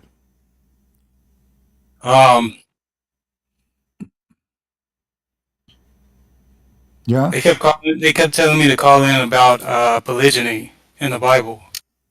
About what? Polygyny in the Bible. You mean polygamy? Polygyny. Polygamy. Yeah. About like when a man has more than one wife. Well, first of all, God never taught men to marry more than one wife. This is what men do, is not what God said. The Bible says. Okay, I can show you verses where God said He had more than one wife. You have more than one wife, but doesn't say you marry more than one wife. Yes, I can show you a verse about the northern. Okay, hold on. You said you are not a Muslim, correct? No, I'm not a Muslim. I'm a Christian. Okay, so I'm gonna ask you: do you approve polygamy, or you believe the one who do it is a scumbag? Polygyny, yes. Do you believe he is a scumbag, the one who do it? No. Why not? I don't think King David's a scumbag. Well, he was, because when But he, not for, hold on, not for, hold on, not for, hold on, he wasn't, hold on. Isn't it he wasn't God? for, he wasn't because God gave him multiple wives. Hold on. First of all, you are a Muslim. Secondly, if you are a Christian, you should give me right now the verses where God condemned what David did for having many wives. He didn't condemn, he was never condemned for having, God gave him his wives. Why would he condemn him? He was condemned. You are a fake Christian, you are a Muslim. He was condemned for committing adultery and murder. No, he was condemned for all of them. He multiplied many, he have many But it wives. says God gave him his wives. Okay, hold on. You saying God's a sinner? Just to show you that you are a Muslim and you are a liar. Oh my goodness. Hold on. Listen, potato. Listen. When you say you are not a Muslim, Muhammad, he have 18 wives. Do you believe Muhammad was acting as a decent Muslim? What? Do you believe Muhammad was acting as a decent Muslim? It don't have nothing to do with him having more than one wife. I'm asking you, as a decent Muslim, should Muhammad have 18 wives? I'm not a Muslim. This is not a question about, okay, let us say you are not a Muslim as you claim. So then you should give me the answer. A Muslim, he can have 4 wives. Is that correct? Is that correct? That's not a sin. This is not a question. A Muslim. No, I'm not a black Hebrew. I'm not a black Hebrew Israelite either. Abdul, a Muslim, he should have 4 wives. Muhammad, he have 18. Is he a decent man or he is a bad scumbag? Can you say that again? I didn't hear you. Yeah, no, you hear me. A Muslim, he can marry only 4 wives. Muhammad, he have 18 wives. Was Muhammad a decent Muslim or he was a scumbag? I don't know. Like that's you're talking about Islam. I don't like. What is that? No, we are talking about polygamy, and you are the one who mentioned the topic. Polygamy. So we are talking about this topic, and now if you are a person who is claiming to be Christian, so why you don't say Muhammad, by not following the law of his God, he is a scumbag? What's wrong? Why you don't want to say that? He's a scumbag. I mean, because he had a underage wife or whatever. All right. So now you said that I don't know much about Islam. I mean, I can speak on behalf of Islam. Okay. Does the Bible say is that you shall not multiply your wives? It says also that he can multiply horses and gold and silver. He wasn't talking about just having one. What does have to do with? Does the Bible say you shall not multiply your wives? Yes or no? It says multiplies for what reason? Doesn't matter. It says what reason after that. No, he said you shall not multiply your wives.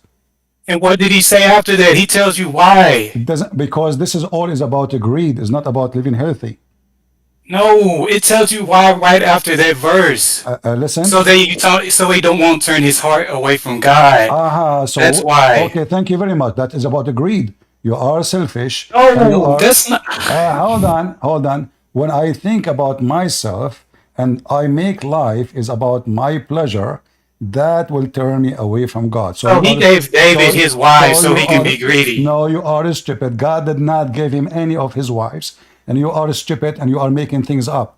Secondly, when God, he said, you shall not multiply your wives because that is not right. Multiply them for what? He says for, he's telling you. What do you mean it doesn't matter? I'm looking at the scripture right now. I'm telling you why. Because my goodness. Don't tell me, oh my goodness. Do you know monogamy only comes from Romans? That doesn't come from Christianity. That comes from Roman pagans. From the Roman goddess Juno. You said God, he said, don't multiply your wife for a reason. Adam and Eve was naked too. What is the reason? What is the reason? What is the reason what? You told me because that will keep you away from God. You said that. Everybody heard you. That was Solomon's sin. Was his wife? He had foreign wives that Hold on. brought his No, heart away hold from on. God. It Listen, says that listen. specifically. You said no. You said when you have multiple wives, that will turn you away from God. Correct? Yeah. Foreign wives. Okay. What? No, it didn't say foreign wife. He said should not multiply your wives. He did not say multiply foreign wives. It says it. Oh my goodness. Don't say, oh my goodness, my Allah. Okay. So listen. So if you yourself, you said, I'm going with your wickedness because you are being wicked now. Because if you read there, it says that this is the act of wickedness. Is that true? Where does it say that?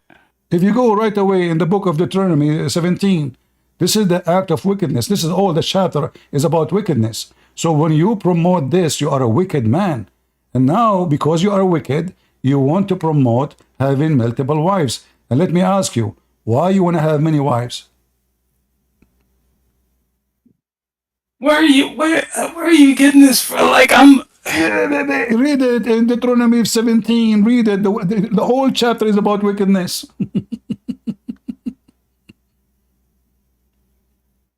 What? Okay. The whole chapter is about wickedness. Are you an idiot?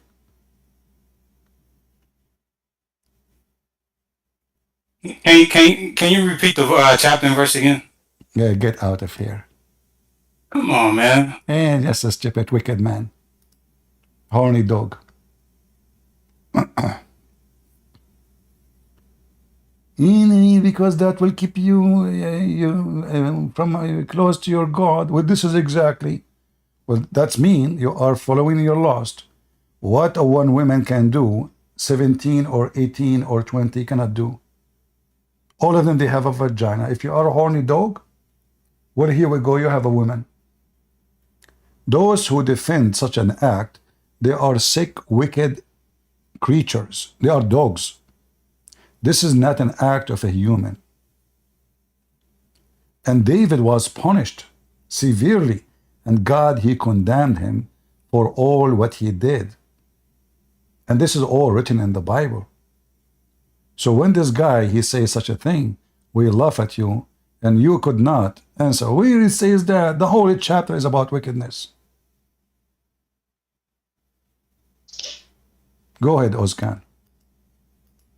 Hi, Christian. Go ahead. Are you a Muslim? I am Muslim.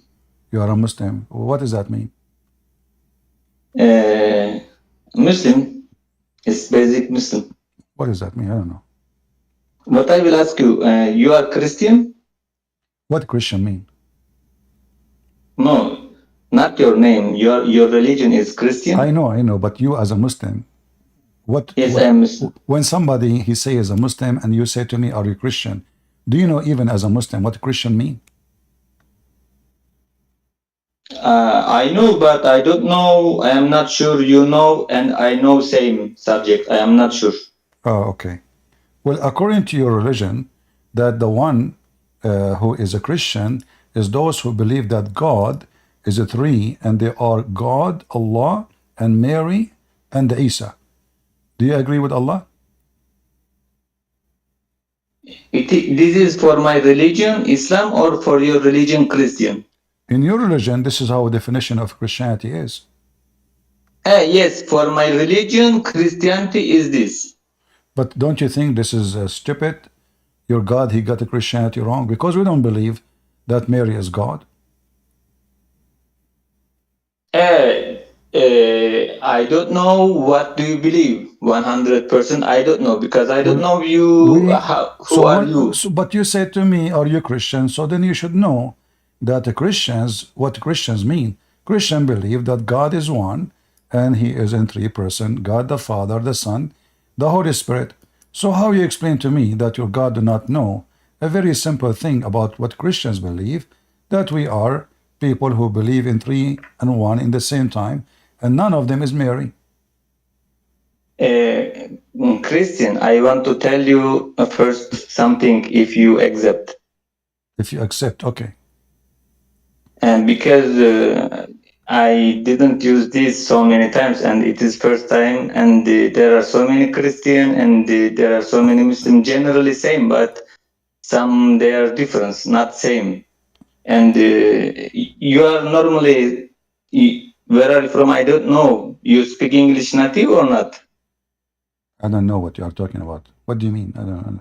Your original mother language is English or another Japanese, language? Japanese, from Sushi Land. I am from Turkey normally, Oh, and okay. my normal language is not English. Rabbi I Amar. understand you. All right.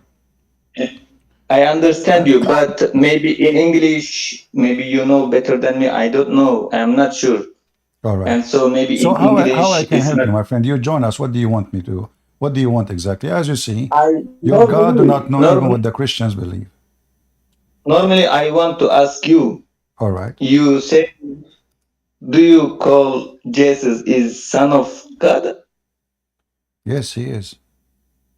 Why do you call Jesus is son of God? Why? But Who is the father of Jesus according to Islam?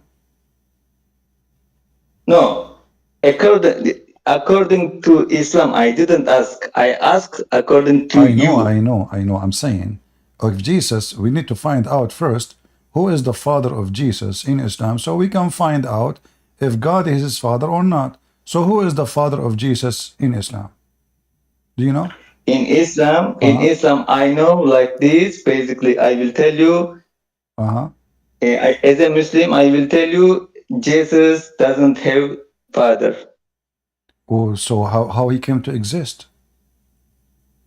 Because I think you know the answer. What is the answer of Islam? What is the answer? When Allah said, what is the answer? how Allah created Adam, first person, he created Jesus same style. But how come everybody, I mean, Adam is the first man, so okay, he made mud, but in the case of Jesus, he is not the first man, so why he don't have a father?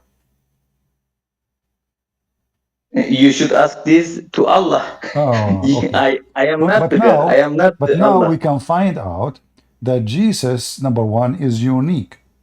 Because everyone, your Quran says, وَجَعَلْنَاهُ نَسَبًا وَصِهْرًا.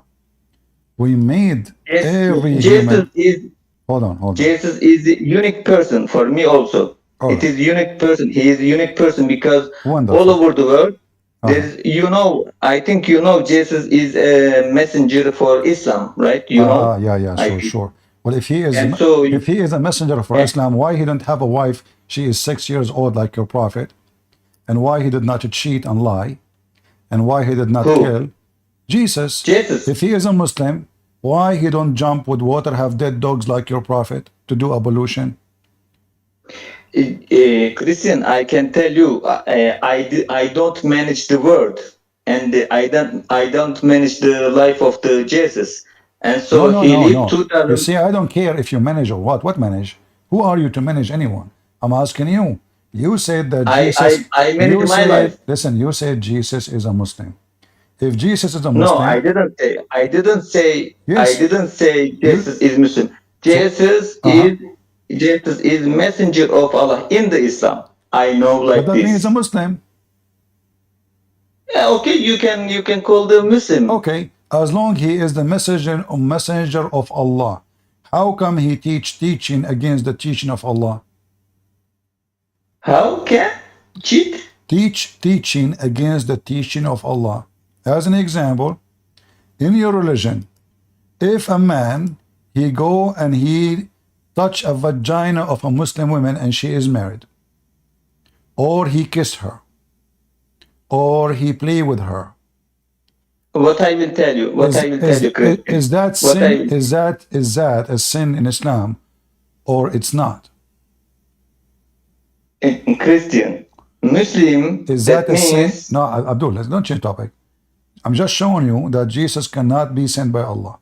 According to Jesus, that the one who do such a thing, he is committing a great sin, and if he don't repent, he might go to hell. According to Islam, if you see a married woman, you take her to your bedroom, you make her lay down next to you, You touch her, you kiss her everywhere. You play with her private part. She play with your private part. Is that fornication in Islam? If you are married in the Islam, there is no problem. If you are not married, then it is not normal. What are you? I'm asking you. Listen. A wife, she is not yours. A wife is your neighbor. Your neighbor, his name Tayyip Erdogan. You took his wife to your bedroom. You kiss her. It is not good. It is not good. It's not good. Is it? Yes. It okay? Is it fornication or not? Is it? Is it fornication? No question for you. What is mean of that? But in the Islam, it is not good and it is bad. It is forbidden. Can you show me where it says it's forbidden? Why forbidden? Because you don't have No. nikah. Don't tell me why. I'm not asking you to tell me why. I'm asking you, can you show me where it says it's forbidden? It's everything. There can be, I don't know, maybe there is reason, maybe there is no reason, but I don't ask everything the reasons. So do you have somebody from your neighbors, he knew what he's talking about? Do you have any Muslim can help us? I live in Brazil now, and so I don't have neighbor Muslim, generally Christian. Can you ask your sheikh and call me tomorrow? Can you find me a reference where it says that if you do that to a woman is forbidden? Because as I know, that the Quran says clearly that those are not even considered sin. In the Islam, I can tell you, in the Islam, if I don't have nikah, that means the contract, a marriage, that means the marriage, if I didn't marry with a girl, and so I cannot have a relation sexual. My friend, there is nowhere in Islam it says what you are saying. In Islam, encourage you to have sexual relationship with women, and without marriage. If they are married, yes, even if they are married, you can have sexual relationship with them as long as you don't do intercourse. You are fine. Is that true? I can tell you, I am from Turkey. I can tell you, if you do this, if you make love with another wife, they kill you. I can tell you. My friend, Turkey is the land of prostitution, and all what you need to do, if you go to any app, have Turkish women, you will see they put their numbers all over. Women sleeping everywhere. I mean, it is top country in the world. I didn't tell you. What? Tell me. I didn't tell you. I didn't tell you what Turkish people they do. It is Islam. I didn't tell this. But in Turkey, you tell this is Islam, and in Turkey, some people they tell different Islam also. But what I know, I said you what I know. But other people, you can know difference. You can tell difference. But this is your Islam. You understand? But I'm not going to show. If you ask me, Christian, my Islam, what I understand from the Islam. If you ask me, I live in Turkey and I learned Islam little. I am not a sheikh. I am not professor. But if you ask, what is Islam? What Allah say for this situation? And so I tell you, if I don't have contract, marriage with any girl, if I don't have hold on, contract, don't give me speeches. Can you show me where it says that if you touch a woman's vagina and she is married, that is a sin in Islam? You ask for screen. Reference. Can you give me a reference? Something from your book, the Quran. If a woman she is married, okay. If a woman she is married, you do not have sex with her, but you are playing with her, touching her, kissing her. She is kissing you, touching you. You know, you do all things except sex, except intercourse. Without sex. Is that forbidden in Islam? Without sex? Without sex. Is that forbidden in Islam? But I touch it. I touch her, right? Yes. She is married. it's forbidden, bro. Because Well, here I we know go. this. Okay, I will tell you. my friend, here we go. Chapter 53. You're a prophet, a man, his name is Nabhanu Tammar. He came to him. He told him, a woman, she came to my store. I invited her inside the store, and I did with her everything the man do with the women, except intercourse. What your prophet, he said to him? Avoid What's the it? biggest sin, except the little ones, it's okay. So according to your prophet, al-lamam is what the man did. Those are little ones, don't worry about it. And he did not punish him. He just told him, I took a married woman, her husband may be doing jihad, inside my store, and I did with her everything the man he do with a woman, except intercourse. Your prophet said, this is nothing, not a big deal, don't worry about it. So what you are saying to me is a lie. Christian, what I will tell you, I will tell you.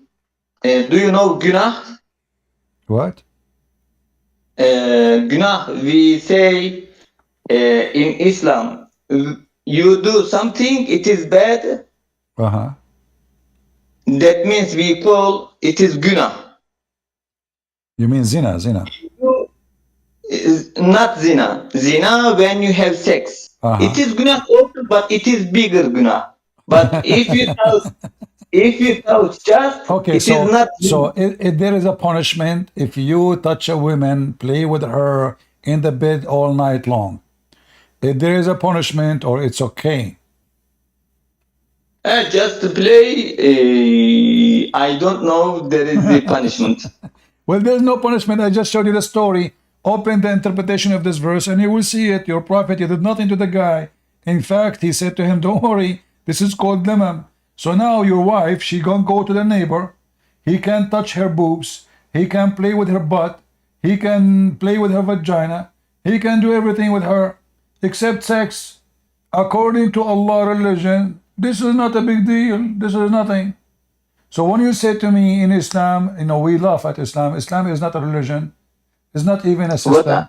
Islam is a prostitution, because this is prostitution. Bro, what I will ask you, what Islam should do for this? Then tell me what to do. Well, Should at least say, if you do this, you go to hell. At least. But you, as you see, it says it's not a problem. It says if you do lamam, it is not a problem. Christian. Listen. If a man in Islam, he do fornication, do he go to hell? No. No, he don't. If a man in Islam, he is a gay, do he go to hell? No. Because as long you say shahada, you are going to go to heaven. So when you're Muslim, you say you have a religion, we are strict, we love. Bro. You can, listen, if you sleep with the goat when you are going to Hajj, is it haram? Again, tell me, if I go to Hajj? If you have sex with the goat, is it forbidden? With the God or with another something? Goat or a cow or a donkey. It is forbidden, sure, bro, because it is animal. Okay. So why your scholars and your book says that the one who do such a thing, his Hajj is valid? Hajj? Yeah, when you do Hajj. Yes, Hajj. You go to Mecca. Yeah, you go to Mecca. So now you had sex with the goat, and according to your religion, you know, yes, you are, you know, Allah, he like you, and you can do Hajj. Here we go. This is, you know, here we go. Let me show you the reference. Bro, okay, people, they do bad No, this is your religion. This is not the people they do. This is not people do. This is approved. This is here, it says, if a man have sex with the donkey or animal, from the front or from the back, with the man or the woman or the animal, all of this, and even if he do have sex with a donkey or an animal, his Hajj is valid. And this is according to Malik and Abu Hanifa. So Abu Hanifa and Maliki is one, they are two Islamic sects out of four, and they say all of this will not destroy your Hajj. You are a good Muslim. So according to this, you can have bestiality sexual relationship during the Hajj. Read with me carefully. Having sex with an animal does not invalidate the Hajj. And this is the saying of Malik and Abu Hanifa, because it's not required a punishment. You see Bro, it? Christian.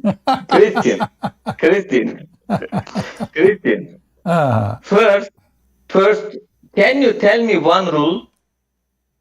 Can you teach me one rule? Guys, admin, just bounce this mad, wicked man, Act 7:7 out. He is just taking you away from my topic. This is a horny dog. No, not you. No. I'm not talking about you. Hold on. Admin, kick this guy out, Act 7:7. Yeah. Why? You are just Why? not you. Shut up. I'm talking about a different guy. No. You, idiot. Not you. I'm not talking about you, Oskan, the Turkish guy. I'm not talking about you. Shut Bro, up. what you want? What I should tell me? Tell me two options. Lord have mercy. I'm saying kick the Act 7:7. This Turkish guy, mad people. Kick him out. He's just taking you away from my topic. He's a horny dog. He wanna have multi wives. Filthy creature. Those are the dogs of the devil. Any man, he seek to multiply women, he wanna live like a dog, like an animal. The Bible is so clear, very clear, about having only one wife. And this filthy dog, he is obsessed. You see, if you agree to have multi wives, you should agree to have your wife to have multi women too. What if a woman, she is horny, too much horny? Those are filthy dogs. They have no self-respect. They are pervert, and they are trying to make the Bible the book of pervert. We have tons of verses in the Bible saying it clearly that you shall not multiply, your wives. Same time, we have Jesus, what he says. We have the disciple, what this says. So the Bible is full of verses about it. Otherwise, if you leave it for men, they would like to have many. Because there's many dogs. David was condemned. He was even cursed by God. He destroyed even his family. The crime he did it against the man who took his wife. This is one of the, because he multiplied his wives. This is not only the only wife he have. So because he is multiplying wives, he became filthy. He became a sinner. God rejected him. God destroyed his family as a penalty. You see the difference between us and the scumbags of Islam. When a person in the Bible, doesn't matter what his name, David or not, when he do wrong, we say he's bad. We don't say he's good.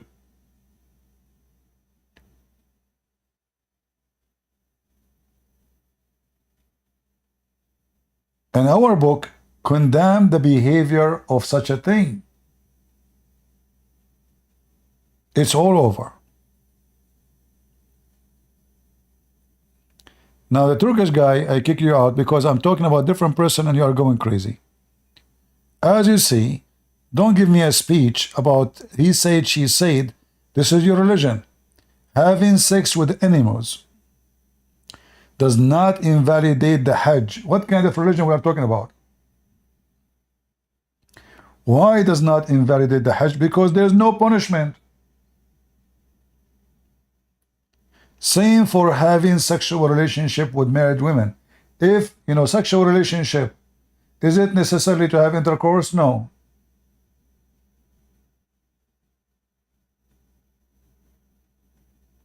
In Islam, sexuality, suddenly, it's just intercourse. So the man, he can do anything with the woman, even if she's married. And this is not even a sin. Even if a man, he fornicate with married women, or have sex with a donkey, or all kind of crazy stuff, he go to heaven in Islam. All of this will not change anything. You say Shahada, you are going to go to heaven.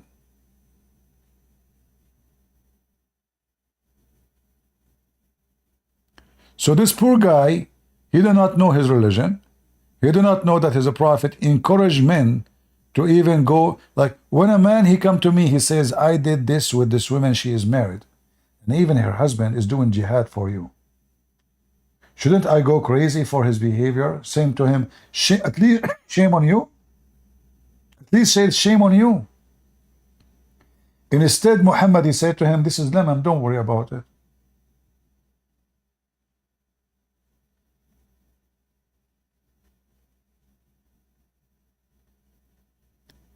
That is not the act of God, and this is not a teaching of God.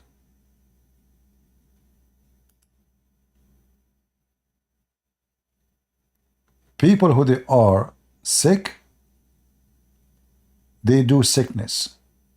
You see, all of us, including me, we got tempted. We desire things is wrong. Maybe we try to do it. Maybe even we do it. But the second you reach the point, you try to make it right, or try to convince yourself that it is the right. That means you need to be careful about where you're going, because now you are justifying it, while you know that your book's saying the opposite.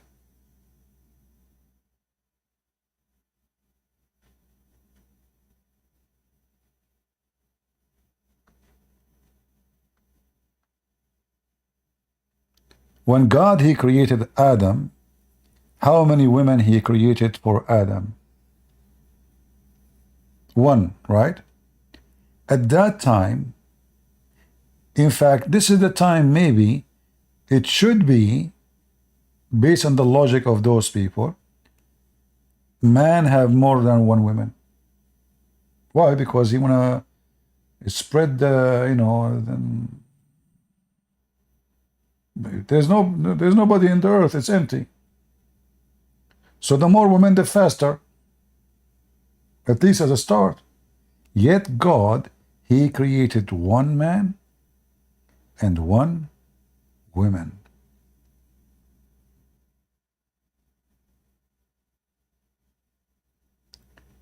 So why David need many women? What that will do to David? Simply, it was a lust.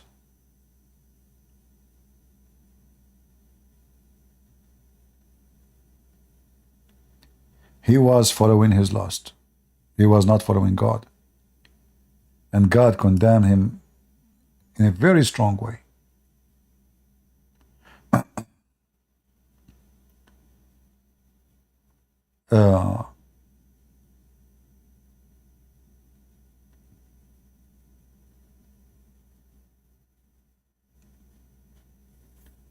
When somebody says to you that in the Bible it says that somebody he have two wives and somebody he have, but this is not about God saying to them go and marry two wives. They did that. This is what they did. I will give you another example. The daughter of Lot, they even had sex with their father. Well, the Bible mentioned it. Does that mean the Bible is, you know, saying it's okay? Does that mean God said to them to do it? So the Bible is not only teaching us about God, it's teaching us history about people and God. People sin, people act, people bad, people good. When the Bible teach about Cain, the story of Cain and Abel, and like the brother murdering his brother. Is the Bible saying you should kill your brother, or the Bible telling us a story about what they did? So those liars who try to manipulate things, they say, well, in the Bible it says, like as an example, a person, his name is Lemish, from the book of Genesis.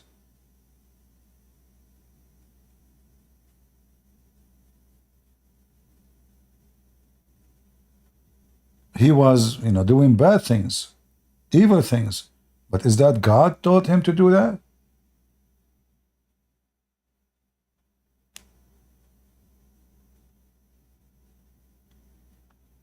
Even he practiced polygamy.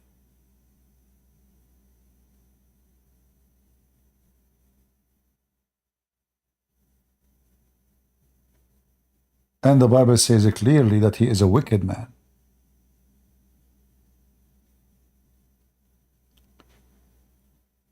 So there is a huge difference between the Bible and the book of the devil Muhammad. The Bible mentions stories of bad and good people. The bad is called bad and the good is called good. To the point even someone like David, which is very important figure in the Bible, very important person in the history of Israel, he was extremely condemned for his behavior.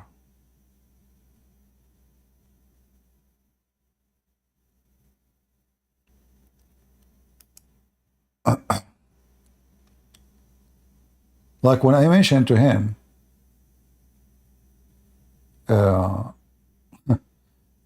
Deuteronomy 17, he said,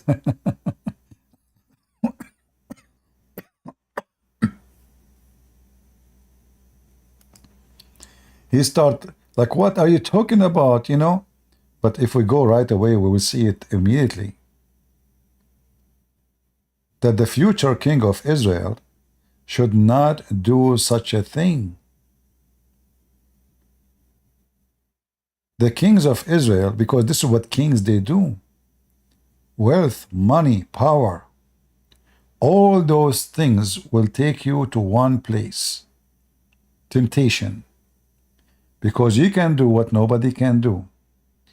Nobody can stop you. Nobody can tell you what is right, what's wrong. You are the king. You can execute the one who opposes you. You can destroy a kingdom next to you. So who is going to say to you, you are being filthy?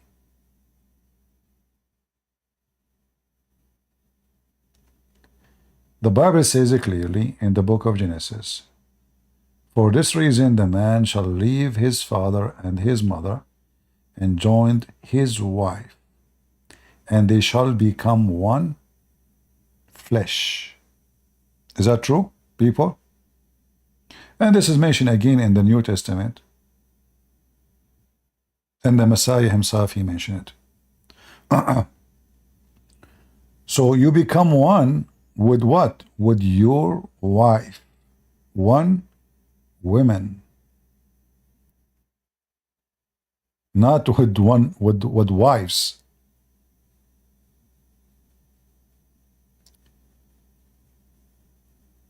And you know what I notice about this guy who is speaking about polygamy, how evil he is. And I think he is coming from a country where they practice that. There's sadly, many African countries until now, they practice such a behavior,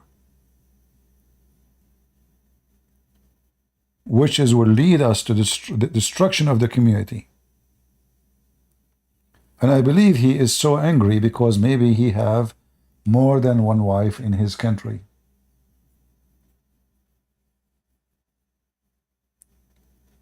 The one who lives such a life, he is living like a dog.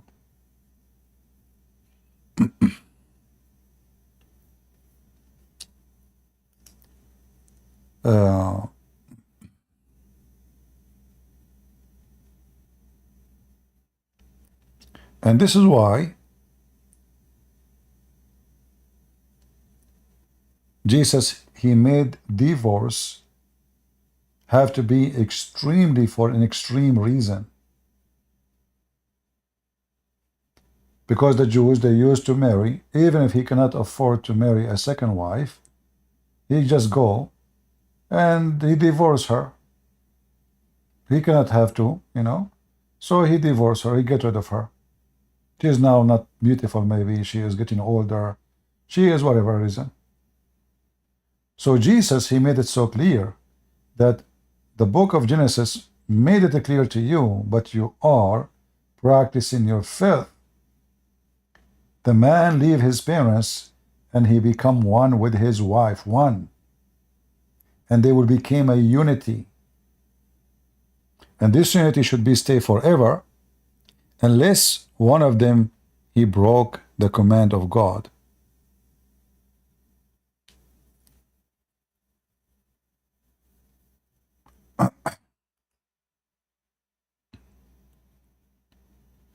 And Jesus make it clear that the two will become one in the flesh. The two.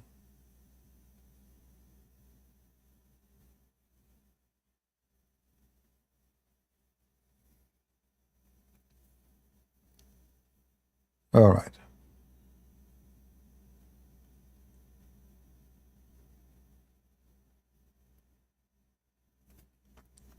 Did we have a good time? How is everybody in Rumble doing? Are you guys in Rumble sleeping? I don't see the text moving. I think people on Rumble, they are sleeping right now. Let us see people on YouTube. Are they sleeping? People on YouTube, they are snoring too. You know, I want to tell you a very simple thing.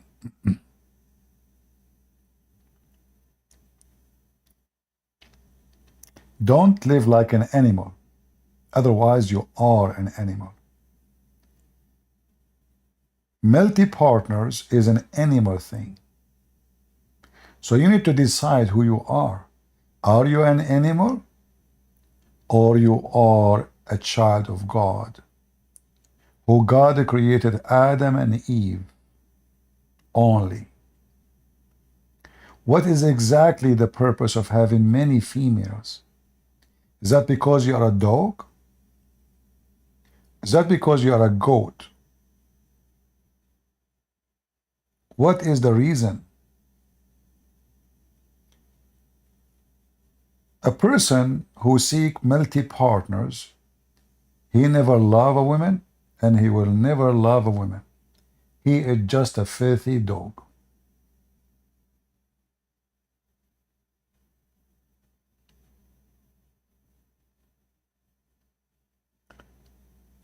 You do not need to be genius to understand that you cannot be a person who respects himself and you seek multi-partners. You know, when I look at a human being, I look at a woman, and then I play with her, I use her, I sleep with her, maybe I have kids from her, I dump her. I have another woman, third woman, fourth woman, fifth woman. What kind of life? This life will be destruction. In fact, it is economic destruction, education destruction, family destruction. I remember when I used to be a kid, I go to a Muslim house. The kid was saying the F word to his brother. He said, F your mom. I said to him, why you say that, you stupid? You say that to your mom? He said, no, his mom is not my mom. And this is the first time for me, as a Christian child, hearing such a thing, that there is a family, they have more than one woman in the house. And then I saw how disgusting it is. They hate each other. The children, they hate each other. The women, they teach their kids how even to rob their father. They keep asking for money. Each woman, she asks, I want to have a curtain, I want to have, etc. The women, they are competing about how much money they can suck from the man. Your son is sick. Even if he's not sick, she want to take money. I want to take him to the clinic. I want to change, etc. I want to buy, etc. My mom is, etc. So each one of them, so the man will live like a dog. And actually, he is living like a dog. He decide to follow his lust, to sleep with many women, and now those women are using him like a donkey. Because, okay, this is what you got us for? You have money, you bought us, we are going to milk you. And women, Muslim women, they keep asking the husband to spend money because they knew if he saved money, he will get a new wife. So, multi-partners is self-destruction. You destroy your life. You will never enjoy it. You will never know what love is. Your family will curse each other. Your children will kill each other. I mean, family from the same father and the same mother, and yet kids, they might kill each other. How about 2 wives or 3 wives or 4 wives? Each one of them, she have a bunch of kids. And now the father, maybe he's getting old or he's dying, and now they are going to get the inheritance. What will happen? They will eat each other like dogs. So the purpose of family by multi-marriage is destroyed because there's no marriage here. It is an animal farm. The male, he tried to jump over every female he see in his way as much as he can afford it. A man, he respect himself. I mean, look, if you want to get married, I'm losing my voice. Which one is beautiful? You wake up in the morning and there's 4 women pulling the hair of each other in your house, 70 kids throwing rocks at each other or shoes, and you cannot even support them, and you don't know how to solve the problem between them. Look what happened to Muhammad.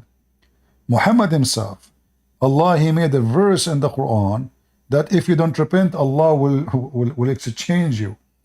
Muhammad, and he have his God in his side, he have an army, yet he could not control his wives. So he decided to use Allah.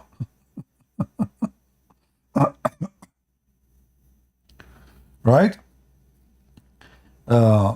So, or you have a woman, she love you, you love her, you enjoy life together, you stay your life together, you are loyal to each other, you know you can turn your back to her.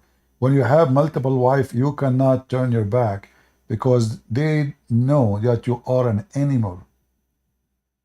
They don't have respect for you. For if you are respected, you will marry only one. Why the women will respect a man? He just brought another woman. And then the other woman, he brought another woman. You see, even dogs have more loyalty than those men. Dogs, they have one master. They are loyal to the human they live with.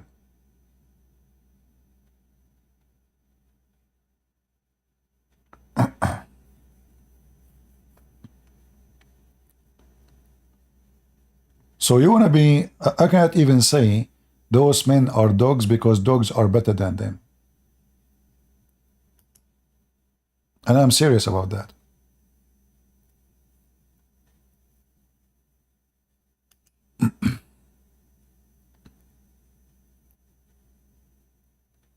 You see, when God, he said, obey the Sabbath, the Jews, they start, taking that literally.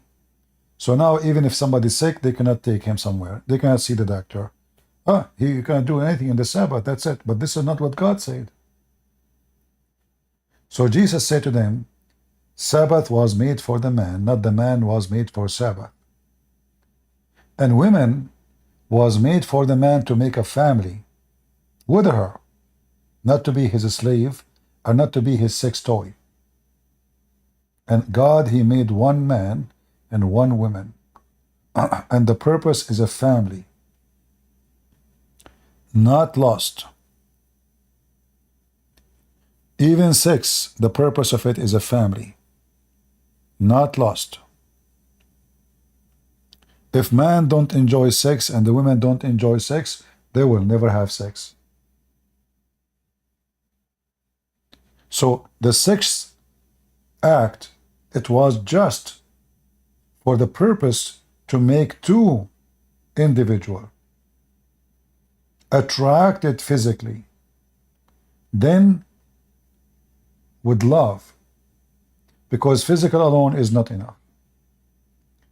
I can like a woman, she look pretty, maybe she is good quality too, she is wonderful, but you are not attracted to her. If I marry her, I will not be happy. She will not be happy. So love have to be involved. And the only way to have love, if there's only one woman and one man. A man who have multi-partner, he love nobody. Because if you love the first one, you will not have the second one.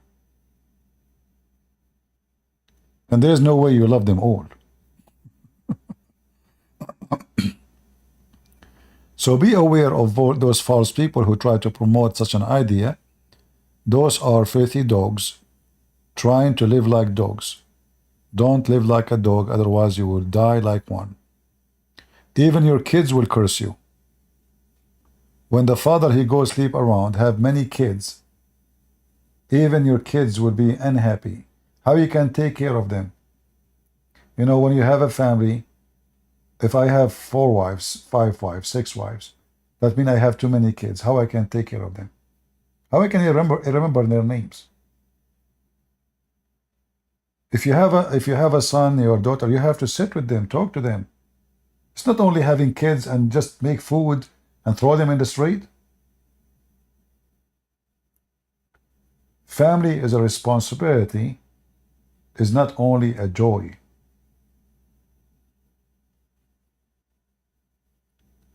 When you bring a child to life, you have to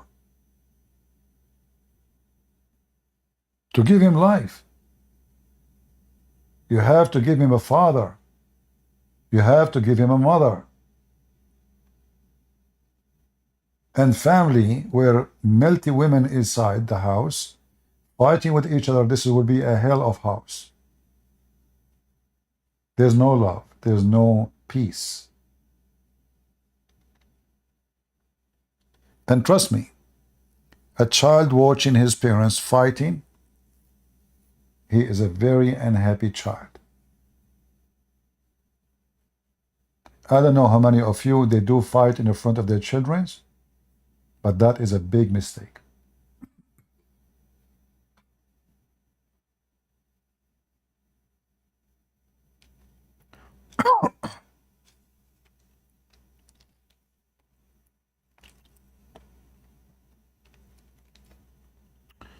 All right. Anyway, you do as you wish, but we as a Christian, we do as the Bible say, not as we wish.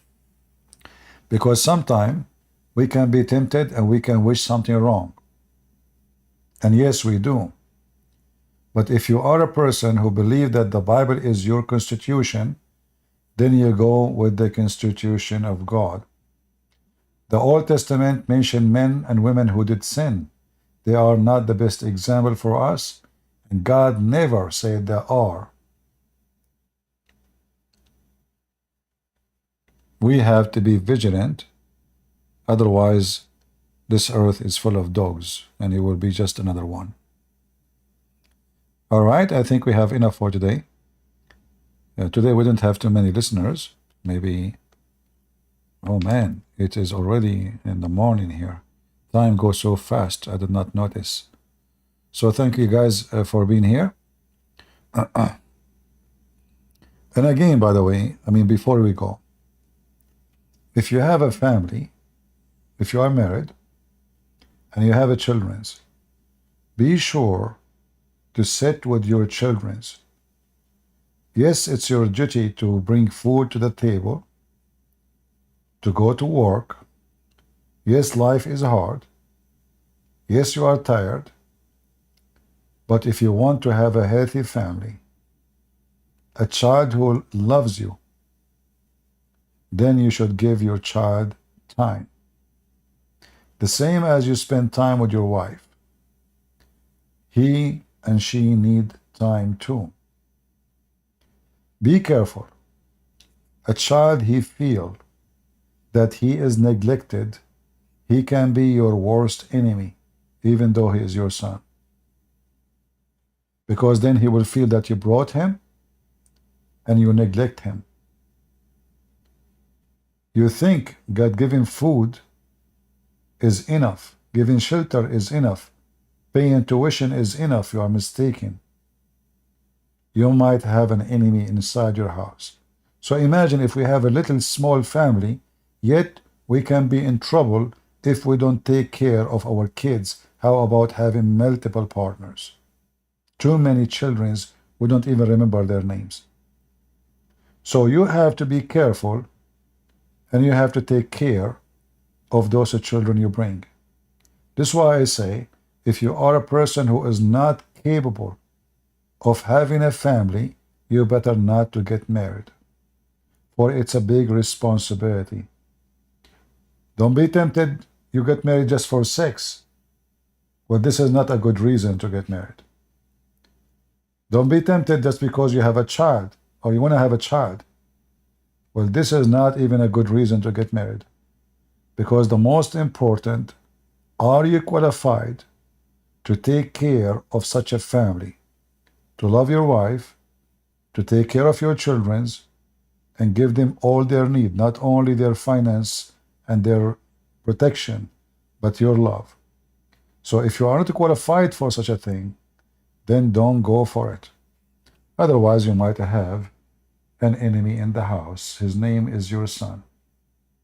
And there's tons of stories in the world like that, where the son, he hates his mom and his dad, even though it should be the opposite. Because the father, he was living like an animal, and maybe the mother was doing the same. So don't bring enemy to your house. Have children who love you and love God.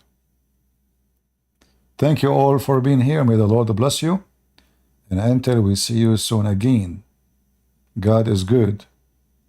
So is Jesus. And there is no name, no David, no Solomon, nobody is perfect. Remember that. All men are sinners, the Bible says. The only good is the good God. That is our God. So this is why I say, God is good, so is Jesus. Amen.